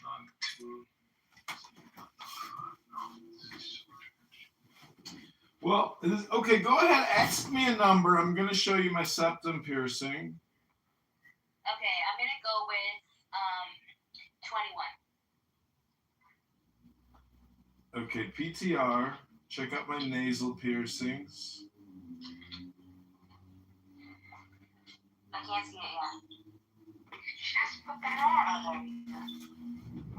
Okay, number 21. Oh, it looks wonderful. It looks fake as fuck. Yeah, You don't have those piercings. but they look like little balls. Okay, this is called betrayal and jealousy. I have septum piercing. I'm not jealous. Are you experiencing the dark side of love? Allow yourself time to assimilate the betrayal. In those desperate moments, it becomes absolutely clear what you loved in the other. Observe it and learn from it, maintaining the knowledge within yourself. In these moments, grow, evolve, become yourself. Why has all of this been spot on? Like, the other ones are so different from the ones he gives me.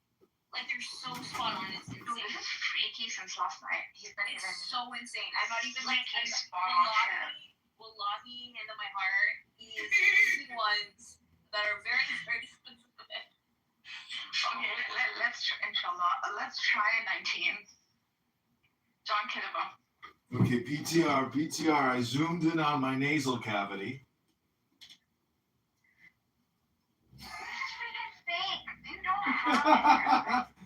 I know, this is like party jewelry I bought on Amazon or eBay. Okay, this is number 19.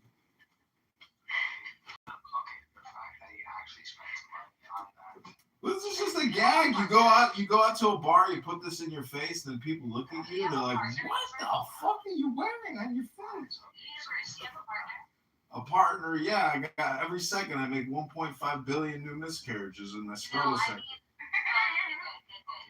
That must be so much fun. No, actually, I just talked to some Muslim girl on the phone, and within 5 minutes, she's like, okay, I've already determined that we're not a match. And then she tells me she doesn't even live in Chicago. She lives in Oklahoma. And that she only has 30 minutes to talk to me till her next appointment. I was like, you think I want to talk to you for 30 minutes? Jesus. What do you think this is? Clubhouse? John dated the bougie Iranian lady in Los Angeles, I think San Diego, wherever. So John, do you want to speak in Farsi a little bit first?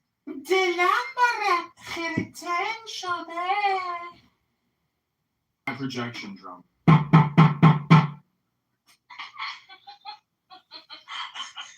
This is the kind of paranoid in my life. Dude, John Kitover is amazing. This is so funny. I can't believe you haven't met him, Zabu. No, I'm sure. Like, I think I've like left the rooms that he was in, but like I haven't stayed enough to like participate. You also gets kicked out of every single room. Yeah, you hated me. I did hate you? Oh, you hated me. Sorry. Sam really hates me. So tragic. I probably had to hate you because I was dating him at the time. Ooh. And I'm no longer dating him. Why did he start crying in your lap? Oh, stop it. Stop. It's just a joke. I mean, I like him, you know. I don't know why. I mean, I've shared a lot of valuable things with him. He hates me. Probably because he was showing him up, you know? Well, no, I mean, well, I don't understand. You should.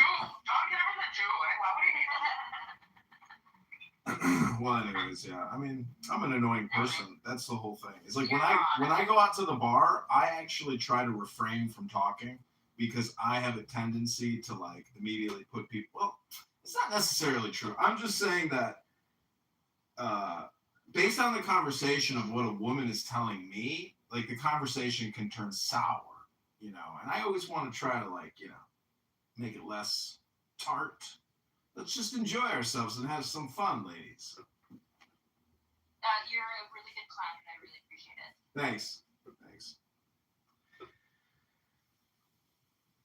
Okay, pick a new number, 1 through 64. 19. You want 19? By the way, this comes from the I Ching of Love. Somebody said this was better than all the Christian rooms put together. Listening to each other. The oracle gives an omen of prosperity. You are evolving inside something that, day after day, matures and bears fruit. Hello? Say that again. So sorry. Read that again, please. So sorry. Number 19, listening to each other. The oracle gives an omen of prosperity. You are evolving inside something that, day after day, matures and bears fruit. Matures and tears. Do you think that applies to you, Nugget? Listening to each other? Yeah. Do I listen to you? Yes. I think you listen to everybody. You wise perennialist. Oh, shut the fuck up. I listen a bit much. I don't fight back. You listen too much. I listen too much. I need to learn ways, guys, my friends. I need to learn ways to fight back. I want to learn how to fight back. You do fight back. What are you talking about? No, I get very quiet when someone is being mean to me. Or saying things that are mean and unjustified. I quieten down in shock, I think, as to you, my friend. Like, why are you saying these things? I didn't do any such thing, kind of a thing. And so I don't retaliate back. And I think that I don't fight. If you pause, I don't fight back. Yeah, usually fighting back implies that you care about what they think and that you want to maintain the relationship. But you meet a lot of people who are like, who say, like a lot of the mean things that people say to you, they're probably really dumb. Yeah, they're not related to truth. Yeah. This is why, for me, it's bizarre to find that instead of saying, but I did not, I find that petty and small. Like, I'm not taking names, but I have a good friend on this app, right? And she was feeling a little bad about, not a little bad, she was very angry. And she introduced me to a bunch of really good people, right? And then who I gelled with very well, especially in a time where, like, my country is suffering a lot of trauma, as well as we here in the diaspora sort of feeling a bit cut off. So it became like a very good, cuddly group to be in and to discuss politics in, right? And to know of each other's welfare and stuff like that. And then I did not agree with a couple of political stances that he or she or they had. And then and this made them tell me stuff like, how could you do this to me? These were my friends, these are people I introduced you to, blah blah stuff. Like I found that a little bit like maybe childish or something, and I didn't fight back. And I kept hearing more and more that came from it. You manipulated my friends, you took them over, you forgot about me. I mean, I found it to be a little high schoolish, so I just let it go, and I heard it. I felt hurt. I felt like fighting back. It was too teenage for me to do it, so I did not do it. Should I have done it? No. Is the question. No, because it's not, I don't think it's, I think given what you told me about the situation, you've explained how you felt and it was hurt by her. And you have to be, she has to be willing to listen to you in order for there to be a compromise. Like she went on to further, again, it was repeated, and that is probably because she wants a response or a retaliation. But I will not encourage that behavior for the sake of her, for her good, so that she drops it instead of addressing it. Do you think she has that kind of level of emotional intelligence? Perhaps not, but I can hope that she will. Yeah, so then it's just a matter of time, right? Yeah. Like, I don't even do it with my kid. Like, although she's a teenager, she'll never, like, say stuff like, oh, you like it. She has that intelligence, too. She knows it's a bizarre statement to make. Just because I don't agree with you on a political stance, right, it doesn't mean I don't love you or I don't value you as my friend. Yeah. And then if someone new comes in and I'm siding with them or I like them, what the heck? This is so childish. Like, I can't engage. I just can't get myself to engage in it. Is it wrong that I'm not engaging in it? Kayla, what do you think? I was zoning out for a little bit. I'm sorry. Oh my god, man, fucking over your ears. Like that's probably, but yeah, probably I should have listened. Thanks. Well, I think you could do an experiment where you try one more time to say something. Like, how many times has Rumi knocked on the door? 3 times? How many times have you knocked? Rumi's knocked like 5,000 times. You're kidding me? Buster, come on up, baby. He's like, it is me. No, it is I, it is you. Like, he did this like how many times, you know? 1,000,000 times for many years. Rumi kept knocking on Layla's door. And every time she said, who is it? He said, it is me. But are you expecting her to have that response to you? No, I don't think she's gonna show up. Yeah, so then then it makes more sense to walk away, right? Walk away with dignity. Yeah, wow, I didn't know Fraud said that. Yeah. You know what? You know what the Bible of the Native Americans says? What? If you can say it, it is not true. Wow.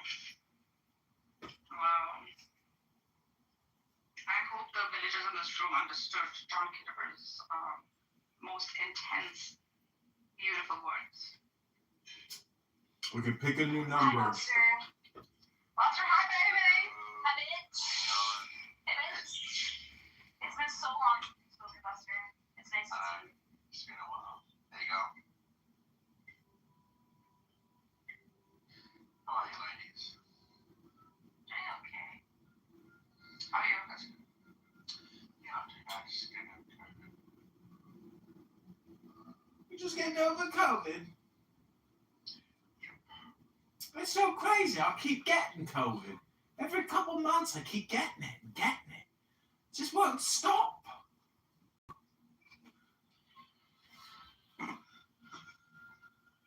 How do you feel better, Buster? Minneapolis. Oh, dude. It's just something. Freaking exclusivity. Only Jesus, only Christianity, only this, the only way or you go to hell. 18th birthday. And she lies about her age. And then who was also rudely removed because Andrew loves Shana Downs for some reason. Go comedy. He does, yes.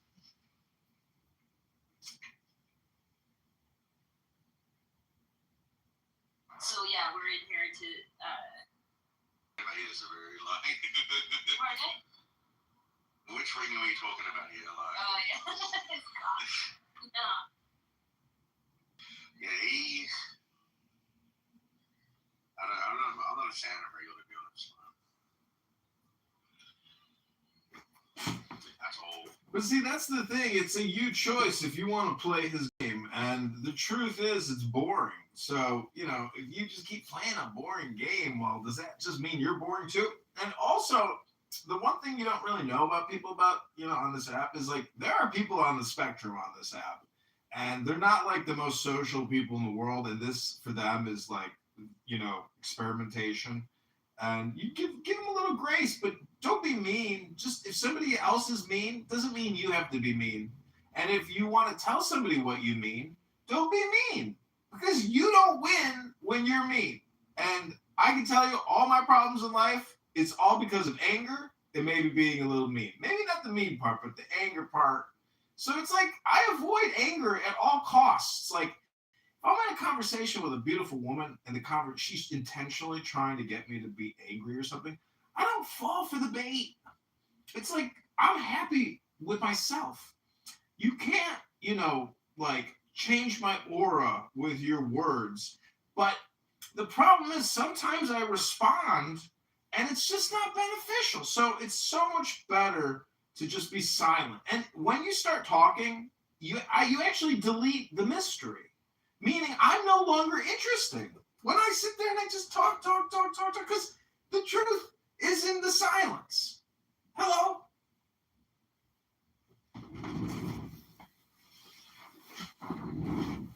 I don't know who Butterfly is, but I really love your profile picture. She's gorgeous. She's Palestinian. It's a beautiful, beautiful picture. She's a really beautiful person. Is that Esther, you think?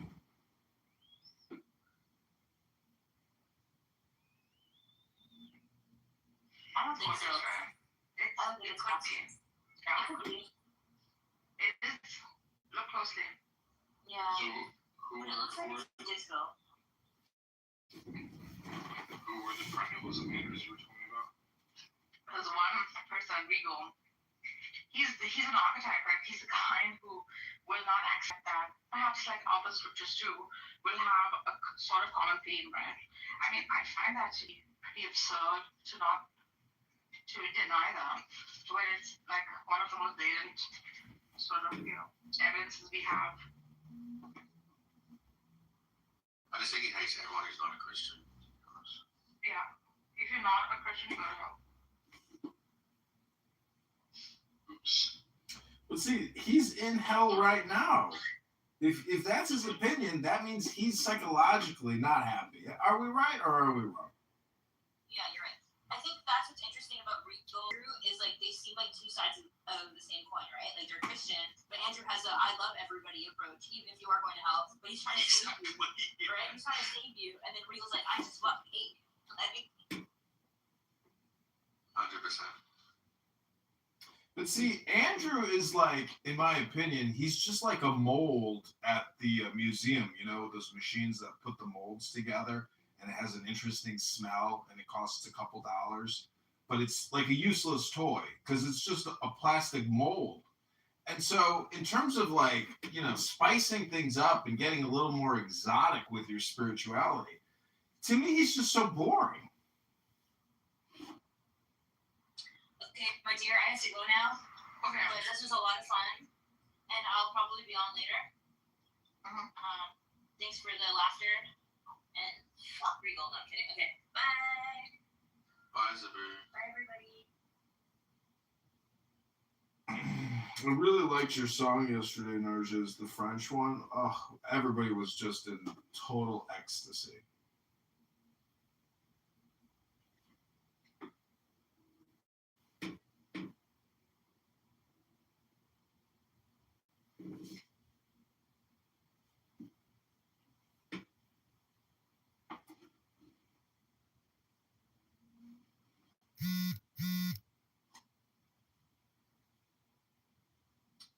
Okay, so here we are.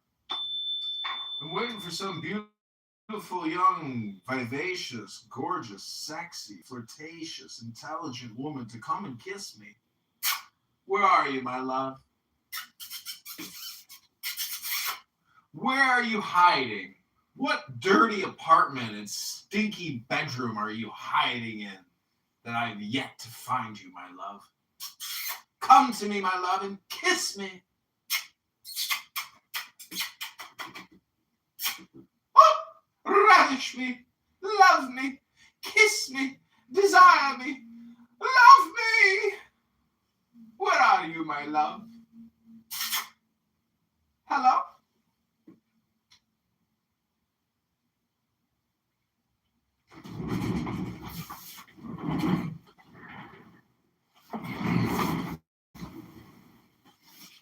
Okay, listen to this. This is called Hymns to the Goddess, translated from the Sanskrit. And it's a very interesting mystical Indian book. Let's go to page 10. 10, not 11. 10, not 9. This is what it says on page number 10.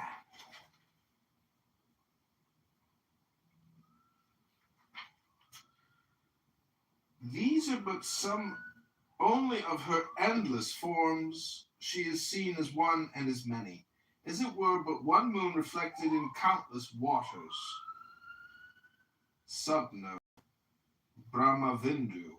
She exists too in all animals and in organic things, since the universe, with all its beauties, is as the Devi Purana says, but a part of her.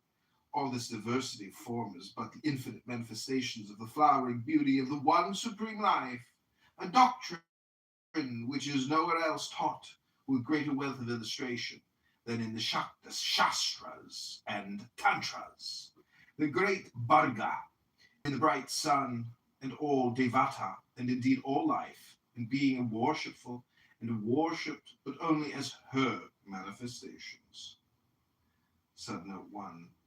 See chapter 3 of the Shaktananda Taraganini, where it is said the Parabrahman, Devi, Shiva, and all other Deva and Devi are but one, and he who thinks them different from one another goes to hell.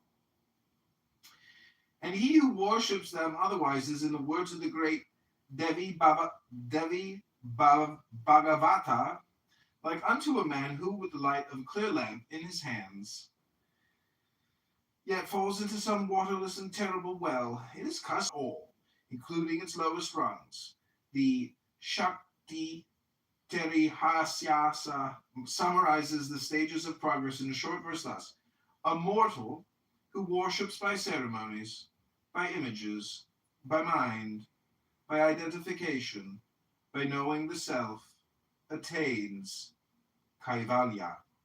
Before Brahma Bhava can be attained, the sadhaka must have passed from Puja Bhava through hymns and prayer to Dhyana Bhava, the highest worship for which the sadhaka is qualified adhikari.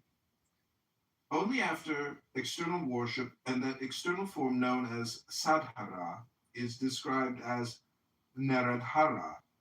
Therein, pure intelligence is the supreme Shakti, who is worshipped as the very self, the witness freed of the glamour of the manifold universe. By one's own direct experience of Maheshvari as the self, she is, with reverence, made the object of that worship which leads to liberation. Thank you. Basically, I think he's saying, like the Brahma Bhava, love of God, you have that adhikari or governance over it, right? Through they were, what would you say after through the Satya Vidya or truth principles by which you can have a Deva Bhasha or the language of truth. Like all of these are connected through like the goddess energy or the female energy. Yeah, it's like saying one God basically, but yeah, feminizing it in a way. And then I think and also sort of like giving it direction, pointing at it with like pointers as to how you can reach that. See, what's interesting is when people on here do talk about hell or suicide or any of these terrible topics, like that's their inner projection. Yeah. I don't know. I just like reading books. It's so much easier to like perfect communication because technically what we're really all doing is hypnotizing each other. And I know if you believe that it's hypnosis, it's kind of nothing thinking, and that's what Sith Lords do. But the truth is, humans can be programmed in the same way that a computer can be programmed. Like, Funny. Yeah. Anyway, I gave you a kiss, Marius. Thank you. Regal's being a bitch. Regal's being more than a bitch. He is being a hypocrite. Yeah. I don't even know how to describe it. Like, he went into this whole rant. This is what had pissed me off before. This whole rant of how much he hates Andrew and how fake Andrew is. Yeah. He's a universalist and all this. And then who's the very next person that he has modded in his room just to blow his room up? He booty claps for big rooms. I can't stand that, man. He likes clout. He likes position and clout. Does he know? You don't need to know any of this, baby. It makes me so sick. Even though I don't get along all the time with John, I would rather hear John Technical detail, right? in a room No, where he's no, sitting we're talking and about the facts. just listen to that, Yeah. and it'd be real. We're gonna play music or some shit. I like Take facts. the Come on, I'm gonna look up the definition. Tell me of my- that. Yo, wait, let's start. It's a no question. Saying that. Let him look it up. But it's okay, I guess. Because like small minds rise when they like see John Kitover doesn't have to change his personality. Even though he gets kicked out 500 times from the room. In the world of artists from where I come from, John Kitover is always celebrated. It's natural to be John, right? What did you There's no need for opportunities. You are who you are, and you'll always have a fan following. And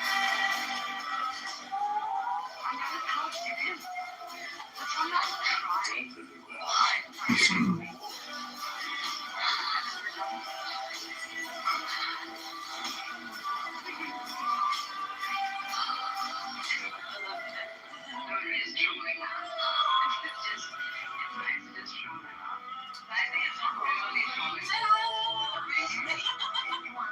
Evil is gone as quickly as it came. Top shape and ready to celebrate Blurry Sanity. I have so much energy now. You could stop. You know, take out my Celebration.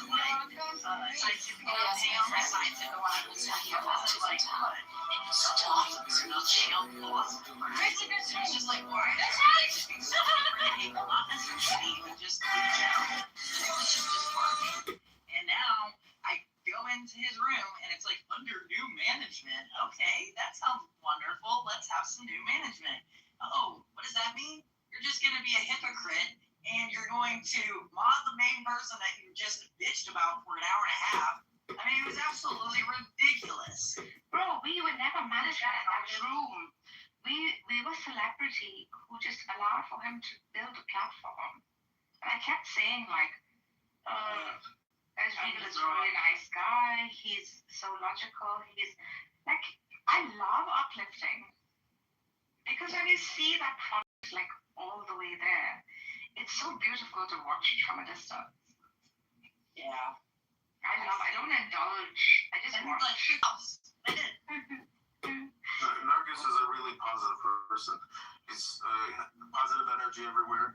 I felt bad after she read the Elsa Hadith. Which one? The one that was extremely bad. Probably the worst Hadith. Rabbi, half websites. You're gonna be laughed at. If there are some bad hadiths you can actually utilize and refute if you want to. But the ones you're bringing up don't even exist, Rabbi.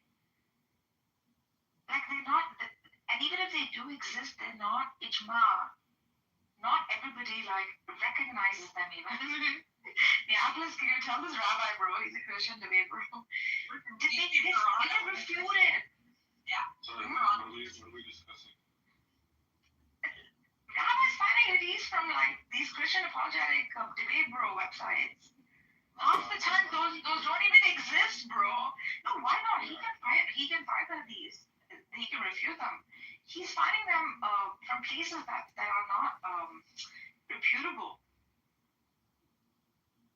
Like no one's heard of them. How do you expect anyone to debate you, bro? Seriously. And my thing is, like, once they read it, even if they read it in the Arabic, you hear them, like, sigh and then get angry at something.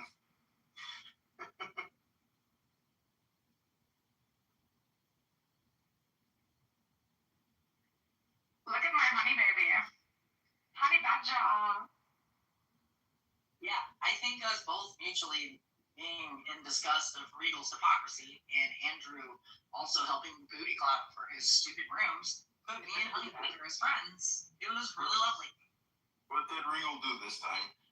I mean, he's never get angry. He's somewhat patient, I think. But he No, not anymore. Not anymore. When he's getting power, he's asking to kiss the ring. He's not anymore. He's under new management. He's getting some status on the streets of clubhouse. Well, have you seen this wild civil war that has broken out inside of one of the world's largest chimpanzee communities in Uganda?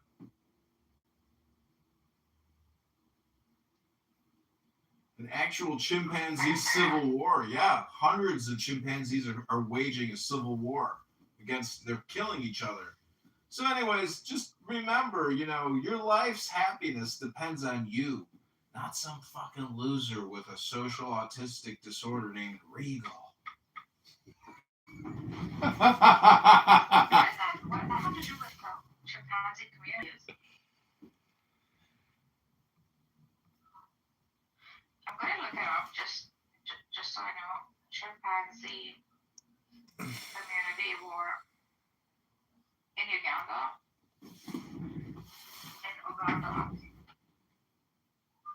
Africa. It could just be a territorial thing. The Ngogo chimpanzee community in Uganda's Kambale National Park is the largest known wild group, featuring nearly 200 individuals studied since 1995. I'm not seeing any unrest amongst them. Well, you're just not. Yeah. Oh my God, I'm reading it. I'm so sorry. The ongoing conflict at the start of the split successfully killed off members of the central group. What the bloody hell? So they started off because they were the originals. They were first brought in, and they're smaller in group 2. And they split into the central and the western. Bro, we are chimpanzees. Hoots. Darwin was right. How come Canada and Australia never had a civil war?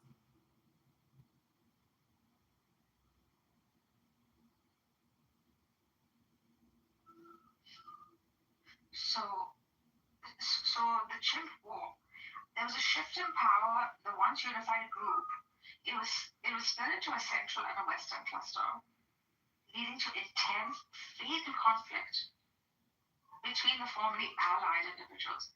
Bro, this is crazy. Prior to the split, the community, please control yourself. Prior to the split, the community was known for having higher than average number of males. Oh my God, it's always about males and females, which influence their social dynamics. You want to come on my lappies? Okay. But you're tiny. You're so tiny. You're so tiny.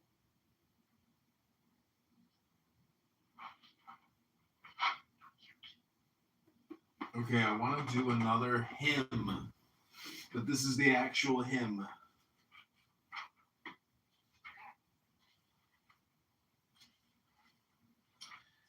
I shall never forget her who is the giver of happiness. She it is, O mother, who in the form of the moon creates the world full of sounds and their meanings, and again by her power in the form of the sun.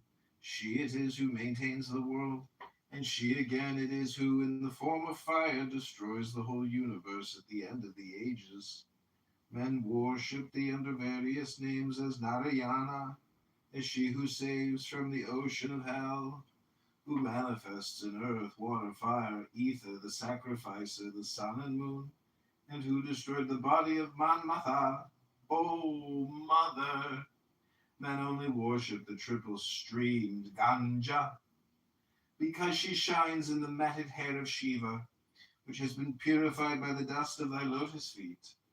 As the moon delights the white night lotus, none other, as the sun delights the day lotus, none other, as one particular thing only delights one another, thou, O mother, delightest the whole universe by thy glances. Although thou art the primordial cause of the world, yet art thou ever youthful. Although thou art the daughter of the mountain king, yet art thou full of tenderness. Although thou art the mother of the Vedas, yet they cannot describe thee. Although men must meditate upon thee, yet cannot their mind comprehend thee. O mother of the worlds, those who have reached that birth amongst men, which is so difficult to attain, and in that birth their full faculties, yet nathless do not worship thee, such though having ascended to the top of the stairs, nevertheless fall down again, O Bhavani, such as worship thee with fragrant flowers and sandal paste, ground with cool water and the ethereal region.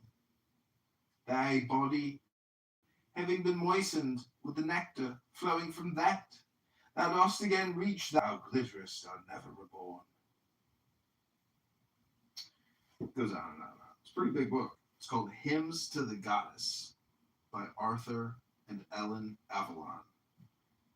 Published by Ganesh and Company, Madras Private Limited. Hello?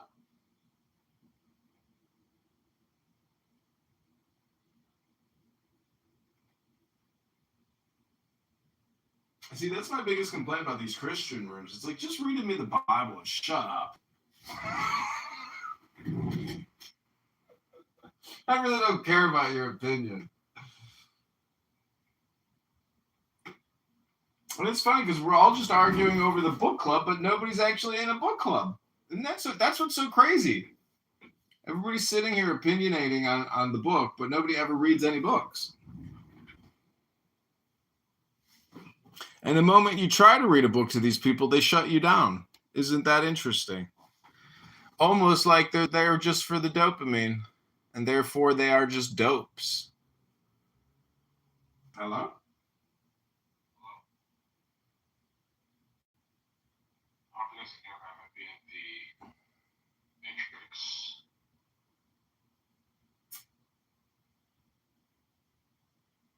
Narja is, she's on a pee-pee break. She's taking the dog for a pee-pee walk. Take for pee-pee. Take a pee-pee.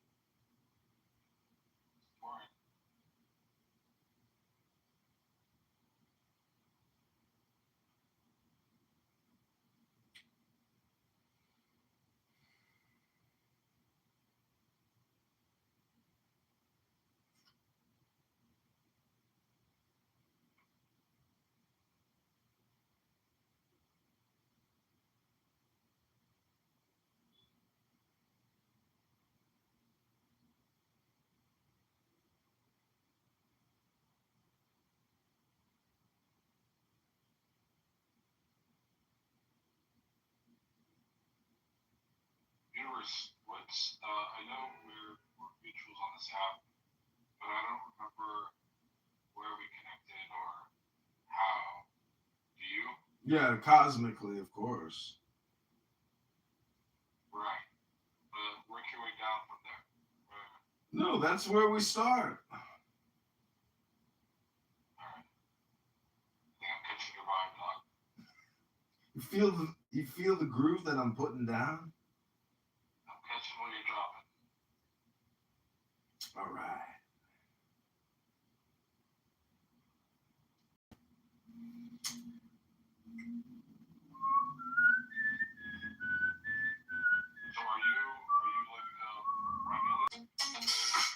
Will you accept an answer in music form? All right!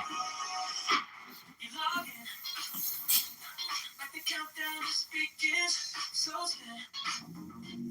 Every scroll just leads to him. Full page, pulling traffic to the booth.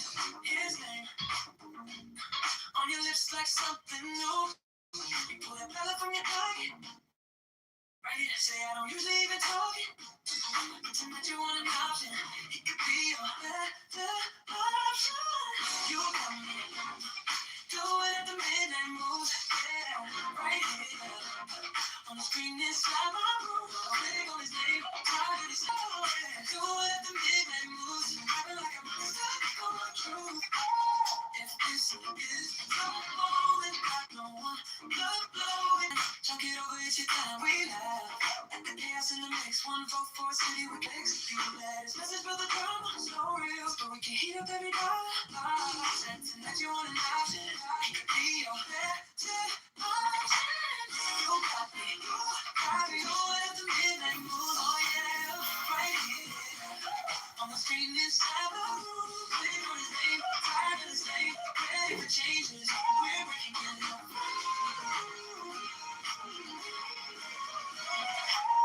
You got me, do it at the midnight moon. I feel like I'm stuck on you. If this is your moment, only these have me. Lights fade, but the votes go round. Don't slow, weddings running all through the town. If this is just a one-night drive, then let's stay up. Give it. You got me. Do it at the midnight move. Wait. On the screen inside my room. Living on his name, tired of his name. Ready for changes. We're breaking the rules. You got me. Do it at the midnight move. Slipping like I'm stuck.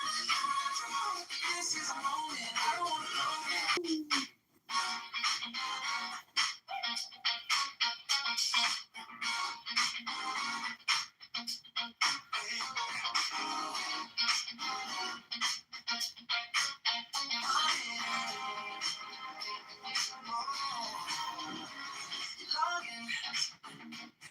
Like the countdown just begins, slows in. Every scroll just needs to kill me. Full page, pulling traffic to the booth. His name on your lips like something new. You put a ballot from the pocket, right? Say I don't usually even talk it, but tonight you want it out, yeah. It could be your option. You got me. Do it at the midnight moves, yeah, right here. On the street inside my room, clear his name, tired of his name, ready for changes. We're breaking the rules. You got me. Do it at the midnight move, like I'm stuck on you.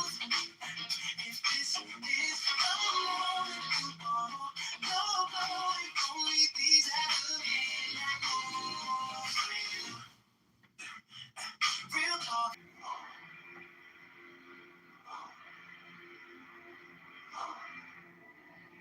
We carve your name in ash and bone. Old one, breath of fire. Currently being trained at Waking Nope, same shit. Nope, same shit.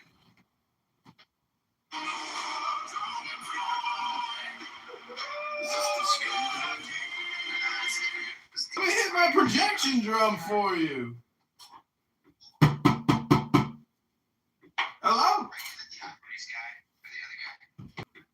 Why do you like randomly recording the clubhouse rooms and pumping them out to 0 followers?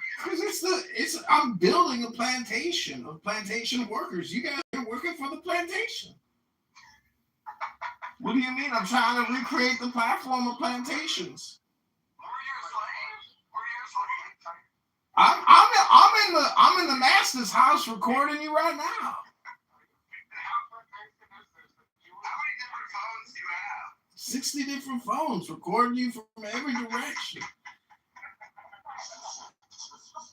don't believe him. He does have 60 different phones. So, all right, this is a plan. When was the last time you got coffee for your wife, Hodel? You earned a subscriber for real. Like, put the YouTube in the chat. This is actually good jokes.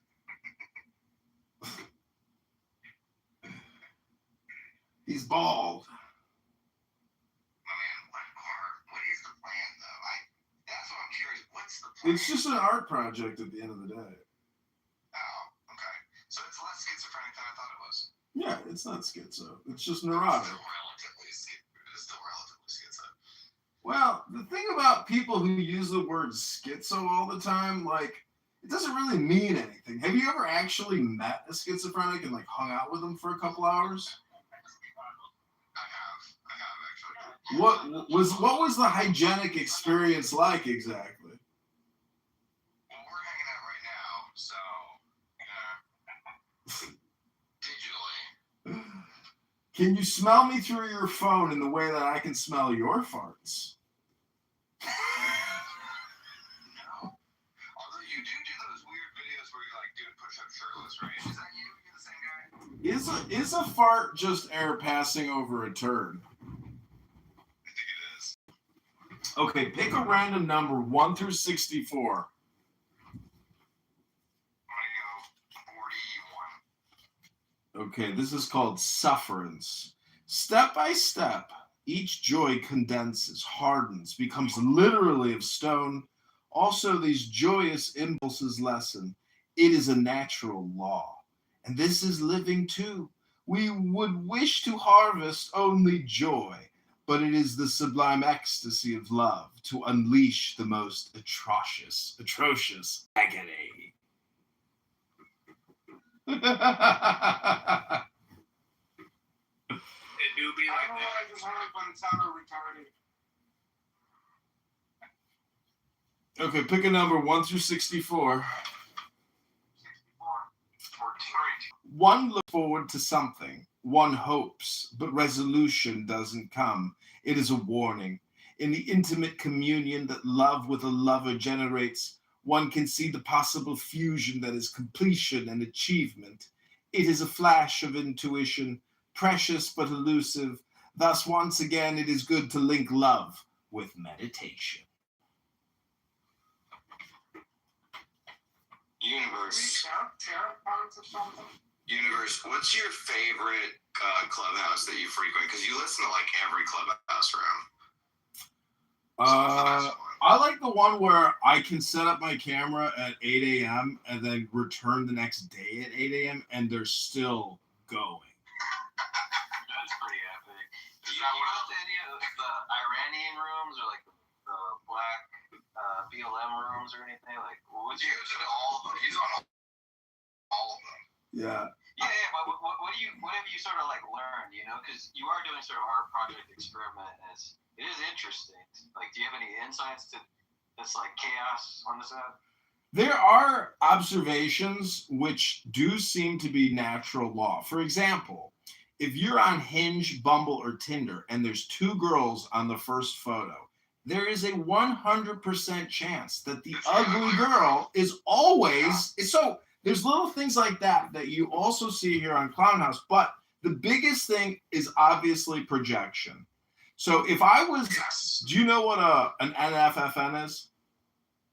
It sounds like, is that 2 dudes and a chick? No, NFFN is a but I was an African American and gay. That would be an example of perfect projection.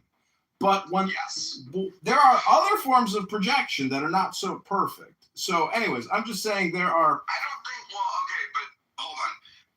Projection is just like commonplace on the internet, right? Like every internet app is projection. just, I mean, every human interaction, really. But like, Really used for marketing, yeah. yeah, what I'm asking is, what specifically have you learned from like Clubhouse? You know, It's all deals with alpha there. it all deals with communication. So basically, every achievement in human technology or science, ultimately, at the end of the day, seems to deal with communication. Whether it's the Federal Reserve or a bank, those are just centers of information and communication. They don't make anything, as you all know. What was that? Well, I'm trying to teach a group of Bitcoin maximalist utopians about communication theory. Clubhouse rooms right now. Hey, go tell that other Clubhouse room they're right. Tell that other Clubhouse room we hate them. Rivka, they're saying you're annoying. Hey, this guy's a Okay, so this is a. I got a lot of tripods. Okay, so this is the other thing I want to tell you about, which is called supernormal stimulus or super stimulus. See the fake nose piercings in my nose and the gay fan and the stupid hat? That would be an example of being extremely annoying for the sake of trying to draw attention. It's the same thing as peacocking with Dr. Strauss and the stupid pickup artist game. So what I'm trying to say is there's a lot of people on here. I don't think that guy's a real doctor, by the way. Well, no, anyways, you get the point that people essentially, do the flash game. It's just communication 101. And example, MAGA. How many times do you hear stupid people on this app talking down to MAGA people who are actually just Republicans and they don't even know MAGA is a slogan? They think MAGA is like a political party or something. So we're talking about dumb people here who really don't understand the difference between opinions and facts. And their whole existence here is trying to project their shitty opinions and then rudely make people accept them as if they're facts. Hello? Yeah, well, that makes sense. Listen, you got to be here in the morning when we hear a lot of that stuff, lots of negativity. Now, tell me about negativity versus positivity in general. Like, what have you experienced? Okay, so as the universe, I don't actually have to answer every question, but this is another observation. That this app is actually an ESL app for people that don't speak native English like yourself. That is one of the most fundamental observations about this app, is that people are here practicing their English. If you're ever in a room with a non-native English speaker, you will realize there's no point to the conversation other than to let that shitty English speaker talk their stupid, boring shit at one word every couple seconds. They always come up and they go, they're like Indian guys, and they come up and they go, "Hey, bro, dude, bro," and we're like, "Why are they coming on stage? It doesn't make sense." But now I get it. It's the ESL thing. Yeah, Universe, we've been seeing a lot of these in the mornings. Like, have you been noticing any patterns? Like, a bunch of like Iranians and Indians showing up, just kind of saying "bro" or whatever. Like, have you been seeing that? Have you ever talked to a stupid bitch from Hinge that calls you dude or bro? Universe, how many tripods do you have? I don't know, maybe like 40 tripods. So what I was doing is I have 4 recording studios here in my house, and in every room I have a different Clubhouse room going with 4 phones pointed at that room. And all I can say is, right now in Uganda, there's a chimpanzee civil war. There's hundreds of chimpanzees fighting a brutal, savage war for dominance. And the thing is, people on this app are very much like chimpanzees. They're stupid, they're retarded, and what we're trying to point out is that there are laws of nature, and people on this app are completely oblivious to what the laws of nature could possibly be, or even God's law. If you were to ask somebody, what is God's law?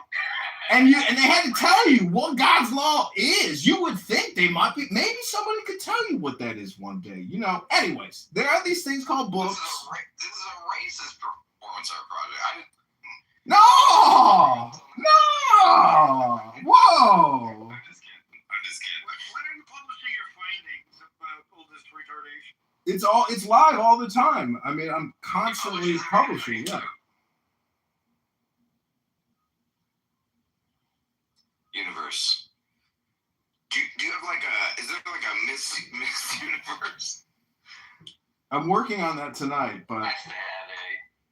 look, I just matched with this Muslim girl on Hinge. You can't acknowledge that.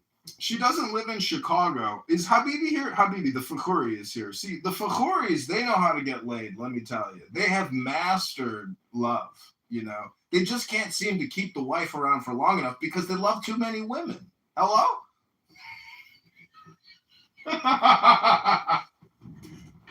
fired. And if you have to get hair plugs instead of dressing well and going to the gym and having a good tan, I hope you win marriage. You deserve it more than Lori Lightfoot, that's for sure.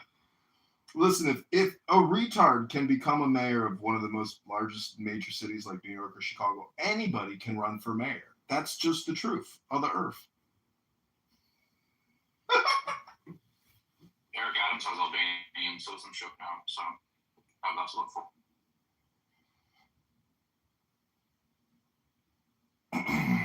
Did you see the stupid Curtis Sliwa video of him and Mamdani like acting like faggots, drinking tea, and having cats on their couches?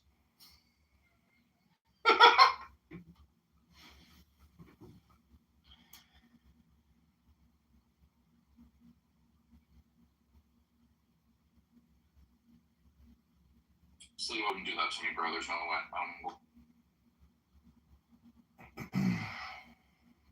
Okay, but I have come to the conclusion that talking about the national debt, even if it's 40 trillion or 100 trillion, it really just doesn't matter because it's all relative to other currencies around the world. But also the fact that if you can create debt out of thin air, you can delete debt out of thin air. Pens and wands. So debt resolution, lawyers, and politicians, it's all just a civilizational game. It's just game theory, and it's political. Vaccines are political. The debt is political. The plastic in your food is political. This stupid app is political. You know, my left testicle is political against my right testicle. That's why you're running for Congress or something, right? No, I'm running now for the mayor of Chicago. I was removed from the ballot for Congress. That's weird. Yeah, the Republicans got me kicked. You're in Chicago. You should run for the Dems, man. They let John Wayne Gacy run. Yeah, that's what they tell. That's what people keep telling me. Run as a Democrat. Run as a Democrat. They let John Wayne Gacy run. I mean, they'll let you run. Well, you know. Right? I think you're good.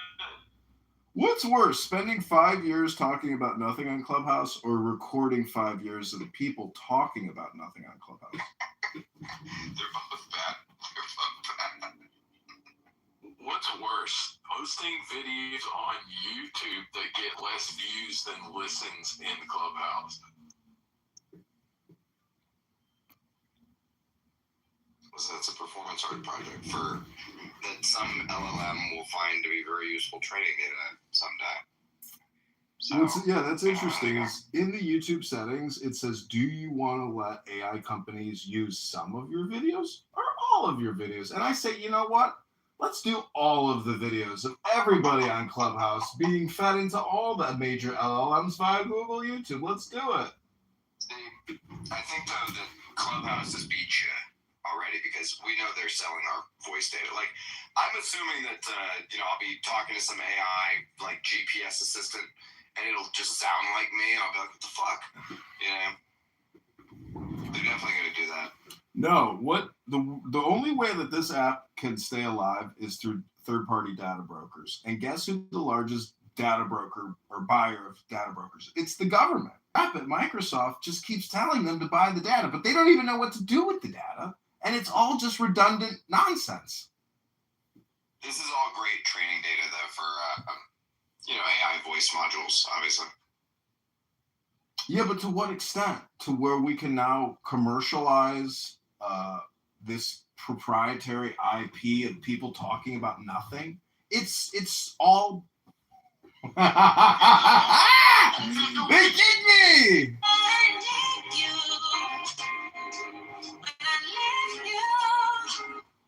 We did it. Kicked from room number 16,976. Another Bitcoin martyr. Okay, gonna go work out, everybody. Hope you're having fun. Most of the foregoing practices will not at first be clear to you, but at least they have trained you in determination, maturism, incrispation, and many other qualities which are valuable to all men in their ordinary avocations. In no case would your time have been wasted. And you may gain some insight into the nature of the great work which lies beyond these elementary trifles.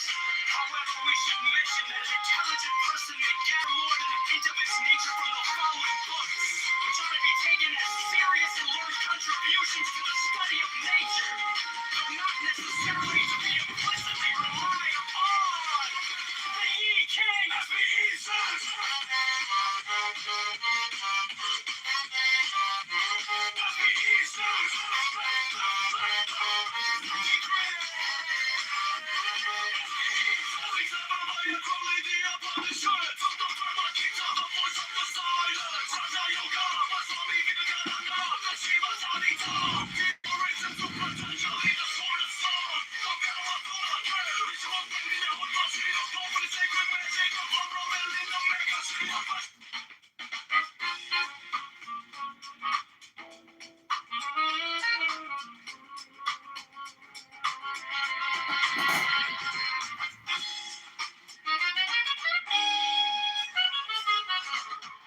City lights are glowing amid with dust. Streets are humming low with a restless trust. Skyline cutting gold, lakefront shimmering slow. Dreaming of a better day, just letting it grow. Yeah, let me go. And the wind on my face, it feels like a spark. Talking about a future that can light this dark.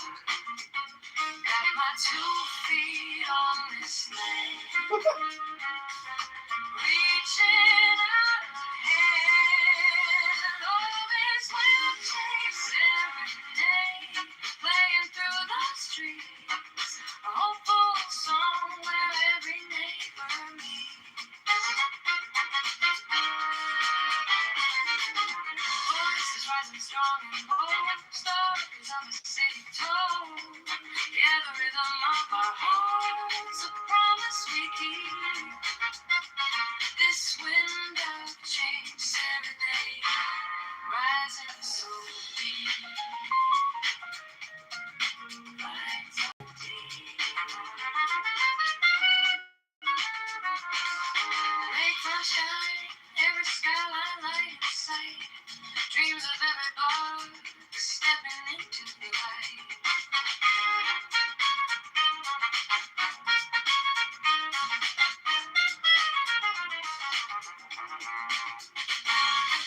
This moment's golden, we're taking back our time. Every single voice, a powerfully placed line. And the wind on my face, it feels like a spark. Talking about a future that can light this dark. Got my 2 feet on this land.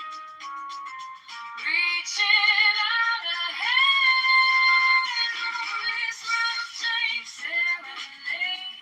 Playing through the streets.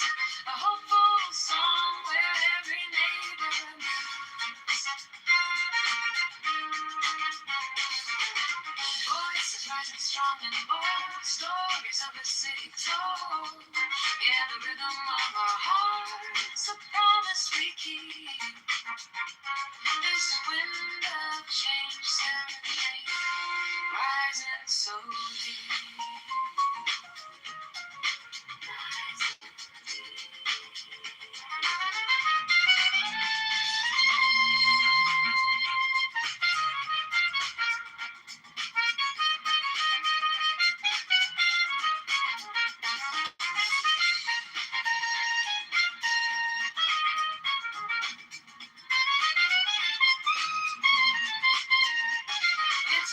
shift in the breeze, put our worries at ease. Hear the sound of the city calling out to be free. Oh, this wind change serenade playing through the streets. A hopeful song where every neighbor meets. Voices rising strong and bold, stories of a city told. Yeah, the rhythm of our hearts, a promise we keep. This wind of change serenade, rising so deep. Oh, it's really long.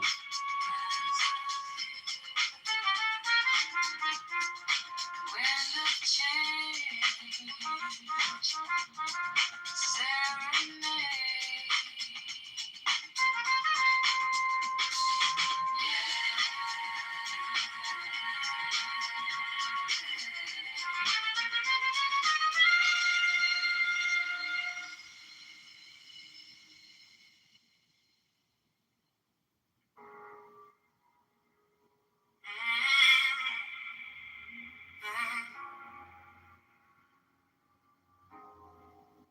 City lights, but they look so cold.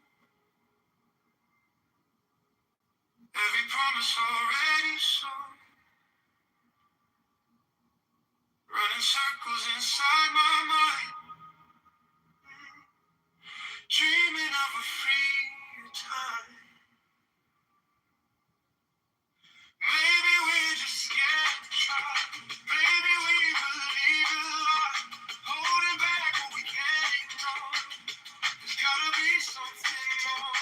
I hear a voice inside my chest saying don't settle for less.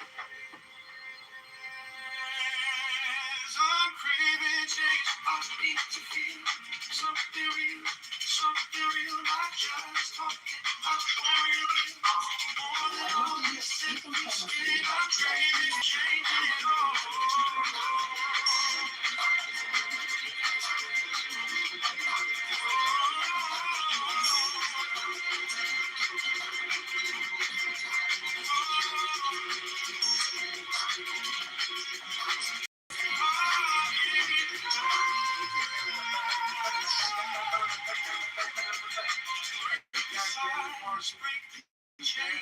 Raise a voice in every lane. Never fall, turn time. No one letting life pass by. Maybe we can change the sky. Choosing how we live and thrive. Building dreams we can't ignore. There's gotta be something more.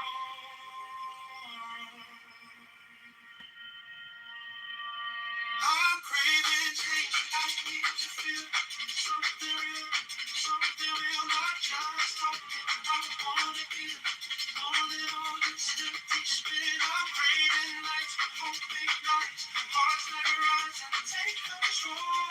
If we're falling, we can stand together. We can change it all.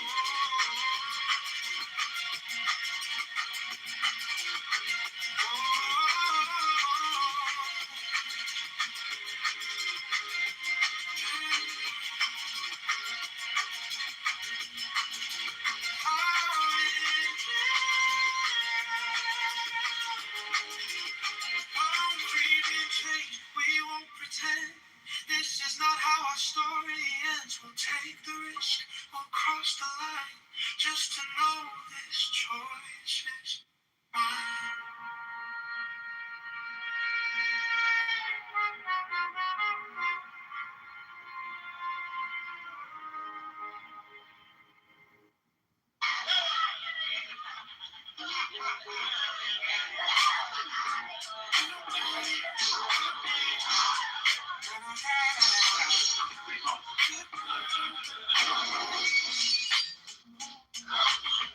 Check my phone, read the city news. All these headlines, we got more to lose. Talking about the neighborhoods that need some love.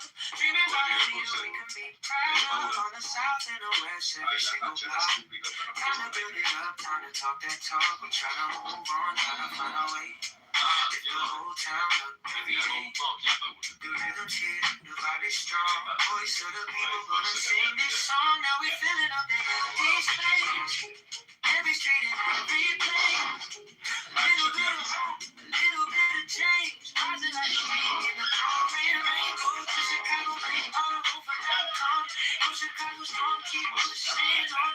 Go down, Kitover, lift up every space.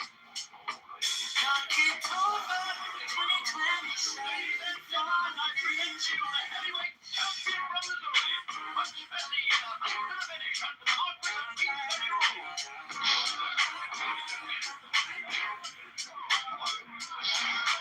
one step, two step, marching down the road.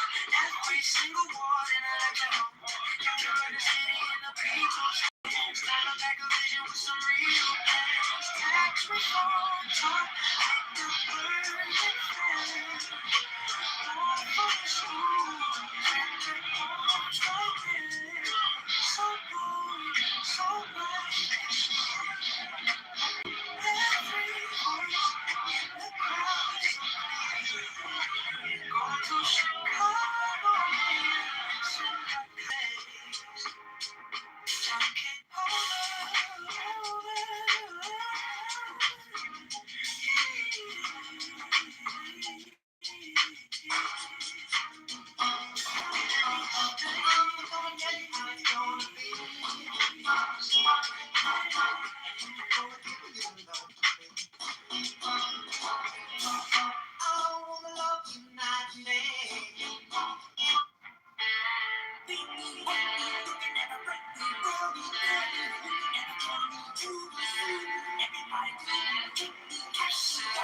elections coming Tuesday.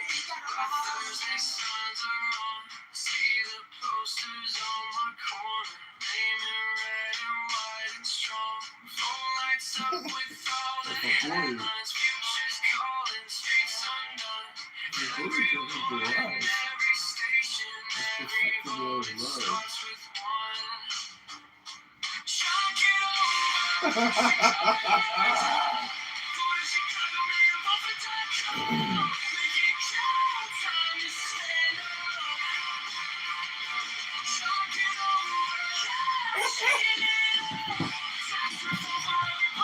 Tax reform.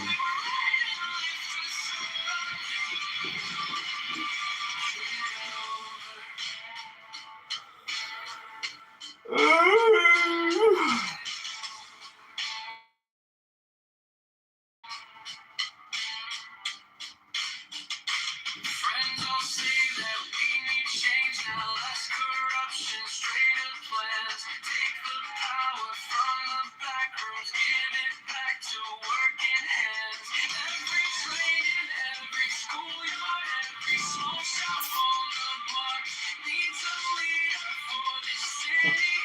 Oh, Scott, dude, you better pay attention. Let's start with Jimmy Stable. Oh, shit.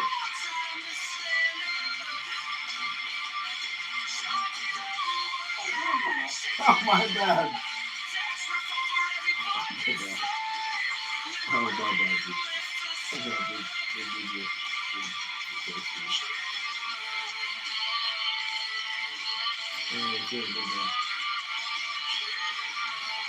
You better ban Willie will fuck you over. What?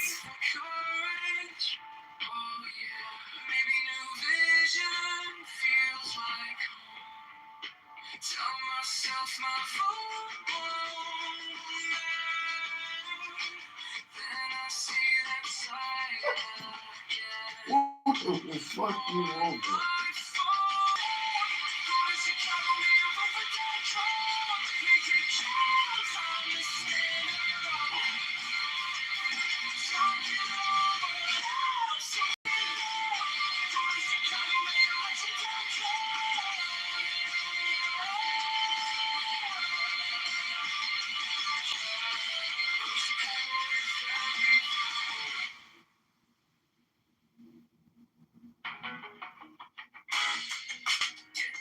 I was waiting for a sign to start, like a map drawn out in the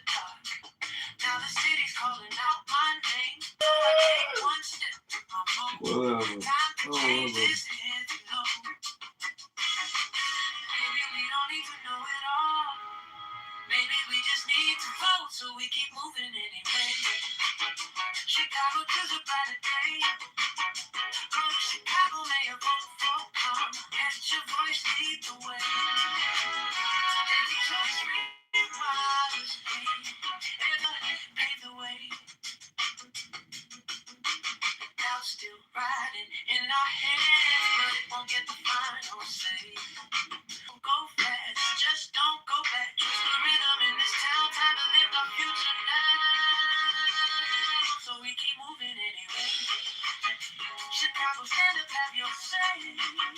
Go to ChicagoMayElection.com. Vote John Kitover today. Every choice realizes me. Every vote unlocks a key. We want tax reform right now. Grow Chicago, rise up now.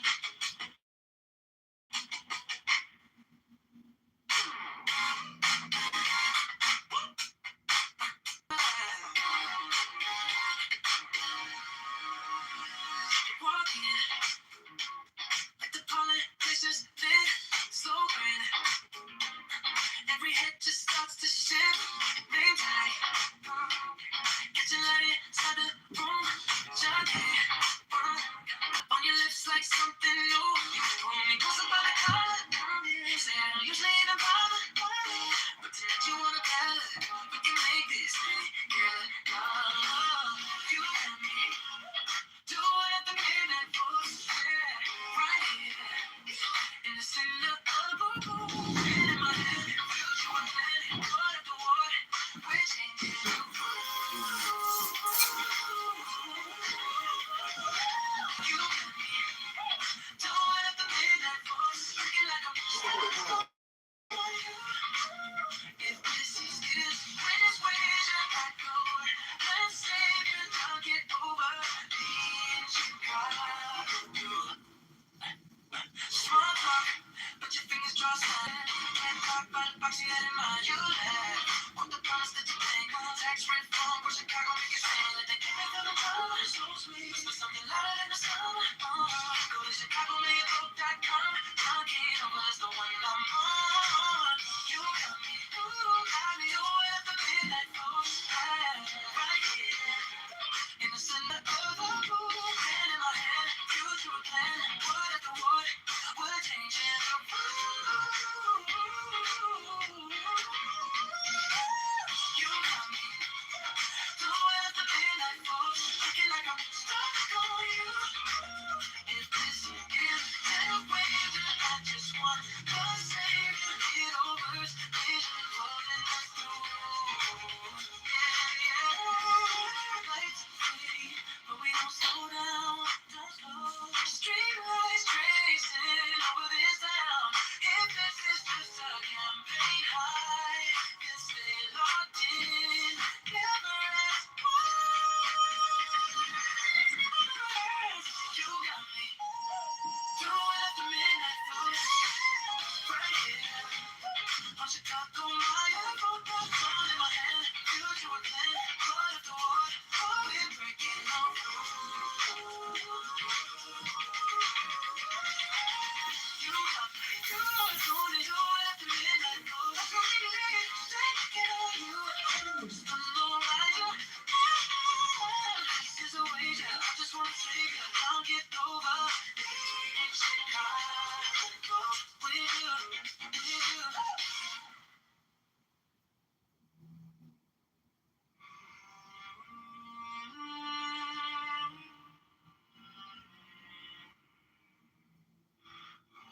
On the top of my head, little voices waving fast. Every word a tiny mirror asking, who are you really? Spamming a silver suit, politics in painted shoes, comedy juggling, our fears are tracing halos on them. All communication is ignored.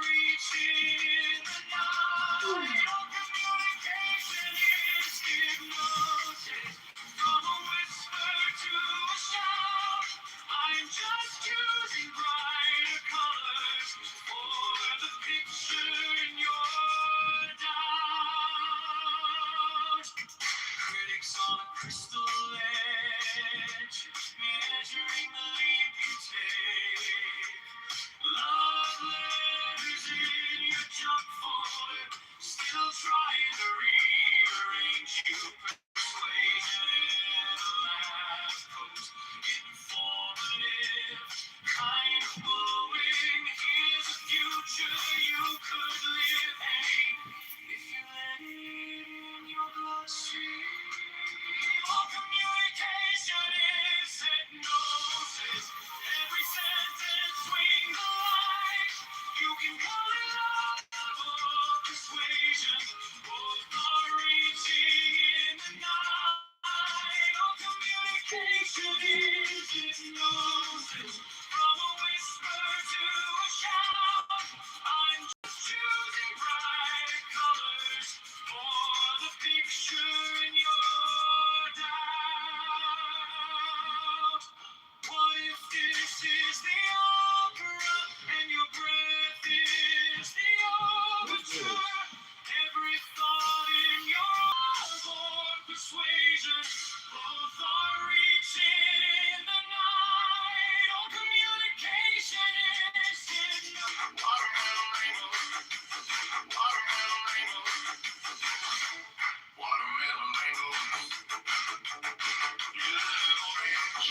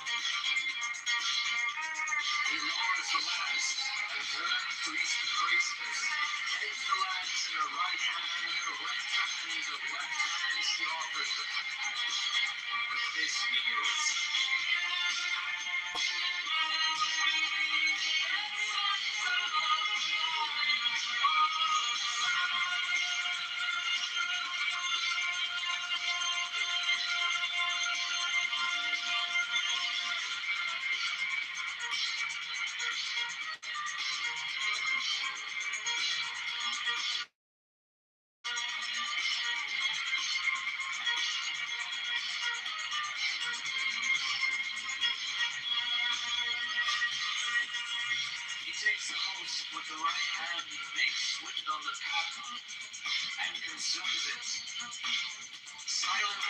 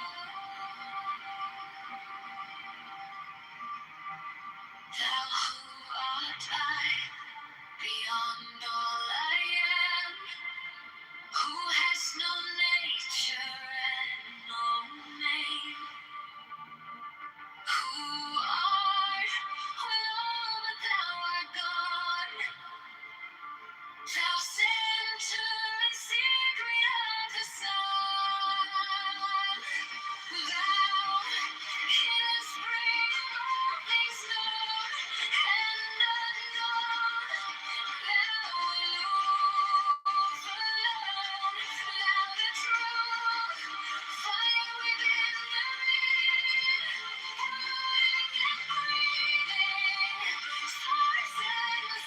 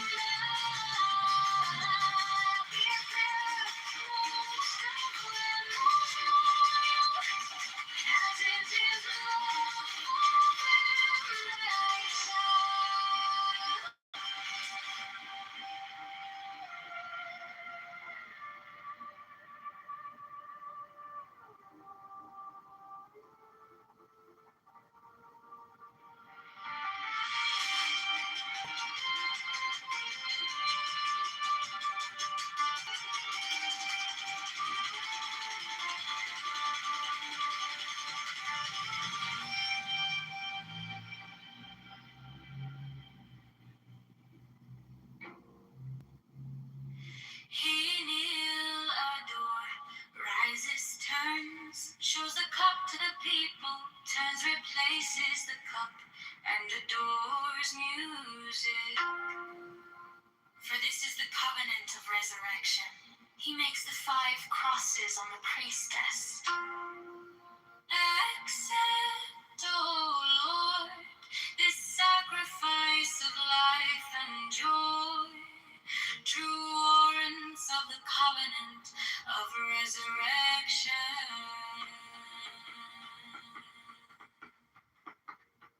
The priest offers the lance to the priestess, who kisses it. He then touches her between the breasts and upon the body. He then flings out his arms upward as comprehending the whole shrine. Let this offering be borne upon the waves of ether to our Lord, and Father the Son that travelleth over the heavens in his name on. He closes his hands, kisses the priestess between the breasts, and makes 3 great crosses over the paten, the cup, and himself. He strikes his breast. All repeat this action. Hear ye all, saints of the true church of old time, now essentially present, that of ye we claim heirship, with ye we claim communion, from ye we claim benediction in the name of Yahweh.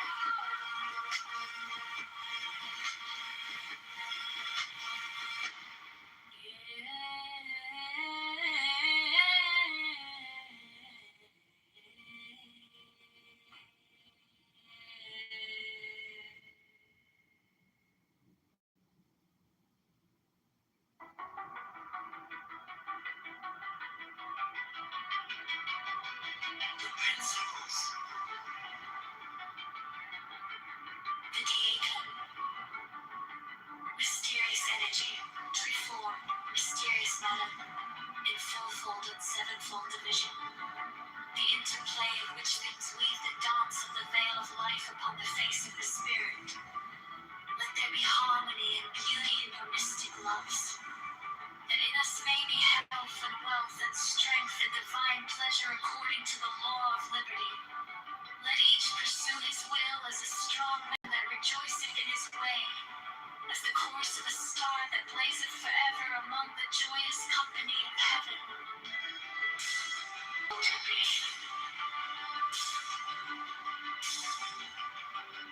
So will it be.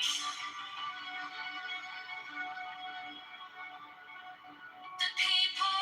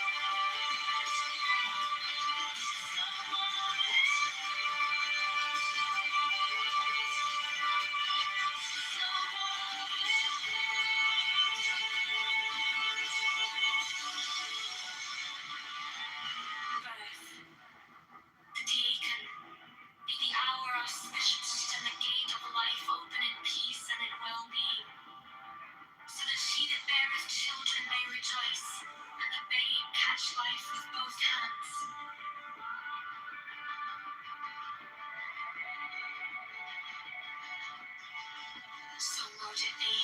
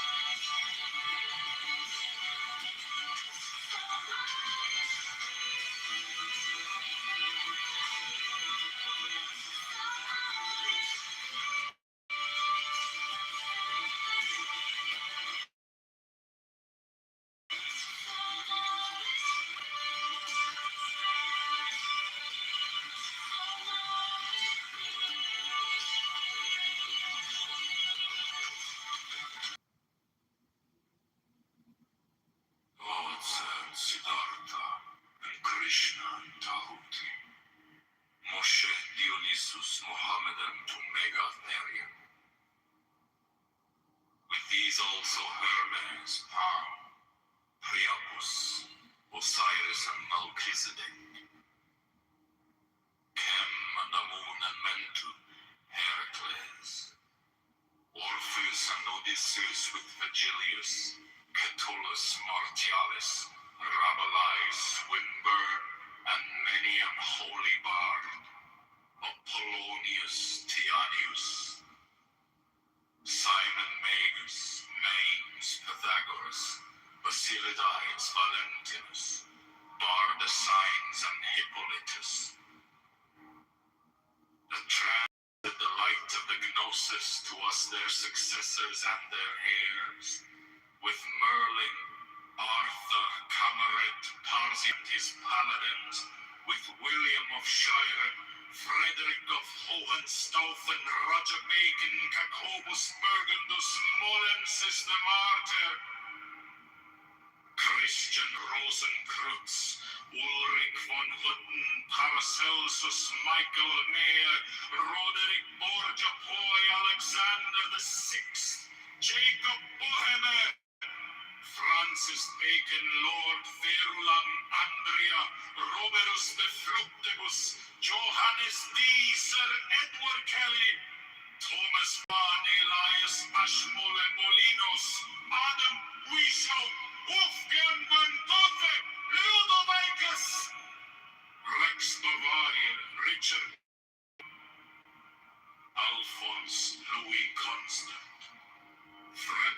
Rachel Hargrave Jennings, Paul Kellner, Forlorn Dukes, Sir Richard Payne Knight, Paul Gorgon, Sir Richard Francis Merton, Dr. Gerard Encousin, Dr. Theodorus, and Sir Alistair Crowley of Sons of the Lion and the Snake.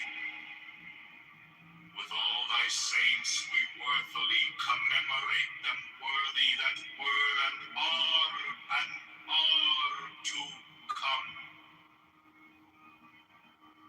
May their essence be held present, potent, puissant, and paternal to perfect this feast.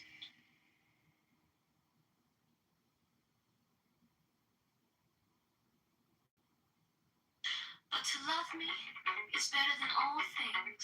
If under the night stars in the desert thou presently burnest mine incense before me, invoking me with a pure heart, and a serpent flame therein, thou shalt come a little to lie in my bosom.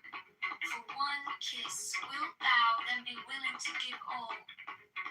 But whoso gives one particle of dust shall lose all in that hour. Ye shall gather goods and store of women and spices. Ye shall wear rich jewels. Ye shall exceed the nations of the earth in splendor and pride. But always in the love of me, and so shall ye come to my joy. I charge you earnestly to come before me in a single robe and covered with a rich headdress. I love you. I yearn to you. Purple, purple, purple belong to us. Pleasure and purple and drunkenness of the innermost sense. Desire you. Put on the wings and arouse the coil of splendor within you. Come to me, to me, to me.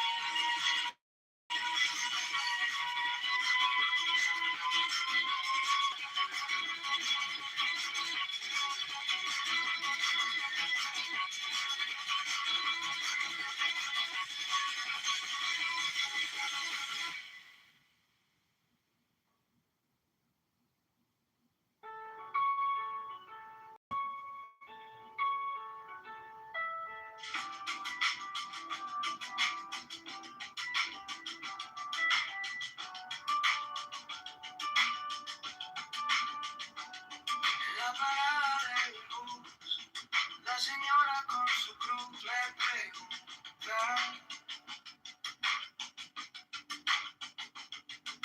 Y este cañón, de verdad piensan los blues. El chaval con su café, 3 trabajos, poco pie, dice. Quiero a alguien que en fin se parezca un poco a mí. Yo para el mayor de Chicago, para los botes, para el bar, para las personas de las pipos que nunca salen de los libros. Yo para el mayor de Chicago, la voz del norte y del lado sur, para la familia en el lago que sueña un futuro azul.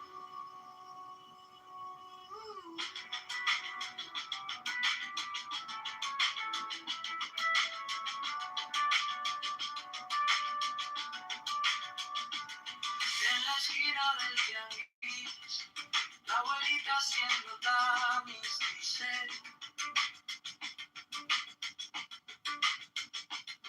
quiero ver la luz en la escuela de mi Luis.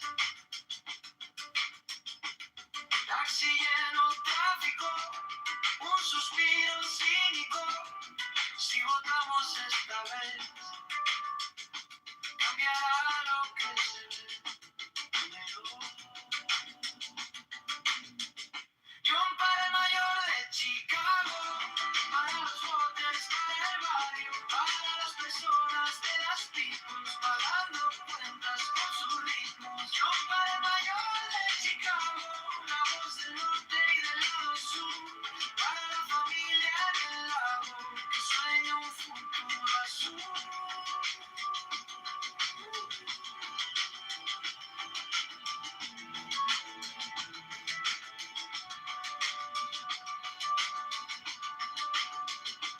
No queremos santo ni actor, solo alguien que escuche el dolor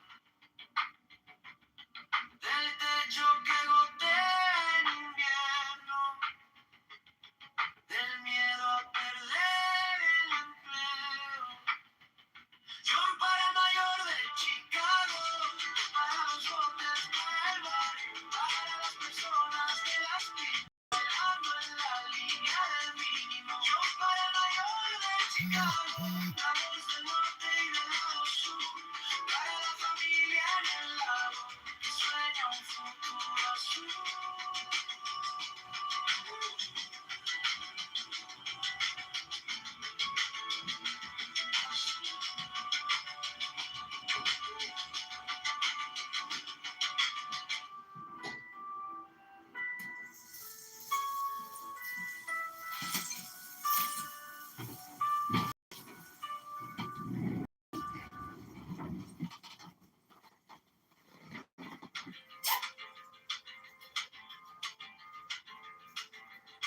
En la parada de luz,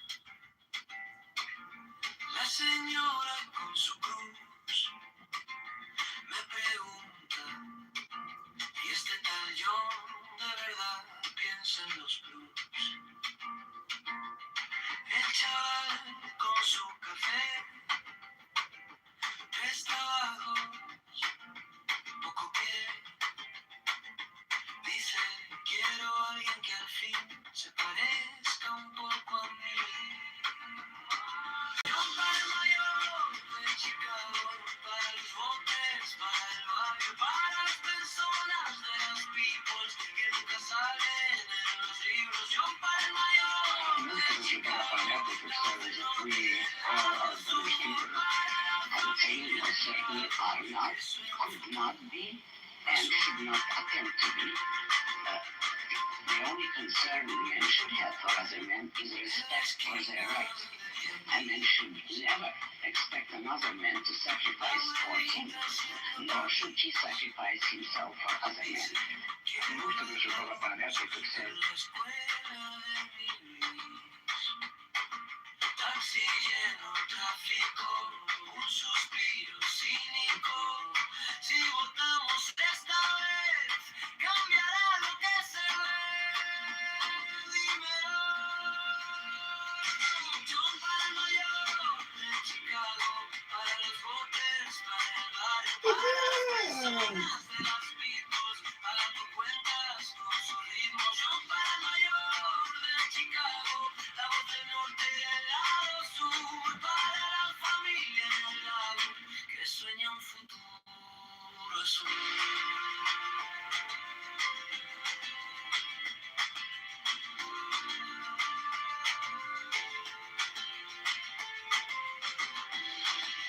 No queremos santo ni actor, solo alguien que escuche el dolor del techo que gotea en invierno, del miedo a perder el empleo. John para el mayor de Chicago.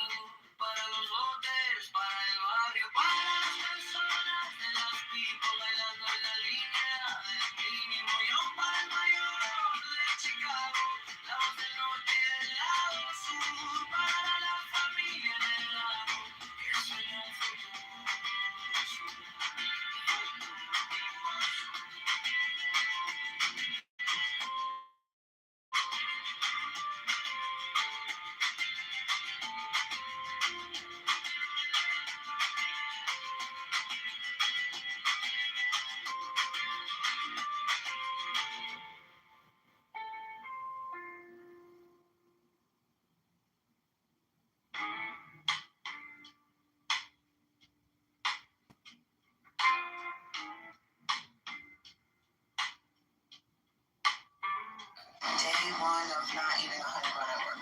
I didn't go to work today, so we are off to a good start. I've been eating.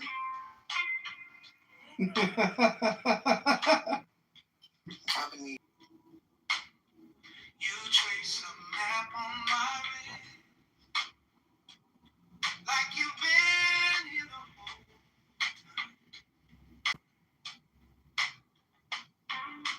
Patterns sway slow, your hair caught a little sun from somebody's window glow. In the middle of the night,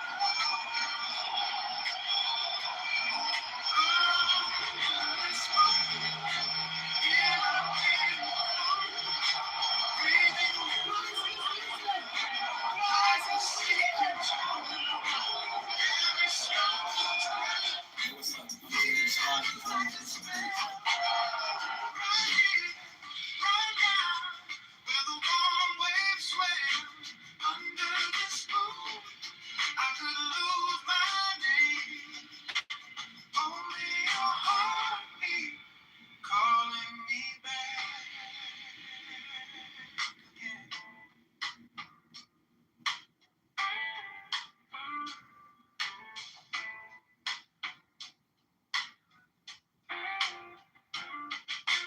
Glass on the table, rings left behind like halos.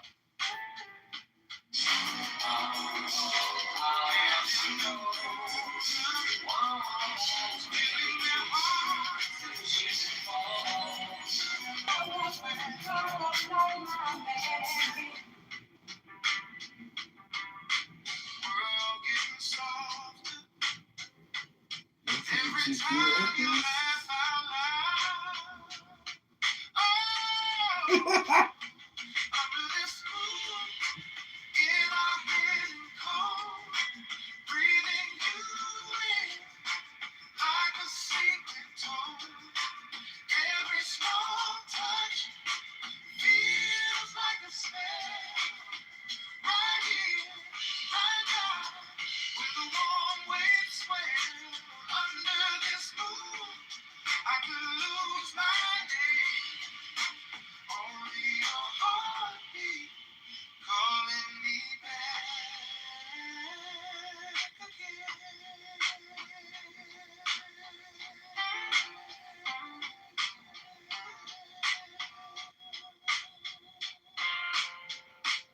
If the tide creeps in, let it cover our tracks.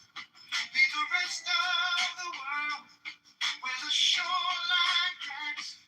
Just your hand in mine, just that slow, soft line.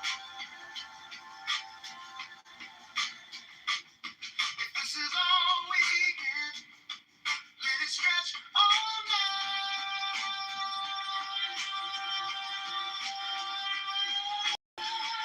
Under this moon, in our hidden cold, breathing you in like a secret tone. Every small touch feels like a spell. Right here, right now, where the warm waves swell. Under this moon, I could lose my name.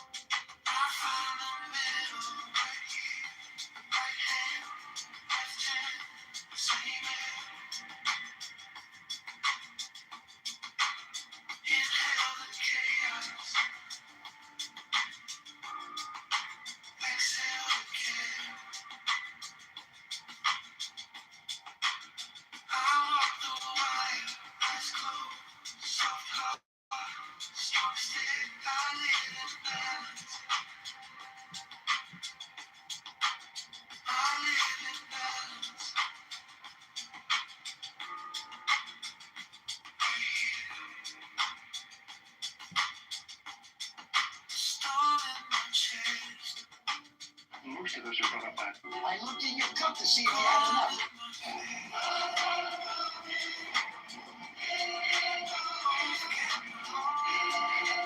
Attitude, I swear this counts. Quiet place. Sound in my bones. Let them dance through the strain.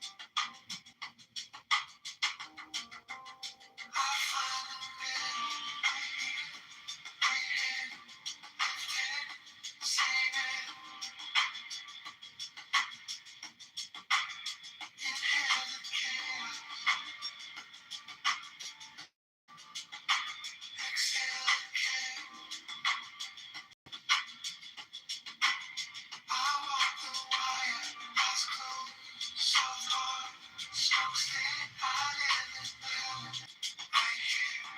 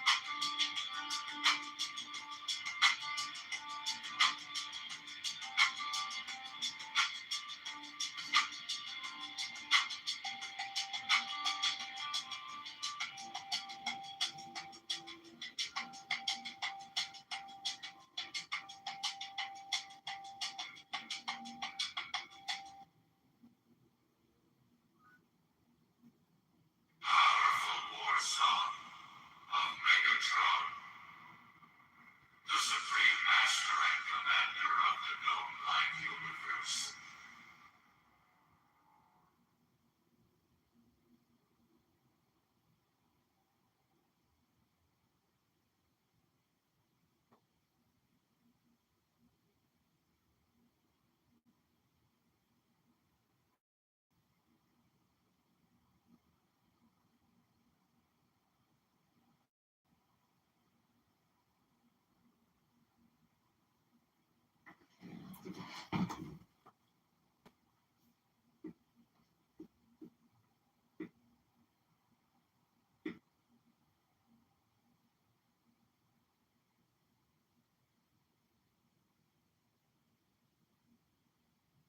You know? Yeah, so we'll run Huddle harder next year. Let's go, baby. Hopefully we'll be having some good Bitcoin price action then. Oh yeah. Huddle for president. That's right, baby.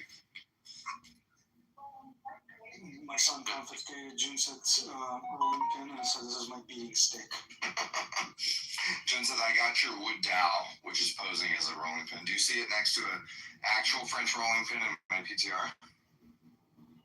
I do. My wife liked it though. She was like, I like it. I like how chunky it is. They serve different purposes. You know what's funny though? I didn't tell her, is your wife like this? I didn't tell her that you made it because for some reason, if it was from my friend, she would be like, it's no good. But because I was like, this is just a nice rolling pin I bought you, she was like, it is nice. But if I said my friend made this, she'd be like, stupid. It is nice though. Mm-hmm. It doesn't roll straight. I'm gonna be honest. It's not. It doesn't roll. It doesn't roll smooth. Put it on dough. It will. Yeah, but like on the ground, on the marble, I was testing it. Didn't roll that smooth. How often do you cook? 0. Yeah, it's a decorative item. Fuck off. I felt like it could have been a little smoother. No, you don't want that. You want the dough to like kind of stick to it a little. That seems like a cope. Yeah. No, it's true. I don't know, man. It was. I don't think it was level. You know. Oh, I'll make you another one. I'm sending it just because you're a dick. I'm gonna send you a video of it making noise when I roll it. Oh, okay. You'll see what I mean. You'll see. All right. You'll all see. No, I'm just kidding. I don't need to do. There's no care instructions for this, is there? Oh, not really. Yeah, just roll it around on some dough. It's not like I'll ever use it, so. I never will, but my wife does. My wife bakes, so she'll use it. Oh. She'll use it. I got her one of those fancy KitchenAid mixers, and I have to tell you that's the best investment you can get your wife, because even though they're very expensive, it just inspires cooking. You know, I love those things. We got a red one. Yeah, that's what I got. Candy operated. There's the thing is like I was watching a video yesterday about that. It says why yours won't last forever, but your brownies did, and I didn't get to finish it, so I don't know the actual answer yet. But it seems like they feel very well made. I mean, I don't know. The same made. It's gonna be made for 15 years, so they feel well made. You know, there's an even more expensive commercial grade one you can get. Is it a whole part? No, it's a KitchenAid, but it's like $1,000 KitchenAid versus I think the one we both bought is like $600. But it only comes in like stainless. It doesn't come in all the cool colors or whatever. Interesting. Yeah, but that one's even beefier. I don't know. It feels like one of the best quality items we own in the kitchen. You know. And these places don't believe that they have clients at that level, so they don't make them pretty. Right. They're sorely mistaken. Well, just making it pretty in and of itself, it'll become a thing that women buy just to have in the kitchen because it's an aesthetic thing. You know, whether they use it or not. $1,000 as a dude. If you're like not rich, you're gonna look at it like a Jew. But if you're rich, I want the best one. Yeah. And you're looking at $1,000, it's $300. Well, I guess you get the $1,000 one. You take candy off your head just like the other one. You're looking at the right way possible.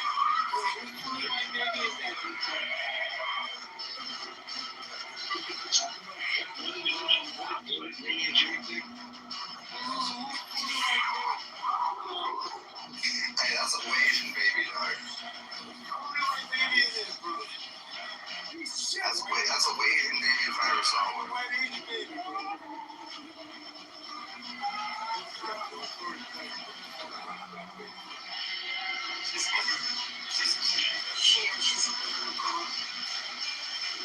So you got the Johnson smile there. Picture two. That's right. You can see it. You know, like in 20 years, you're going to hear us fucking speaking for the Vietnam. Why you fight for your country, Vietnam? These guys for your country, Vietnam.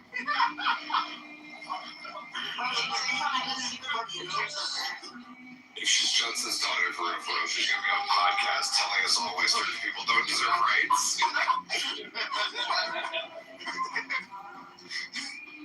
She'll get away. Female Johnson is a powerful thing because she'll get away with a lot more than Johnson can get away with.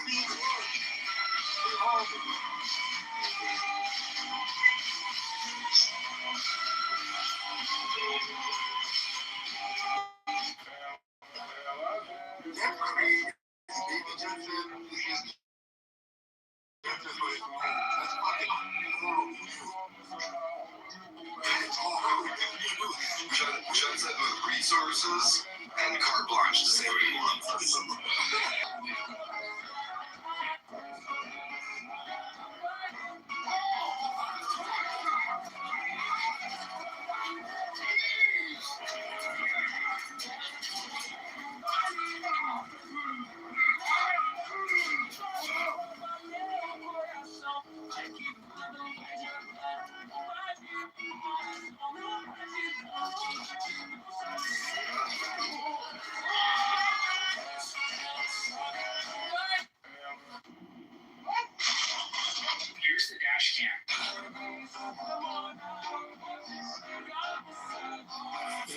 said, now that I think about it, that's how your babies come out. I don't think you understand the N-word. She was winning. I don't think you can say it. That's fucked up. Not now. I mean, right now, listen, if she says, like, I have no black in my family, everyone will believe it. You touch me that thing again. My baby's gonna say that. No way. At least they look like that fucking cops Dominican. They still Dominican people. I know they're trying to speak Spanish.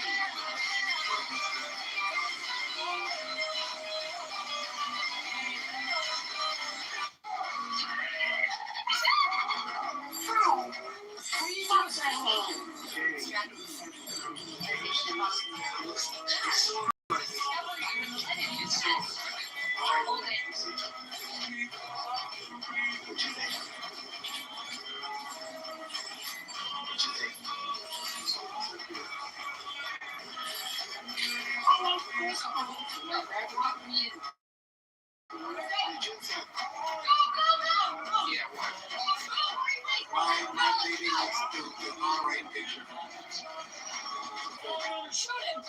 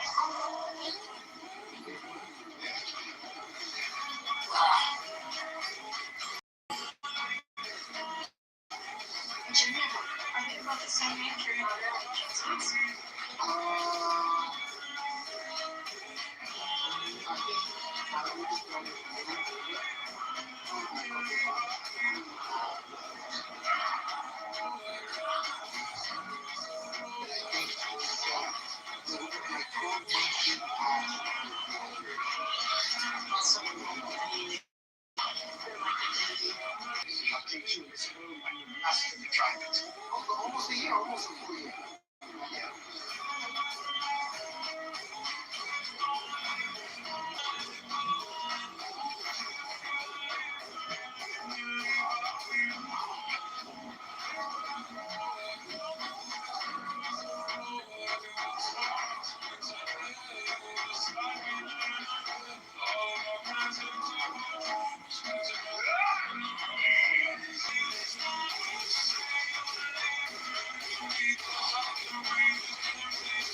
I called yesterday. My phone's a mess. What's going on? Oh, it tells me I got 162 viruses.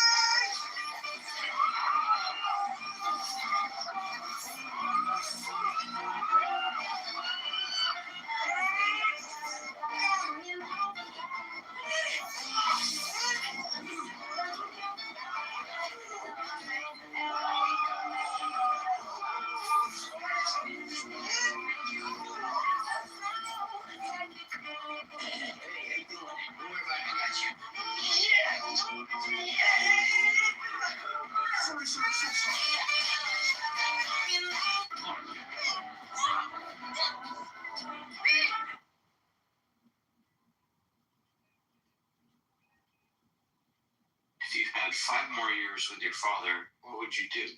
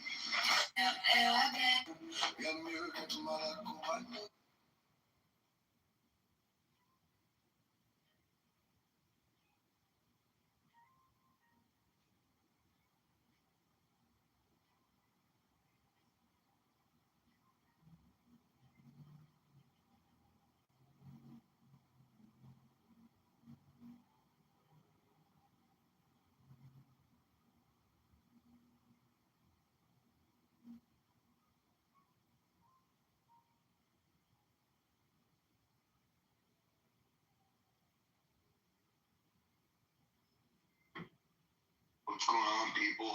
Is the consensus now that the street is going to be open soon? From what I'm hearing?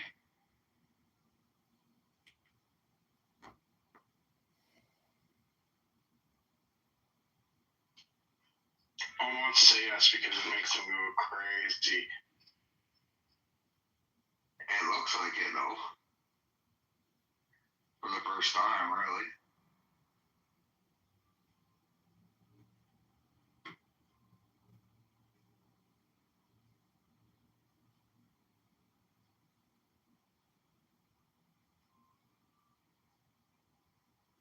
Is that one of the hobbits in your PGR, John says? What's that? I said, is that one of the hobbits from Lord of the Rings in your PGR? You must think the hobbits are gorgeous. I'll tell you what, that's not what Jared Tolkien wrote.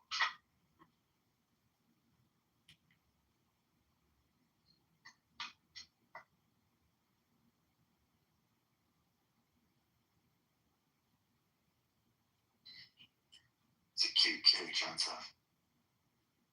Agreed. 5 years from now, does the Republic survive or not? I think it's an open question. It's so funny because, like, it's like if, I don't know, I feel like she's not going to have that problem that you have, Joseph, where, like, she's not going all the time because she's way cuter. She's like John Seth if he was adorable. Yeah. I found a wife. Don't forget that. Oh, I don't. It's impressive. Wow. Personality goes. It's always the same supporter.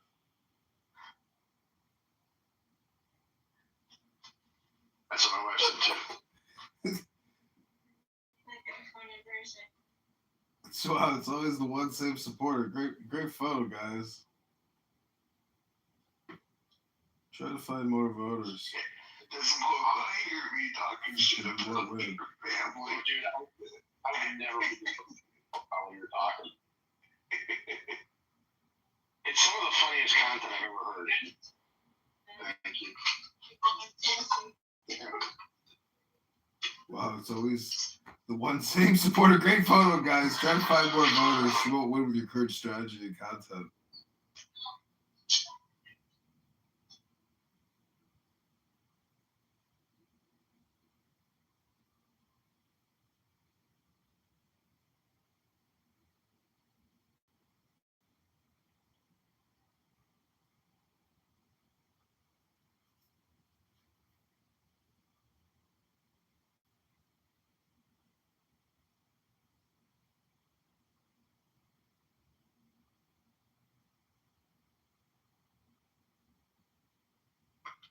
So I cut myself open.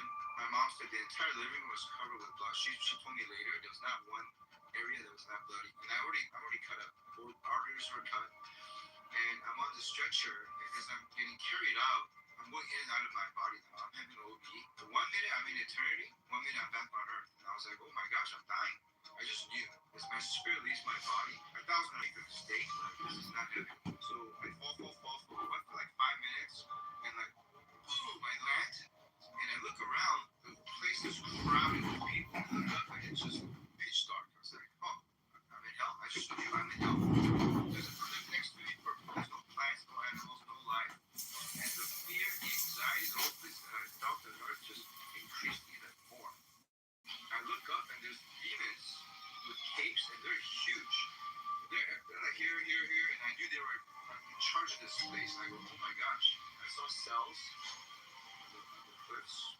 was gonna go in there and get tortured. I was like, oh my gosh, I'm next.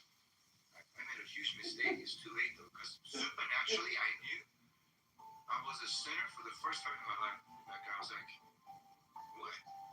Because on earth, I was a pretty good Buddhist. In my eyes, I was very righteous. Like I'm a good person. But right when I landed, the first time in my life, I knew I deserved to be there. And number two, I knew I was gonna be here forever. This is it. And that feeling of eternal separation from God shouldn't be felt by people, because it says in the Bible, God desires all people to be saved. But people go there because they choose to go there. So I believe in free will and all that. I used to be like, God sends people. God wants everybody in heaven. So free will is so real. Choice is what makes a human, and love, and God, God.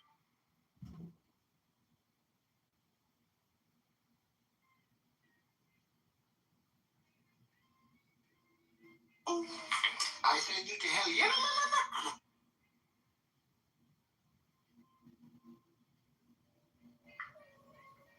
Jimmy, you're actually not even good at that. Yo, Jim said,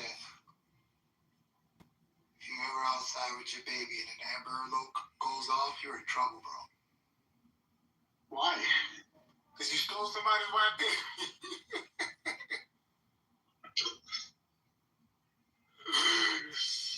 Where you go? Why you disappear?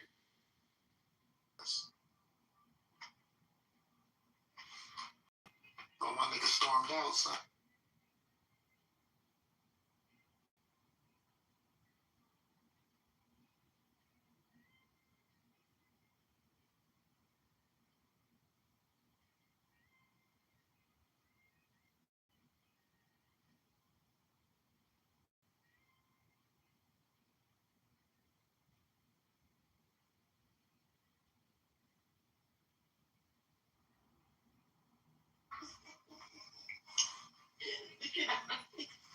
Why is Laurel's name Laurel Junsa?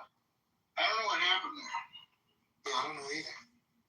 But I want to say to Jimmy, when I come, I can decide what rate of being will, like, I put into the sperm.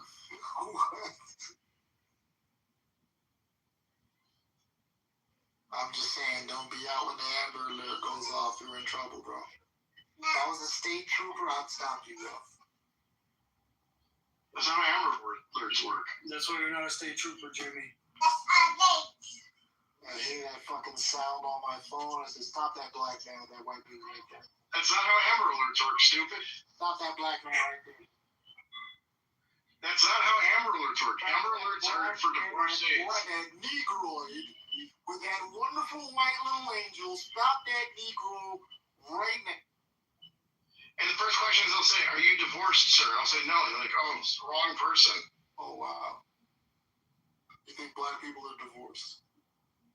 No, I think Amber Alerts are for divorcees, and one of whom doesn't like that the other one got custody. So, 99% of them are just that. It's a child dispute, essentially, what he's saying. They're not giving your black monkey ass custody. Jimmy, they give black people custody now. They ain't giving your black ass custody. Who in the NBA or NFL has custody? Do you not like that I gave her all of my English and Norwegian blood? Does that offend you? When I gave them my sperm, Jimmy, they were like, this sperm is literally white. They called it? They couldn't see it. They couldn't even see it in the microscope. You gave them albino sperm? Just pure white sperm. Use CRISPR. Use CRISPR. It's CRISPR. He's a make sure this motherfucker.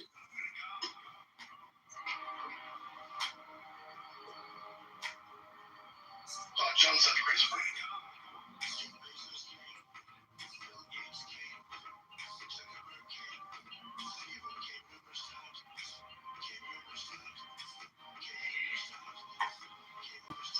Everybody's coming.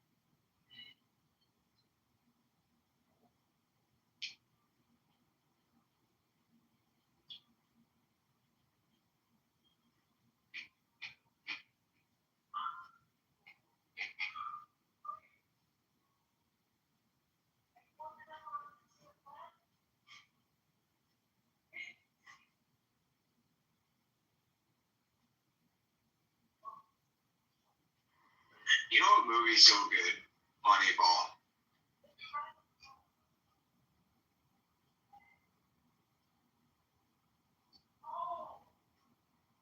What type of ball? Moneyball. It's a baseball movie. About the Oakland A's when they started, building a team based off of data more than feelings. Yeah, it's the Moneyball, the only sport that's predominantly played by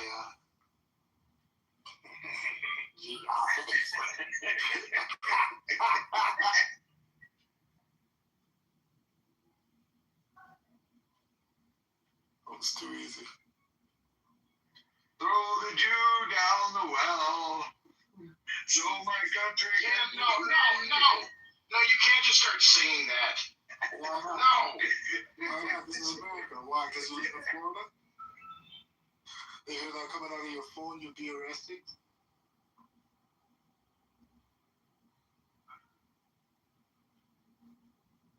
It's such a funny song, man.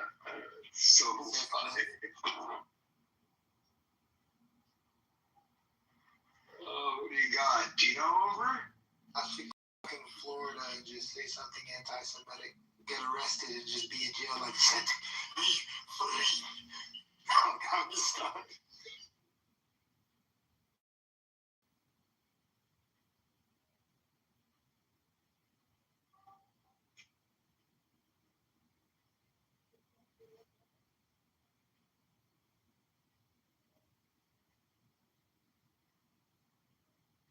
Set me free.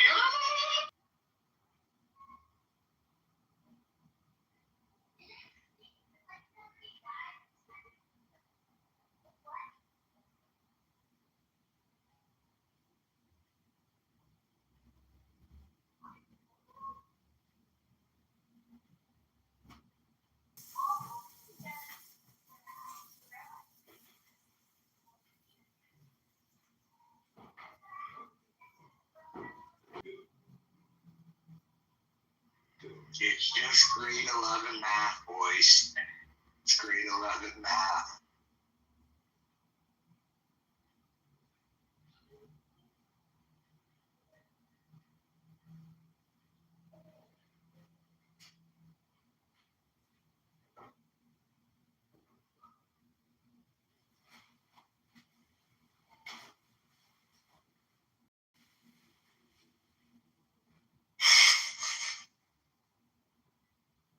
Does anybody else miss Greg Foss? Oh, him and Lawrence Lepard were like two old men in our industry that were just cute.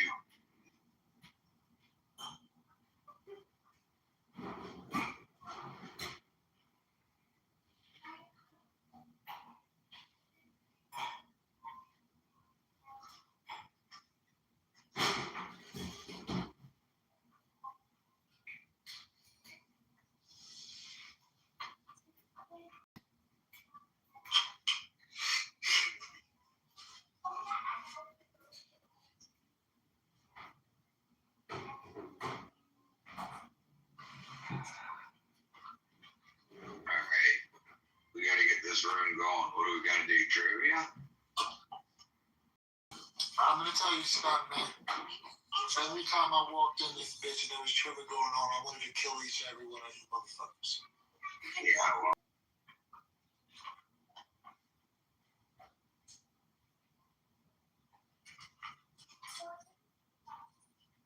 We're gonna be some trivia.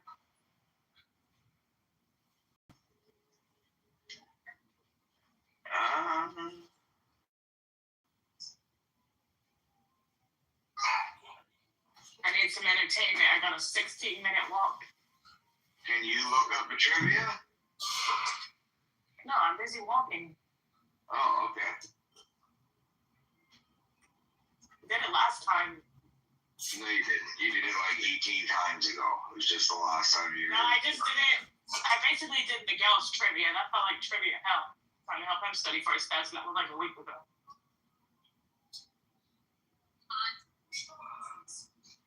Anything with Miguel feels like that.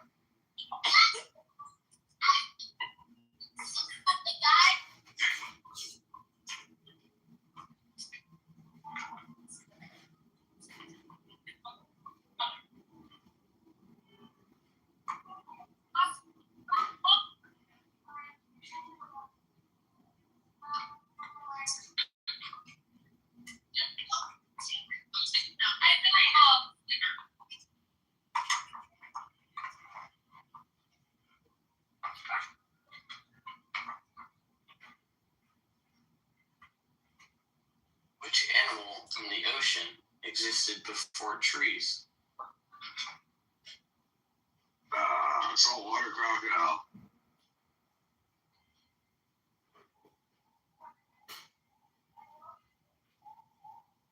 Sharks. Sharks. I don't believe any of that stuff, so. What food never spoils? Honey. You got it.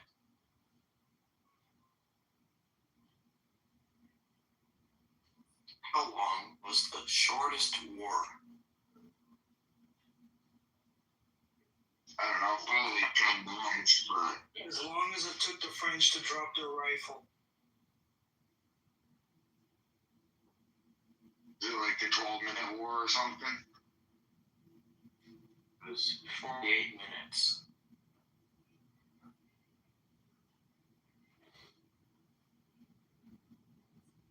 Okay, a repeat. What was Google's original name?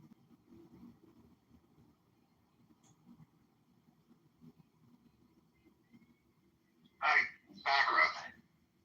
You got it.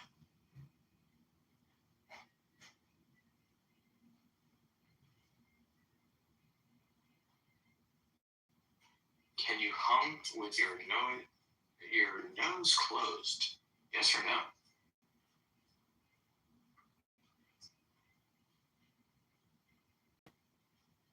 No. Correct.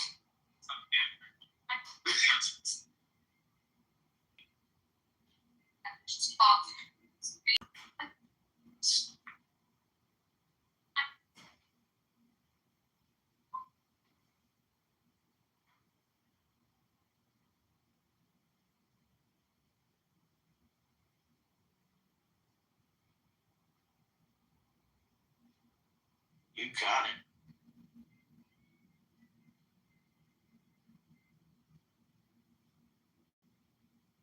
You're lucky I was on another app. I was gonna say that too. What's the capital of Australia?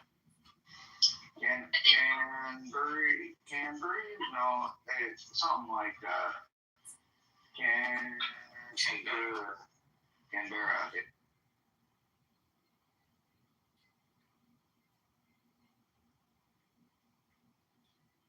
When did humans first land on the moon? Never, 1969. 1969.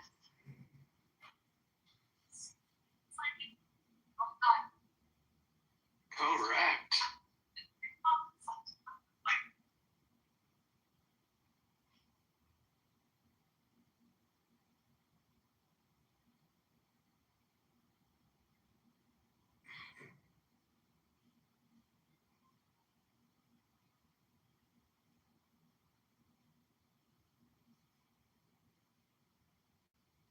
What is the capital of Canada? Ottawa.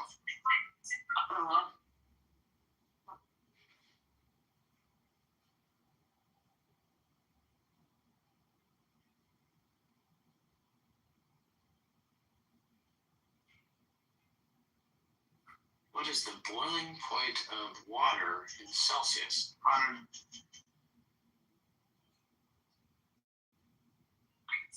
Well, that's too easy.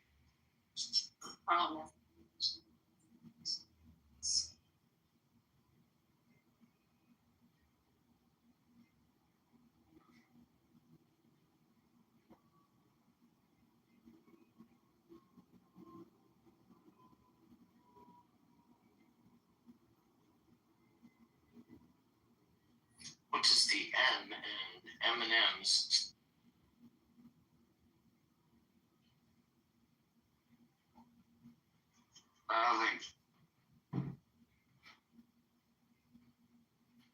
Mars and Muri.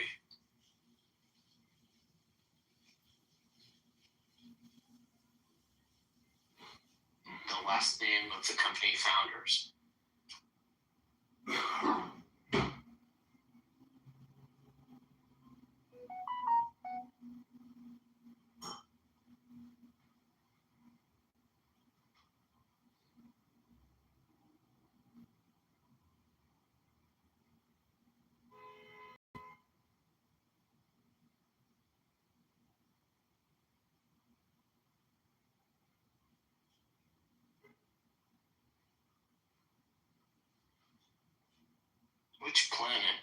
known as the Morning Star.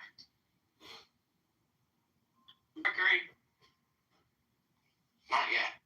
Damn. Oh, no.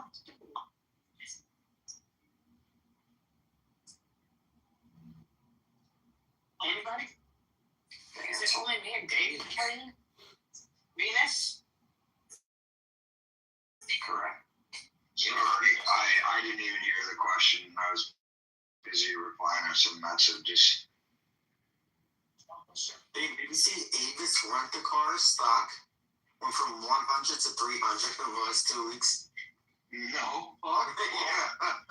Why? I have no fucking idea. It tripled since when? Since March 24th. It's tripled.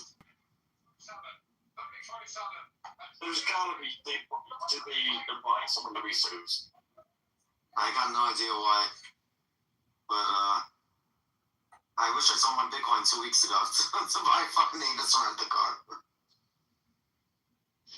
I wish you did too, Jeff. Yeah. That makes two of us. You would have bought that the amount. You would have pumped Bitcoin. Yeah. What the fuck, man? I gotta find that one. To buy it? What?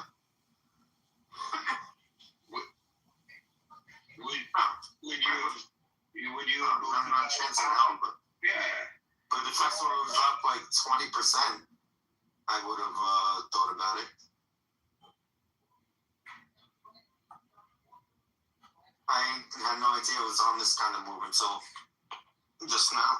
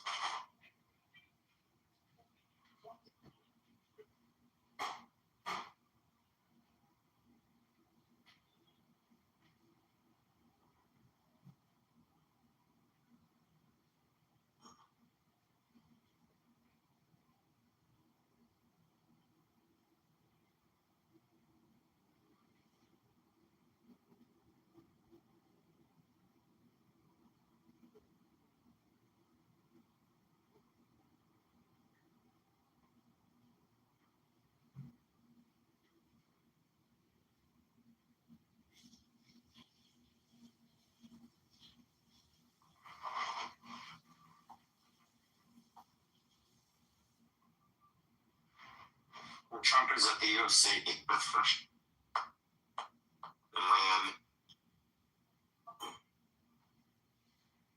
That's wild that he goes to that. Well, it's in Miami. He's already there. Yeah, but like the protocol I hear of when he goes to like the Bitcoin conference is crazy. Like, yeah, I wonder how much extra security, or if they consider it enough already. He's surrounded by Secret Service. Yeah, so like everyone at the Bitcoin.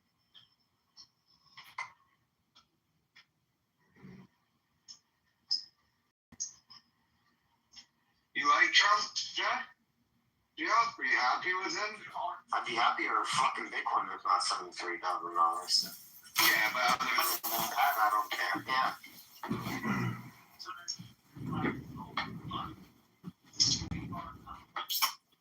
The fucking spread on fuel at the gas stations here is wild. Yeah, it is here too. Dude, like, okay, so a liter, I just got it for $2.05. 2 minutes down the road, it's $2.55. And another place I seen was $2.40 something. I'm like, it's significant. You're talking like 25% differences. Oh, dude, I was at like 25%. So what, like $1 US? I mean, how? We're paying I just filled up for $2.05 a liter diesel. Oh, Jesus, we have to do 2 conversions. Let's do 5 Canadian. It's probably $10 American a gallon. It's how much? It's probably like $10 a gallon American. Oh, that's fucking crazy. I don't know. I'm guessing. I'm guessing. Canadian.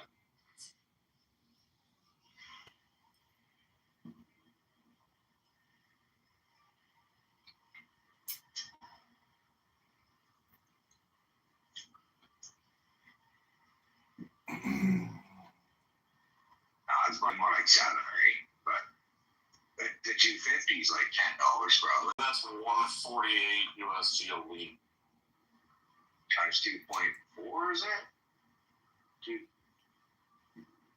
How many liters are in a gallon again? No, it's 4 liters. I never remember. 3.785. 3.7. Yeah, there we go.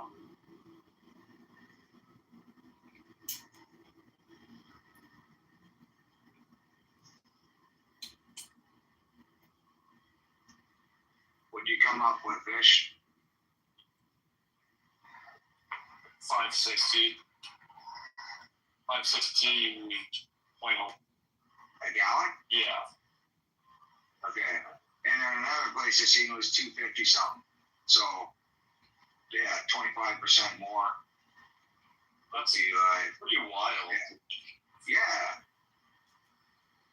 Yeah, because like our swing, you know, it'll be like, you can get like 390 or like 425, you know, which is a pretty big spread, but like, not that. Yeah. I wonder if the price dropped so much, some of the places got the old fuel still and the new ones are cheaper.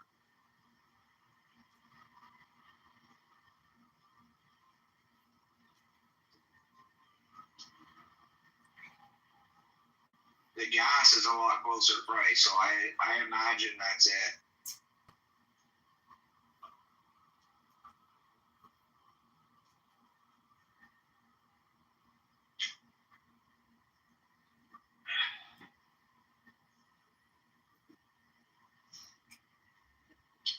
All I know, Fish, when I bought this truck, I was paying $100 to fill it up, and now I'm paying like $270 to fill it up.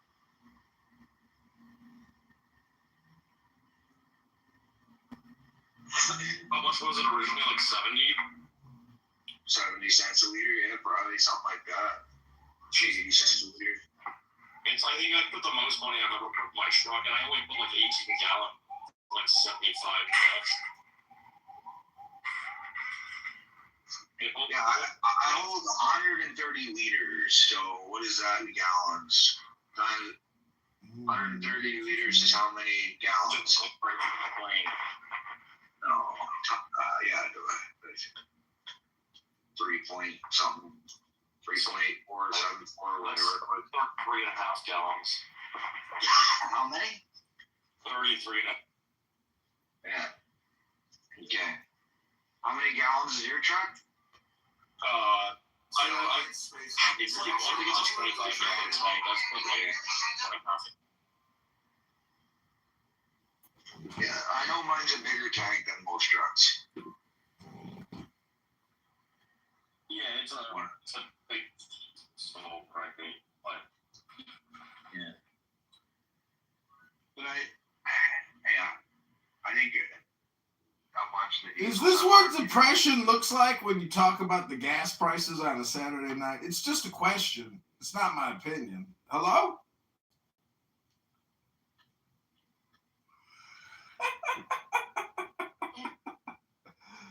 Banana trade.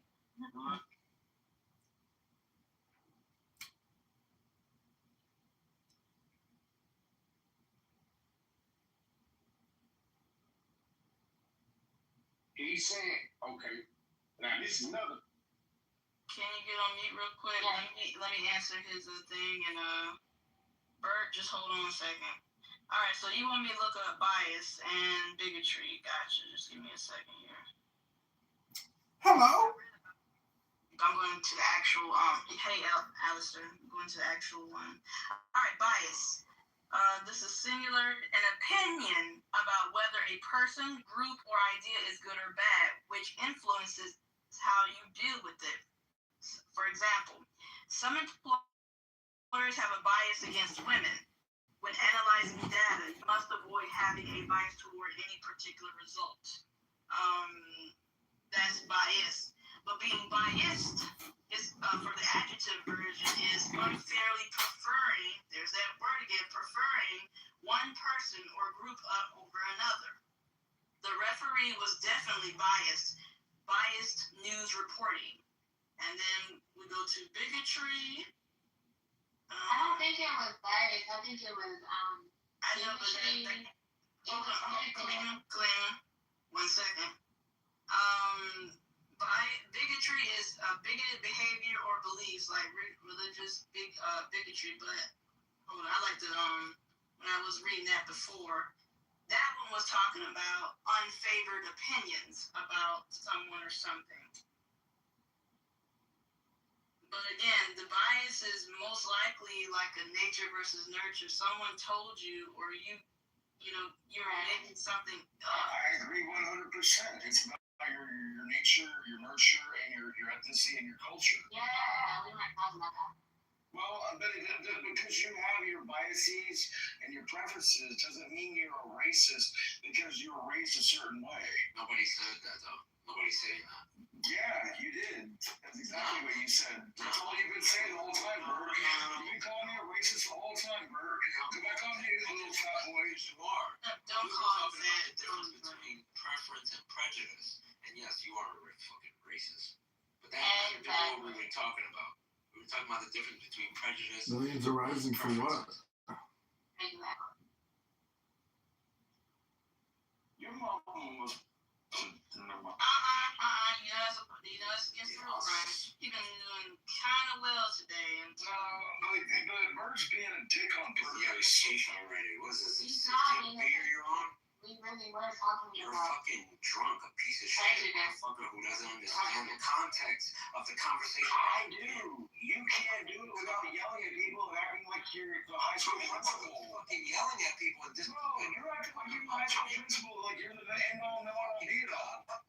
You won't even let me finish your sentence, bro. Tell us we are on clearly. You're mad as hell because I know more than you about two. Wow. I'm so happy for you. You know more than me. Preference and prejudice. You fucking idiot. That's what you're mad about. Wait. One more time. And I'm edifying you, bitch. Okay, one more time. And be edified. Okay, one more time. I'm going to reread these definitions for bigotry. Behavior or beliefs that show that you have unreasonable opinions, especially about race or religion, and that could go with other things as well. Preference. If someone has a preference for something, he or she likes it more than another thing. That's the first part. The second part is to give or show preference to someone, like to treat someone better than you treat other people. Yeah, but why do they not like the other thing? Is it rational why they don't like the other thing? Let's It doesn't tell you. Right, but we can talk about that part now. Right? It's all subjective. It's all in how you feel and how you allow the world to affect you and what you give back to the world. You fucking idiot. I'm pretty sure that I've done well in my life. Cleared up, and like you even earlier conceded to all the definitions and shit. No, you tell me I conceded because that's not true. Because you had like 7 more beers since then, and now you're like fucking forgetful. I probably had like 10 more since then. You fucking drunk piece of shit. Cool as articulate as ever and keeping up with you. You can't keep up with the conversation. You don't even know what the fuck you're talking about. We were talking about prejudice versus like bigot versus biases and preference. Idiot, you fucking cock. That's literally what we're going to do the last like half hour. We're not so first about that. That was just our thing that we were talking about. Yeah, well, we were talk about that in this room before y'all even showed up. Was it called like we talked about something? That was just the thing we were talking about. So it's not a big deal. Hi, everybody. This is Alistair. I'm just wondering, what's this room about? Hello? Oh, I know who you are. I got something special for you. Just give me 1 second. Hello?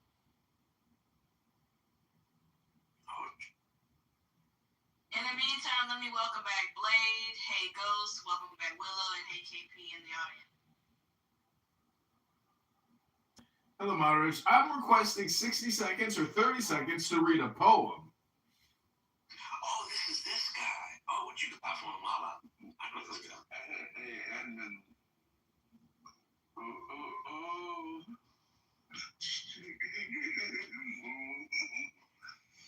Oh, shit. Hey, welcome back, HP. We're not moderator. Nice.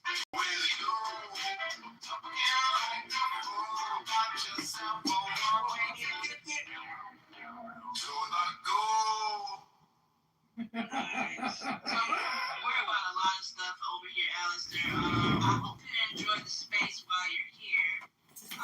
Yes, let's continue because Don did bring up a good point about subjective.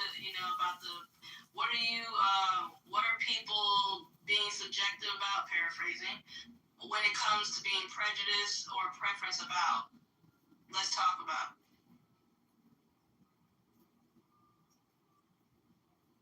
Yeah, but like, I get that if I prefer vanilla ice cream over chocolate ice cream, it's not because I don't like chocolate ice cream because it's brown. I'm not being prejudiced to it, but like I am prejudiced to chocolate ice cream because it tastes really bitter compared to how sweet vanilla ice cream is.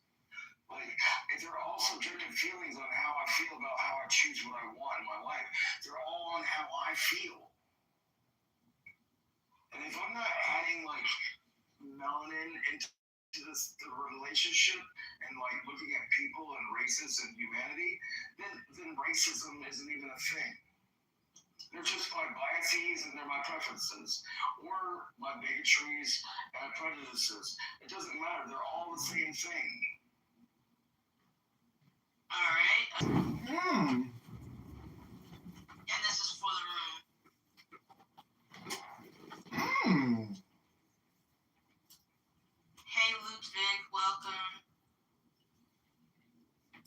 I don't know, I kind of agree. Like, it could be prejudice, but also could be your preference. People take it the wrong way, so it's however the person hearing it takes it, I guess. That was my whole point. It's subjective.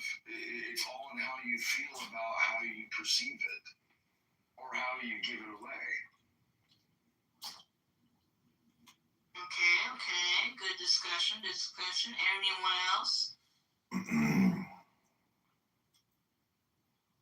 Alistair, for the fun of it, I did invite you back up. Since you claim you want 60 seconds of airtime, go ahead. All right, pick a number 1 through 64.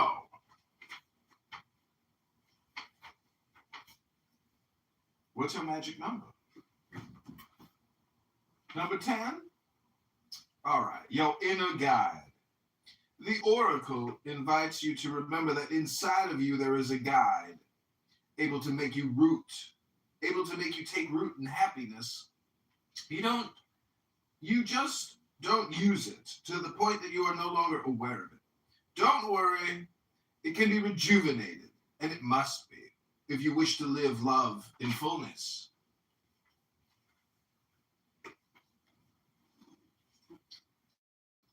Damn. I did. Actually, out of all the songs I've ever heard Edmund say, that was actually pretty impressive. I liked it. 17 beers. Well, I mean, I sit down and listen to him talk about the Gaudio's thing for like, hours, or like Marcus Aurelius when he reads like Stoic poems. Alright, yeah. Nobody cares. Yo, so go back to the topic. Are you okay? Do you need a hug, Bert? Whether these on whether or not these concepts, right, that you seem to think are subjective, which means what, based on personal feelings and opinions, or objective, based on what, Doc? Observable, measurable facts, right, Doc? Are you still? Yeah, can you observe and measure my biases? I didn't need you to answer that. So the answer to that depends entirely, and I said this many times, on whether you are looking at the intent of the individual or the impact on society.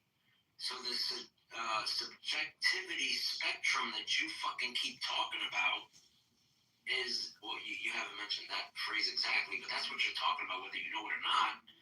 It's so like preference, yes, primarily subjective preference. Now prejudice, we could say mostly yes, and here's why. Because when it's preference, it is an internal leaning. It doesn't require a reason, or usually only affects the individual's choices. When you're talking prejudice, mostly yes, because it is internal prejudgment, and even though it's often shaped it's based on stereotypes. That's the shit. It's based on stereotypes. It is a personal feeling or belief. So that's why it's mostly yes. And when you're talking about bigotry and racism, the belief of bigotry, you might think that it's subjective because you're a fucking bigot. Bringing up racism, we left racism on this a long time ago. No, you kept bringing it up. That's the thing. We were only talking about prejudice and preference, but you kept bringing up bigotry and racism. That's only because you keep bringing it up. No, not at all. I'm actually going to edify you, though. Shut the fuck up. So while the belief of being a Thomas Edison, like you're gonna put a light bulb over my head? Oh, you don't know what? Doc, stop talking over birds. No, he's good. He's good. Oh, okay. He's big. Embassy and ask for the war to be continued. Like, fuck up. You piece of shit. You've moved to a foreign country. Go die yourself. Go back to Iran and die, you dumb fucks. I also hate those Iranians. Be nice, lady. Be nice. Leo does that a lot. A friend of mine, Lee Messi, he's not the real one. He likes to protest.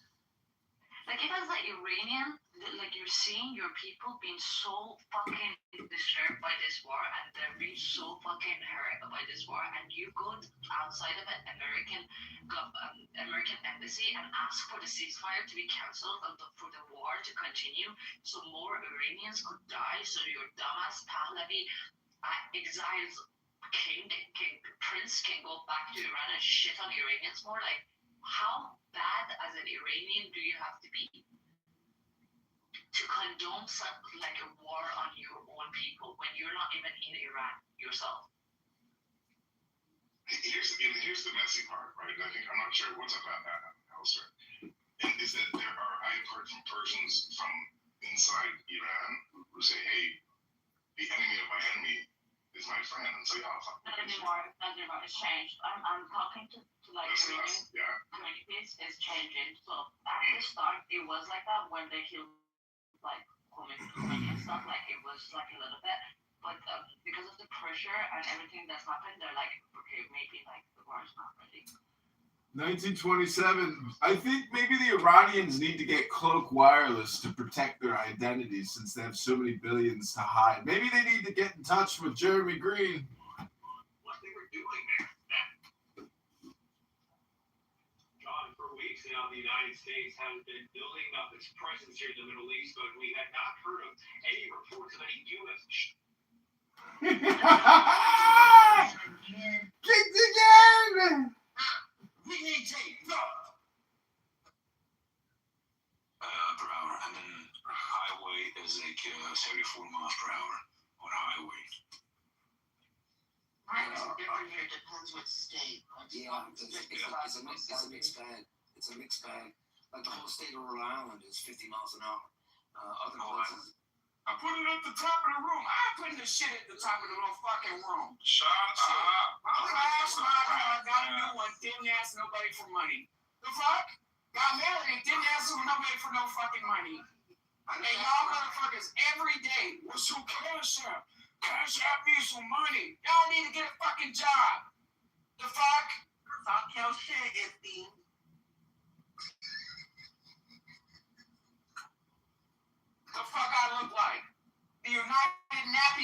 Trust Fund Bank of Adams? Yeah, you fucking knew. You nappy-headed fucking bitch. Well, I was saying the same about you, but you're bald-headed. Yeah, that's right. So you can't say jack shit about me, bitch. Oh, shit. Yeah. Oh, he smokes weed. Yeah, get it. I didn't know you smoke weed, Dr. Adams. Oh, here's a bald-headed white man. One of your faves. That's your baby. One of your fucking faves. That's your guy. When you crashed your car, did your husband buy you a new car, or did you have the money yourself? It's a great question. There was a step.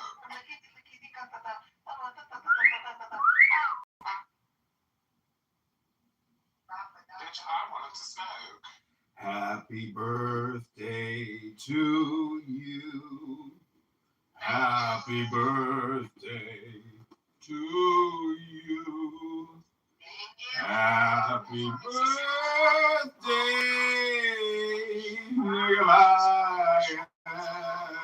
I do you. What's your husband's first name? What's your boyfriend's first name? What's your... No, we're not doing that. Saying this shit. He's saying this shit, right? It's comedy. It's comedy, Papa. We have comedy. Well, do you remember when the Nazis occupied the United States during World War II? Oh, wait, that was your country. Yeah, that was because of the guns and not because of you being separated to like. Do you think if every I know you don't have this experience because you're not a Dutch, but do you think if every tall, big dick, blonde hair, blue-eyed Dutch boy had a gun, they would have occupied? What do you mean? What do you think so? The army, listen, there's 17 million people living in the Netherlands. If an army of a bigger country invades, then there's 17 million people, right? But not everybody's a soldier. Listen, I'll tell you what I think is weird. So I have a friend whose husband was from Tunisia, and my friend had a dog. He said, that's so weird because in my country we eat those. So I think that's What do you say about Switzerland, where everybody owns a gun? Switzerland owns a gun. Yes, but I trust them. Yes, but I trust them with guns. Oh, come on. Not you. You I don't trust. That was crazy. Have you been here ever? It's just projection. Yeah. He's an anti-Semitic terrorist, this little If you fucking... watch a lot of movies, Sudanese guy, they're brainwashed by the Hollywood movies. No, but This Papa Wea, his name is Jabali. He's retarded. So you've never been to the States? me, Yeah. I tried to go with my European passport, but Rejected. I got denied for national security reasons. Terrorist. Why? He's a terrorist. Because you look Arab or why? Because you look Arab or why? He's a terrorist. I would say because I look Arab. It's because he comes on Clubhouse and makes anti-Semitic Jew hate remarks all day long. He's a piece of shit, that's why. They do the risk pricing. Depends on where you were from. Did they give you a reason that you said no? No, they said denied on entry, human piece of shit. Listen, there's nothing wrong with guns if you use it right, okay? That's not a danger, okay? It's a tool. Use it Okay, you guys aren't like an answer. Why did they deny your entry? I'm curious. They didn't give a specific reason, but they did say national security reasons. Did you make it to the U.S. and they denied you at the airport, or they denied you before you? They denied me at the airport. I'm sorry about that. I think his backpack was taken or something. I don't know. That's great news. That means our security apparatus is working. What I think it is I visited in the last 5 years, I visited Algeria and Libya. So I think... Oh, you went to a terrorist training camp.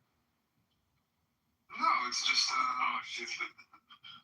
it's just... No, it's not a terrorist training camp. It's exercise workout regime. They train you how to use M16A4, hand grenades, Claymore mine. Yeah, it's just for fun. It's like a summer camp, friend.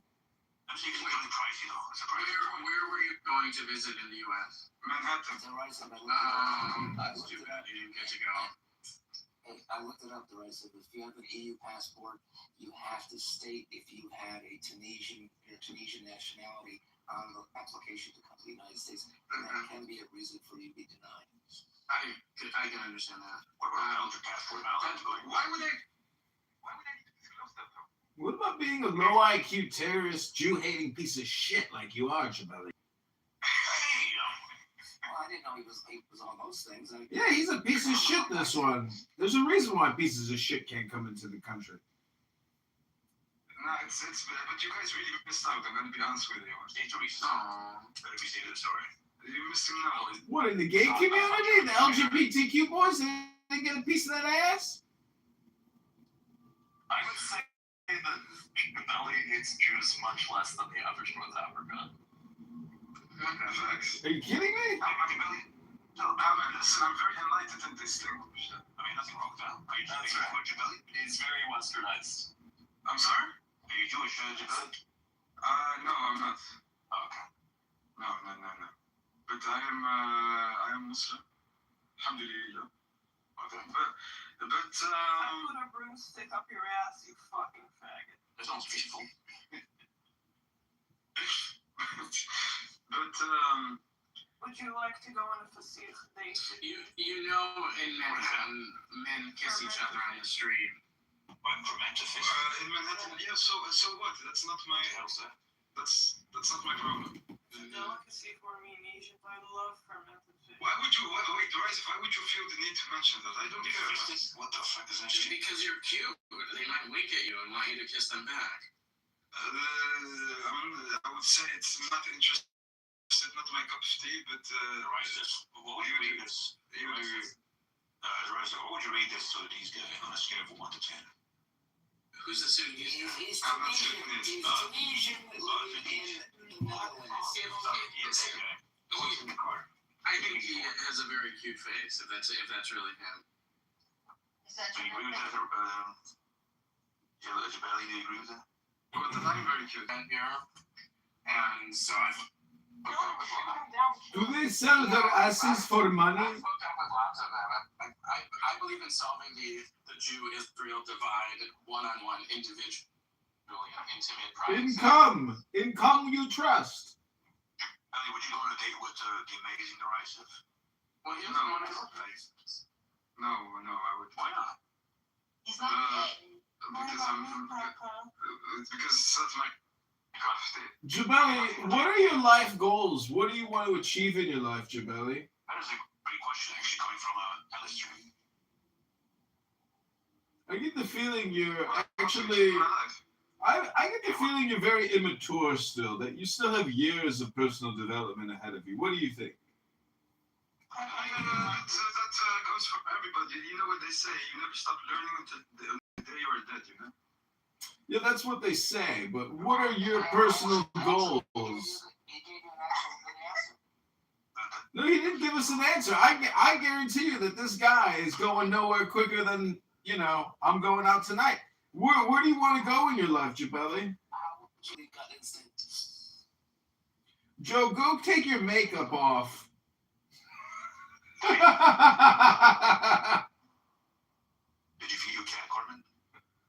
No. Because your cat looks really hungry. Poor fella. He's dying.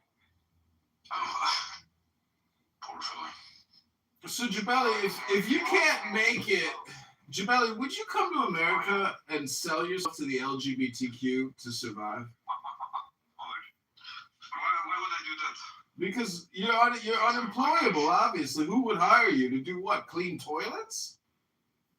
Let me ask you a question, buddy. I'll step on your balls with my Let's say, Jabelli, let's say you move to the U.S., right? What's the first job you would accept? What is it? Well, this is maybe you want to go ahead. Like the immigration customs or something. What's all these questions? This is the immigration customs service, yeah. Listen, I got the night without an interview. I don't need it from you. What would be your first job they would do in the U.S.? My first job? Yeah. Anti-Semitic parade protest organizer.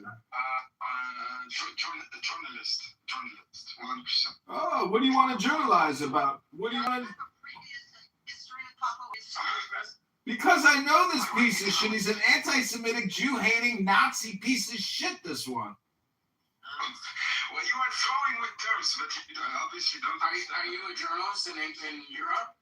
No, I'm not a journalist here, but I would make that career switch if I were a journalist. What would you like to write about or report about? Free Palestine! Everything. Just what happened in the Florida Man. That's what I would like to. So that must have. I want to go back to this. So that must have sucked so bad. You did the 7-8 hour flight to New York. Yeah. And then New York City is one of the most exciting cities in the world. Everyone wants to go to New York City. It is so much fun as a tourist. And then you get to the airport and you're excited, and they tell you you have to go right back home. Wait a minute, did you fly here or did you not get a visa to come here? No, listen, if you have a European passport, you have an automatic visa to go. Okay. Like you can go without a visa, but when I came there. Oh yeah, so you actually did travel here and were turned away? Yes. Okay, thanks for clarifying. I didn't get that. Sorry to raise it, I missed that earlier. What state would you choose, Billy? Like what state in the U.S., which 50 state would you choose?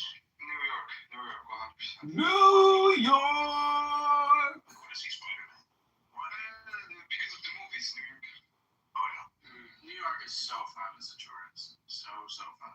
Yeah, it's a really nice vibe. That is true. They didn't even tell you why you were rejected. They just said, sorry, you gotta go home. We think you're a piece of shit. Basically, they said that they didn't give me the specific reason, but they said for national security reasons. Yeah. That's like What do saying you think is the worst in the U.S., Billy? I know, I've never been. I don't know. What is the worst state in the United States?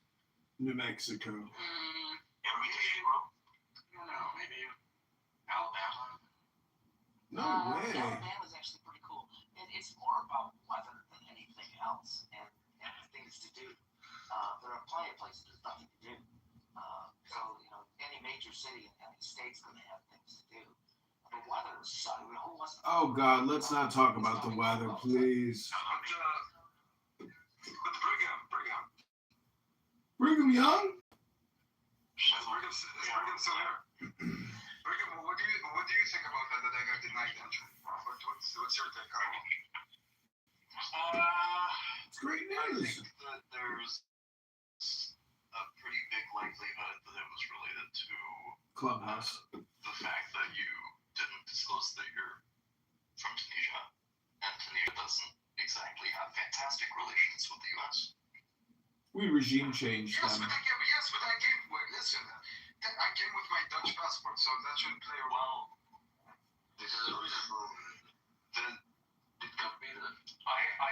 I don't personally think that it is right. Why are Europeans immigrating illegally to the U.S.? Okay, no, you're not going to come in and derail the conversation. So. Did you know that they needed to know that and you just intentionally didn't disclose them?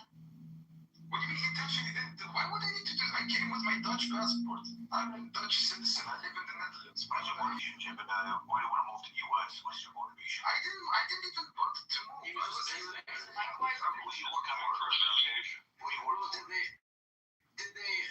Did they find anything in your luggage that was suspicious?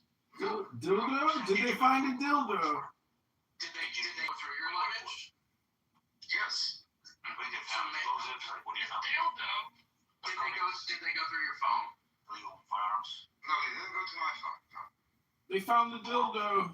A big black dildo made of silicone. What's this? It's a handmade wooden dildo. No, if he had a black dildo, they would have let him in. Oh. So, in conclusion, as we have discovered, if you want to come into America, all you need is a huge black dildo in your carry-on. I didn't have it. That's why I got rejected. Exactly. It has nothing to do with all the hate speech you spread for years here. Value. all the terrorist threats, all the threats of violence. Transporting that Jabal, tell us. But wait, Andy, even though if I was Tunisian and I went to Libya, that's none of their business. Why would they care? They have a right to be here. Yeah, exactly. If they want it to be their business, that's their business, and that's what they want to know. Mm-hmm. No, but then You basically have absolutely no rights to the border. Well, they saw you at a Dutch passport. They took one look at you, realized you're not Dutch, and then they wanted to know what was the story. Yeah. How's you? That I'm a Dutch citizen of Tunisia. What's your dental hygiene like? Dutch men are 6'4". They have blonde hair, blue eyes. Ooh. Ooh. That I don't know, but like objectively, Can't you just say no? Definitely not Dutch. Maybe it's because you use the word objectively all the time. Objectively. Why do you want to come to the U.S., Shabi? Objectively. Oh, so they not you on tourist visa? Yes. Objectively. Probably it could be a funds issue. What are you talking about? Yes, he's a Muslim. What do you think he is, a fucking Christian? I'm sorry?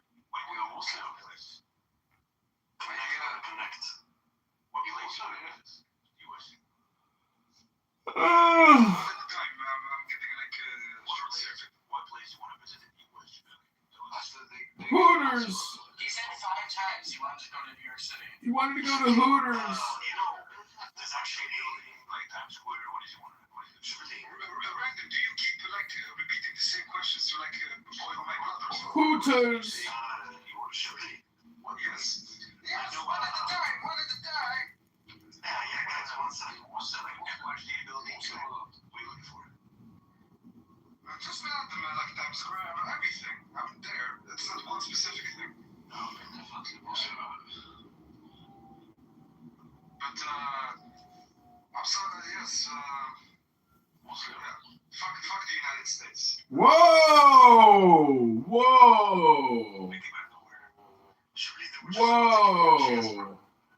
Hey now, take it easy there.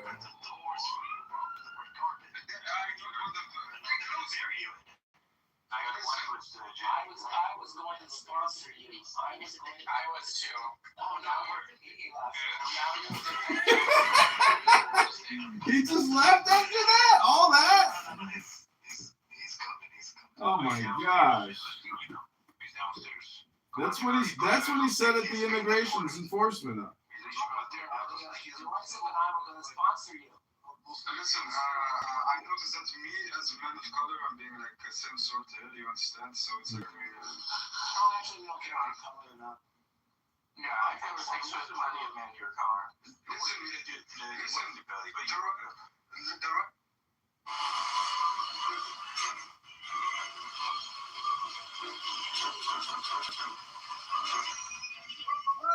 Come on. Alistair, feel free to come on stage. Anna, feel free to come on stage. What game are you playing? I am playing. God that Christians, Jews, and Muslims claim is the Lord of the universe. Video game for sure. So you're going, but what if I told you that the people who claim that God is real are actually also playing a video game that you refuse to play? It's a role-playing video game. You just have to show evidence of that. Yeah, it's called the religion itself. There's 3 major world religions. Really, Hinduism is probably the biggest or the second biggest world religion. I mean, not really. Not really? Is Hinduism a significant religion? Yeah, dude, over 1 billion adherents. Yeah, so that's 4. So I've already. Buddhism is big. It's got 800 million. I said Hinduism, not Buddhism. I said Hinduism, then I said Buddhism. Well, Buddhism is atheistic. It's not atheistic, brother. Yeah, there's no gods in Buddhism. That's not true. They got gods. They got devils. Give me the name of one single god inside of Buddhism. All right, let me Google that for you. Please hold. Please hold, Donnie. What's up? So, wait, I'll defend the faith here. So, is there any logical objection to Christianity? Yeah. Okay, like what? Well, I mean, its book is internally inconsistent and contradictory. Okay, yeah. Can you give me one? Sure. So, did Jesus abolish the law, or did Jesus not abolish the law? The law you're referring to the Torah? Yeah. No, it specifically says he fulfilled the law. Instead, he didn't get rid of it, right? He fulfilled. Except Paul says that in Hebrews that Jesus did come to specifically abolish the law. So it's internally contradictory. Yeah, can you give me the direct quote? Yeah? Yeah, perfect. Look at it. Give me a second.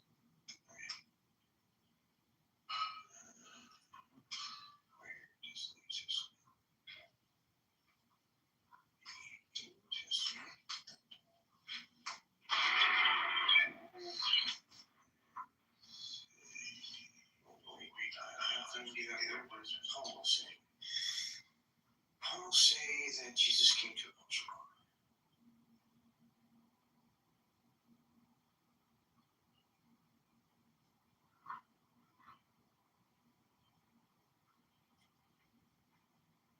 It would be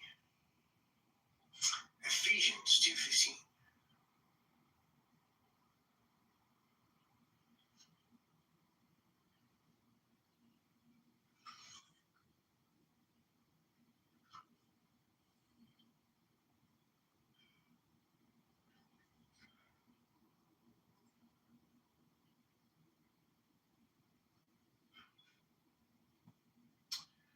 Well, I, for one, am thoroughly bored, and I'm ready to go to sleep.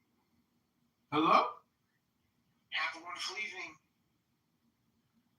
Yeah, it just says, read out the quote, making void the law of commandments contained in void the law decrees. Of commandment.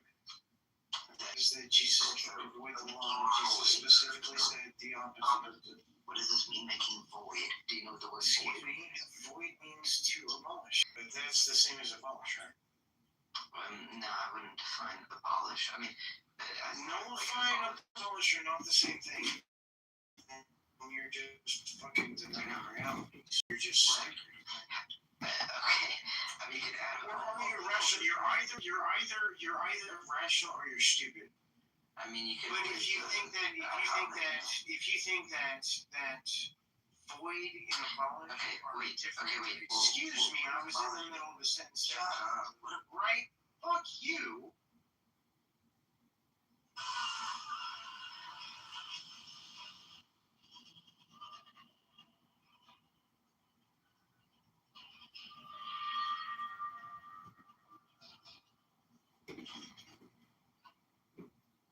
All right, well, I'm glad we cleared that one up. Great work, Donald. Another great job done. Wow, such a nice person you are. Treating your guests with such respect and dignity. Beautifully done. Wow, Donald. Hello?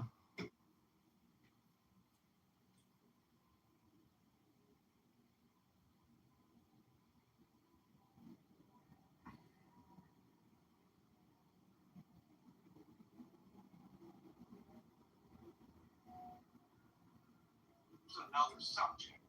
But the point is, it becomes a hotbed for corruption. So the reason why people elected Trump is they precisely did not want someone who had been through that system. That's why he's president, and that's why everybody's so upset. So yeah, I agree with you. Generally, it's a good thing, but now we've gotten to a point where the corruption is so bad, the American people wanted an outsider. That's what they got, and he's now doing what he's doing. An outsider, not at all. He's a Democrat his entire life. He has been involved with all of these people. That's who we voted for. I know, but that's who helped all of these people he has been involved with the whole time. And these are the same people manipulating who is running and who we have to choose from. I think people have to. Yeah, I don't agree with that. Is people having this idea that it is their civic duty to vote regardless. So then we fall into the trap of voting for the lesser evil. And maybe people need to be willing to not vote at all and let them just be normal. Because we have to stop letting them tell us who we get to choose for the democracy. This has become a self-fulfilling prophecy. It is a repeating cycle. They fund the candidates, and then we say, oh, these are who we get to choose from? Okay, let me go choose then from who you have told me I can choose from. So then we're not choosing, are we? Because they're funding the ones that they put in front of us. So it's not us being voted for, it's the people. Say it, who are they we choose? Who are they? Okay. AIPAC, yeah. It costs money to run a campaign. AIPAC, yes. AIPAC. Okay. I guess I'll just hear about AIPAC. Trying to understand her perspective. Hold on, AIPAC. You guys shut the fuck up. The money runs down to politics.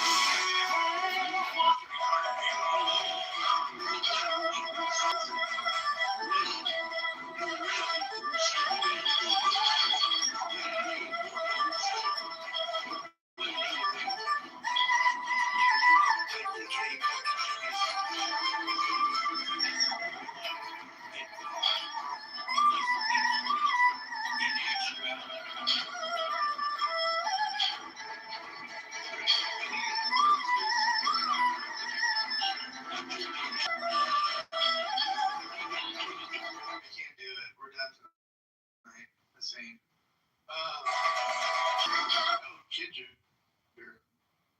Okay, so yeah, the topic is I know you're not coming back up the same right now. How will Trump be taken down? We're just kind of going through what everybody thinks will be a downfall of him. Do you think in the next, what do we have, 2 years and a couple months left of his presidency? Or, I mean, we can even go past that. You think like his legacy is going to be, tarnished? I got some ideas where probably going to go, but Ginger, if you have one particular thing that you think would be like the silver bullet that would probably take him down, what would you pick out of like the things that you can think of right now? I Would think it be if like there was Epstein one, files? Would it be go ahead? the one thing would be clear, unassailable video evidence of him raping a kid. There's no way around the argument that it was faked, that it was AI, that it was blah, blah, blah. Other than him dying, it would have to be something extreme. Because if there's one thing... So you want to see a video of him raping a child and you want to confirm it's a real video? What about him murdering somebody? Is it just the rape of a child? You don't have to get upset, dude. It's an opinion. Calm down. It's just, what I'm saying is it has to be something extreme and it has to be something that is absolutely 100% verifiable. Because there are a lot of deep fakes and there are a lot of... Now how will you know? And innuendos, and that's not going to do it. Because if there's one thing this country has come to the point of is let it ride. We let it ride. It's easy. And they just, whatever, let him finish his term and then we'll vote for somebody else next time. But the whole system is screwed up. It is not built any longer. Is it in place to help us? Is the system screwed up or is your opinion screwed up? And it's not just the government, it's not just the federal government, is it? Although that's the biggest one and it's the most obvious one. So that's a good place to start. Actually, I want to ask a question. Go ahead. Yeah, Ginger. Oh, sure. misunderstanding help. I'm not talking about the government giving us a job. I'm not talking about the government giving us anything. What is it? It's supposed to. I'm asking the question in good faith. All right, I'm not attacking. I want, this is, think of this as a clarifying question. There's this, and, I'm trying to get a sense of where we're going. Because on the left, they believe the government is supposed to be helping everyone, that it's the duty, and we all are obligated to pay taxes for all of these social programs, whatever it is. So I'm just trying to get whatever your opinion is, it's your opinion, it's fine. But maybe I'm 61 and today I'm done with the gym. I clarify. This is me after 28 let me days. say this. I agree. There's a lot of corruption trying to go into things that shouldn't go to and being wasted in et cetera. That I agree. And I think we need to advance the government is not paying much. They don't help us in actually regulations, spiritual taxes, spiritual to destroy a person's life. They don't answer to us anymore. Surely it is the hour when the United States government should be fiscally accounting of all that you endure and enter into the sovereignty and protection for the badges of love, possible for the stars that twinkle in your hearts. As a citizen, to do must afford what is it you in the the Declaration greatest of protection, Independence, the pursuit to the greatest sealing, not the guarantee of it, for but the the pursuit new of way it. of And when life you can to have, come. like someone was just talking about COVID and how he said he tell us to go to school. This is the general advice given. Go to school, get a good job, work hard, and you can have the life you want. And then COVID rolls around and they shut companies down. People lost their jobs. Even though they didn't do anything wrong, and a lot of those companies were not able to come back. And that was the government doing that. And they should not have had the power to do that because they are not restoring people after they have devastated them with their policies. And they just have. Are you talking about the COVID-19 vaccine? Are you talking about the vaccine? I'm talking about making companies close their doors. Oh, you're not even talking about the vaccine. No, I'm talking about making period of time where almost everything was shut down. Yeah, we remember. Whether they wanted to be or not. And then they lied to us. If you want to get into that, that's fine, but that's not what this is about.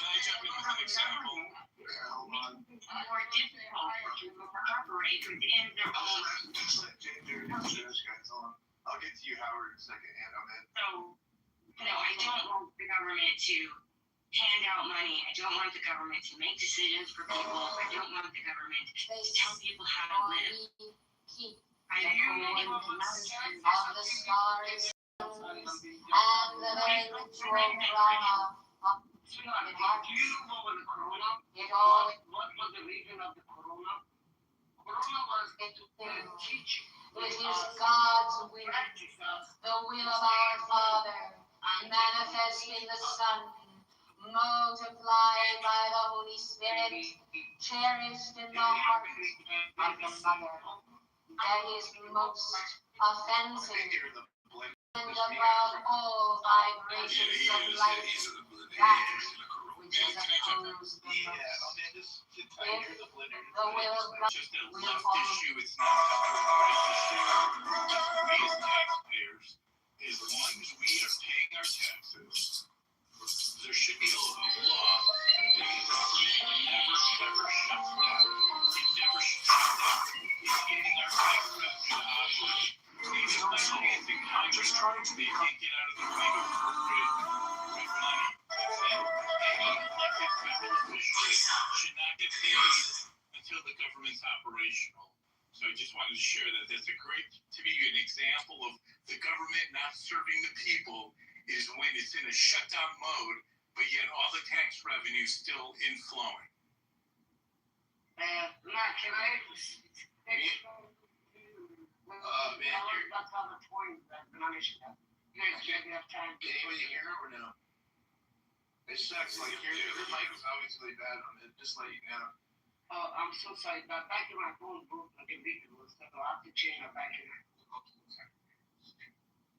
Damn, that's really bad. I'm not Peter. I'm sure Peter will show up here shortly. But no, it's so funny that people say that you guys from America. Okay, again, the stage is open. I actually want to hear from my fellow MAGA / Republican / conservative / whatever. Do you feel, which part do you think Trump is most vulnerable in right now? Because obviously he's not running a perfect, presidency. So I don't know if any of the things that you can think of right now that have been mentioned on stage and in the past or in the news will maybe take him out. Does anybody here? I think you're ready to go. I'm sure. Go for it. I mean, I don't know if there's anything he's done so far, but so far I think he's a lying sack of shit, and he's a fucking traitor to his voter base. I personally, to actually take him out, it's possible he makes some really dumb, maybe big blunders involving this war. I don't know. I mean, it's a fucking every president has had enough common sense not to buy into Israel's bullshit when they tried to get us to talk when they tried to talk us into invading Iran. But he did it. Let me ask you: do you think it's an impeachable offense? This actually probably could be an impeachable offense. I don't know. Wait. Let me just ask my question. If there's evidence that he is with another country, I guess go forward with a war or on behalf of something else. I don't know yet what it is.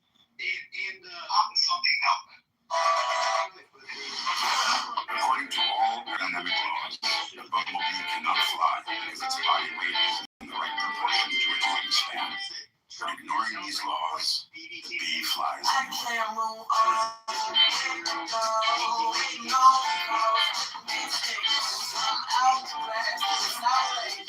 According to all Aragon, people that watch Nike is looking for people. We like to start. Excuse me.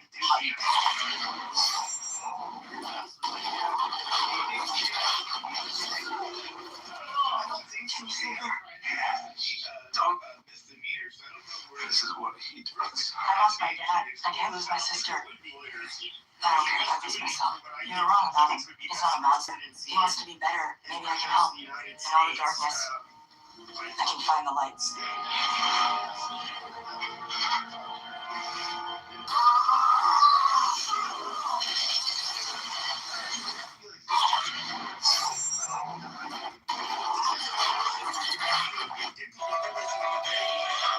American life in particular, if we invaded, it could be that just control. A bunch of things. There's already, I don't know if you see it online. There's already pretty much a civil war on the right. Like most of us have washed our hands with Trump. We think he's fucking worthless piece of shit, and he but that doesn't he'll say anything to get elected. Yeah, I get it. He's already elected, you fucking idiot. Like, you won't be able to probably get his legacy is shot. Obviously, that's what you're saying. Obviously, on that one, right? Pepe's not saying anything. He makes shit up, and everything Pepe says is a projection. We're happy that Trump is our president. We're glad that he's our president, and it's just Nazi fucks like Pepe who hate the Jews in Israel that hate Trump because he's supporting an ally. And Pepe's a low IQ little fucking rat. Ha ha ha! I have an alternative. Yeah, Alan, what do you think? Where are we vulnerable? Remember, I don't know when it was, 8 years ago, Trump went to the European Union and told them, look, you guys are dependent on Russia, it's going to bite you in the ass. And then 10 years later, when they all scoffed at him and jeered, and now 10 years later, he was right. just disappointed in your lack of faith, all of you. It's highly disappointing. Let me frame it a different way, that maybe even Pepe, whom you know I respect you, Pepe. You respect Pepe? That only entertains You can't even get a sentence out without saying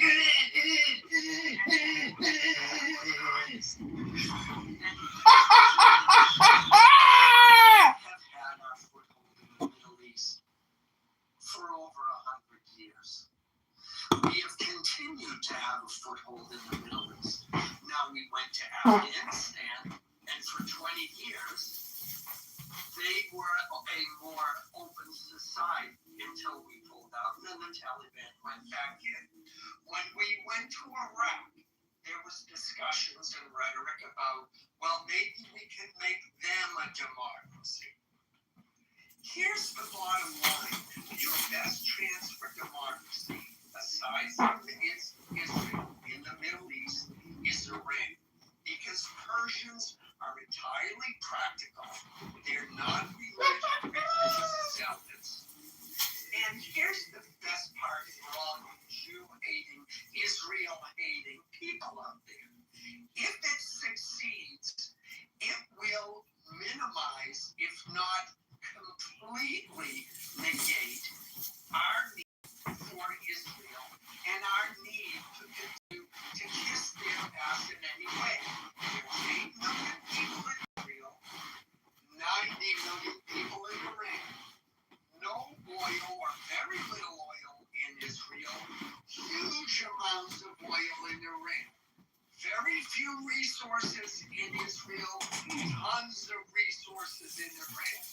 If this is successful, and hasn't Trump always turned out to be right, if this is successful, we will have a new Middle Eastern partner in the Middle East that we can add Saudi Arabia, and all these other countries that are already in our sphere of influence. We will add the country that has been the biggest pain in our ass for the last 50 years will now become our friend, and you won't need to worry about it. Alan, we get it. The point is Pepe is not a conservative. Pepe's not a Republican. He's not on the right. Pepe's actually a liberal. Just listen to him. He's not a conservative person. You're as liberal as they get, Pepe. You're not. You express no Republican or conservative values whatsoever. You're a piece of trash. Republicans don't act like you. Republicans and conservatives don't talk like you. You're a fucking piece of shit. That means you're a liberal. There's so much infighting on with Republicans. We all know what his message was. Okay, he said he was not going to be dragging us into wars in the Middle East and all this fucking bullshit. And we've literally spent the last, year and a half focusing on fucking Israel. And I get why the Israelis are doing it. This is perhaps, and they have no way of knowing, the last president that will probably do a lot, most powerful country in the world, for who knows how long. Might happen next term. It could be that it will be, fucking 20 years from now or never. So what are they going to do? They're going to, especially before the midterms, they're going to, Netanyahu's a smart man. They're going to try to get Trump to do what they want. And Iran is obviously the biggest security threat to Israel, bar none. Hezbollah, Hamas, all of them. You can thank Iran for that. But it's not necessarily in our best interest to just, get ourselves involved in a fucking conflict in the Middle East for them. This real quick, because I've heard this. I came up with this too, Alan. I'm assuming you weren't trolling on that last word. I think you were sincere when you said, a stronger Iran that's more aligned with our interests is a win. I completely agree. Pepe, I know you probably disagree a little bit. Maybe completely. I don't know. No, not at all. My whole thing was, if we could have gone in, whether it was one day or, it's okay. From what I had been hearing, it seemed that's like what Trump's advisors even had said. It's not not going to be simple to do a regime change. And okay, if we could do it simply, yeah, absolutely do it. I think the IRGC is horrible. They just cause instability all throughout the region, which reverberates to other parts of the world. And of course, you know, it's also even for their own people. I think that it would be just way better for them to not have the IRGC. I have zero problems with the IRGC all being, you know, snuffed out, basically. I think that would be a good thing for the world. But at the end of the day, but at what cost? Is it going to be us having to do a large war like in 2003, invading a fucking country? I don't know if we should really do that. No, that makes sense. I'm just double checking that Absolutely. you would do it in a heartbeat, right? Like, Oh yeah. Yeah, because I think like it'd be less funding for Israel, a lot less funding of Israel if we have a stronger Iran and his partners around Iran. No, but they're talking about Turkey after they've been talking. I heard about that too, that Turkey's the vacuum. I get it, but I'm just saying, I think in the long run, it probably does work out. So I know it's really optimistic, but Turkey's the one Middle Eastern country that would probably be the most brutal to fuck with. I mean, they have I think it was, at least like a decade ago, it was like the fourth largest military. They're NATO members, so they're well trained.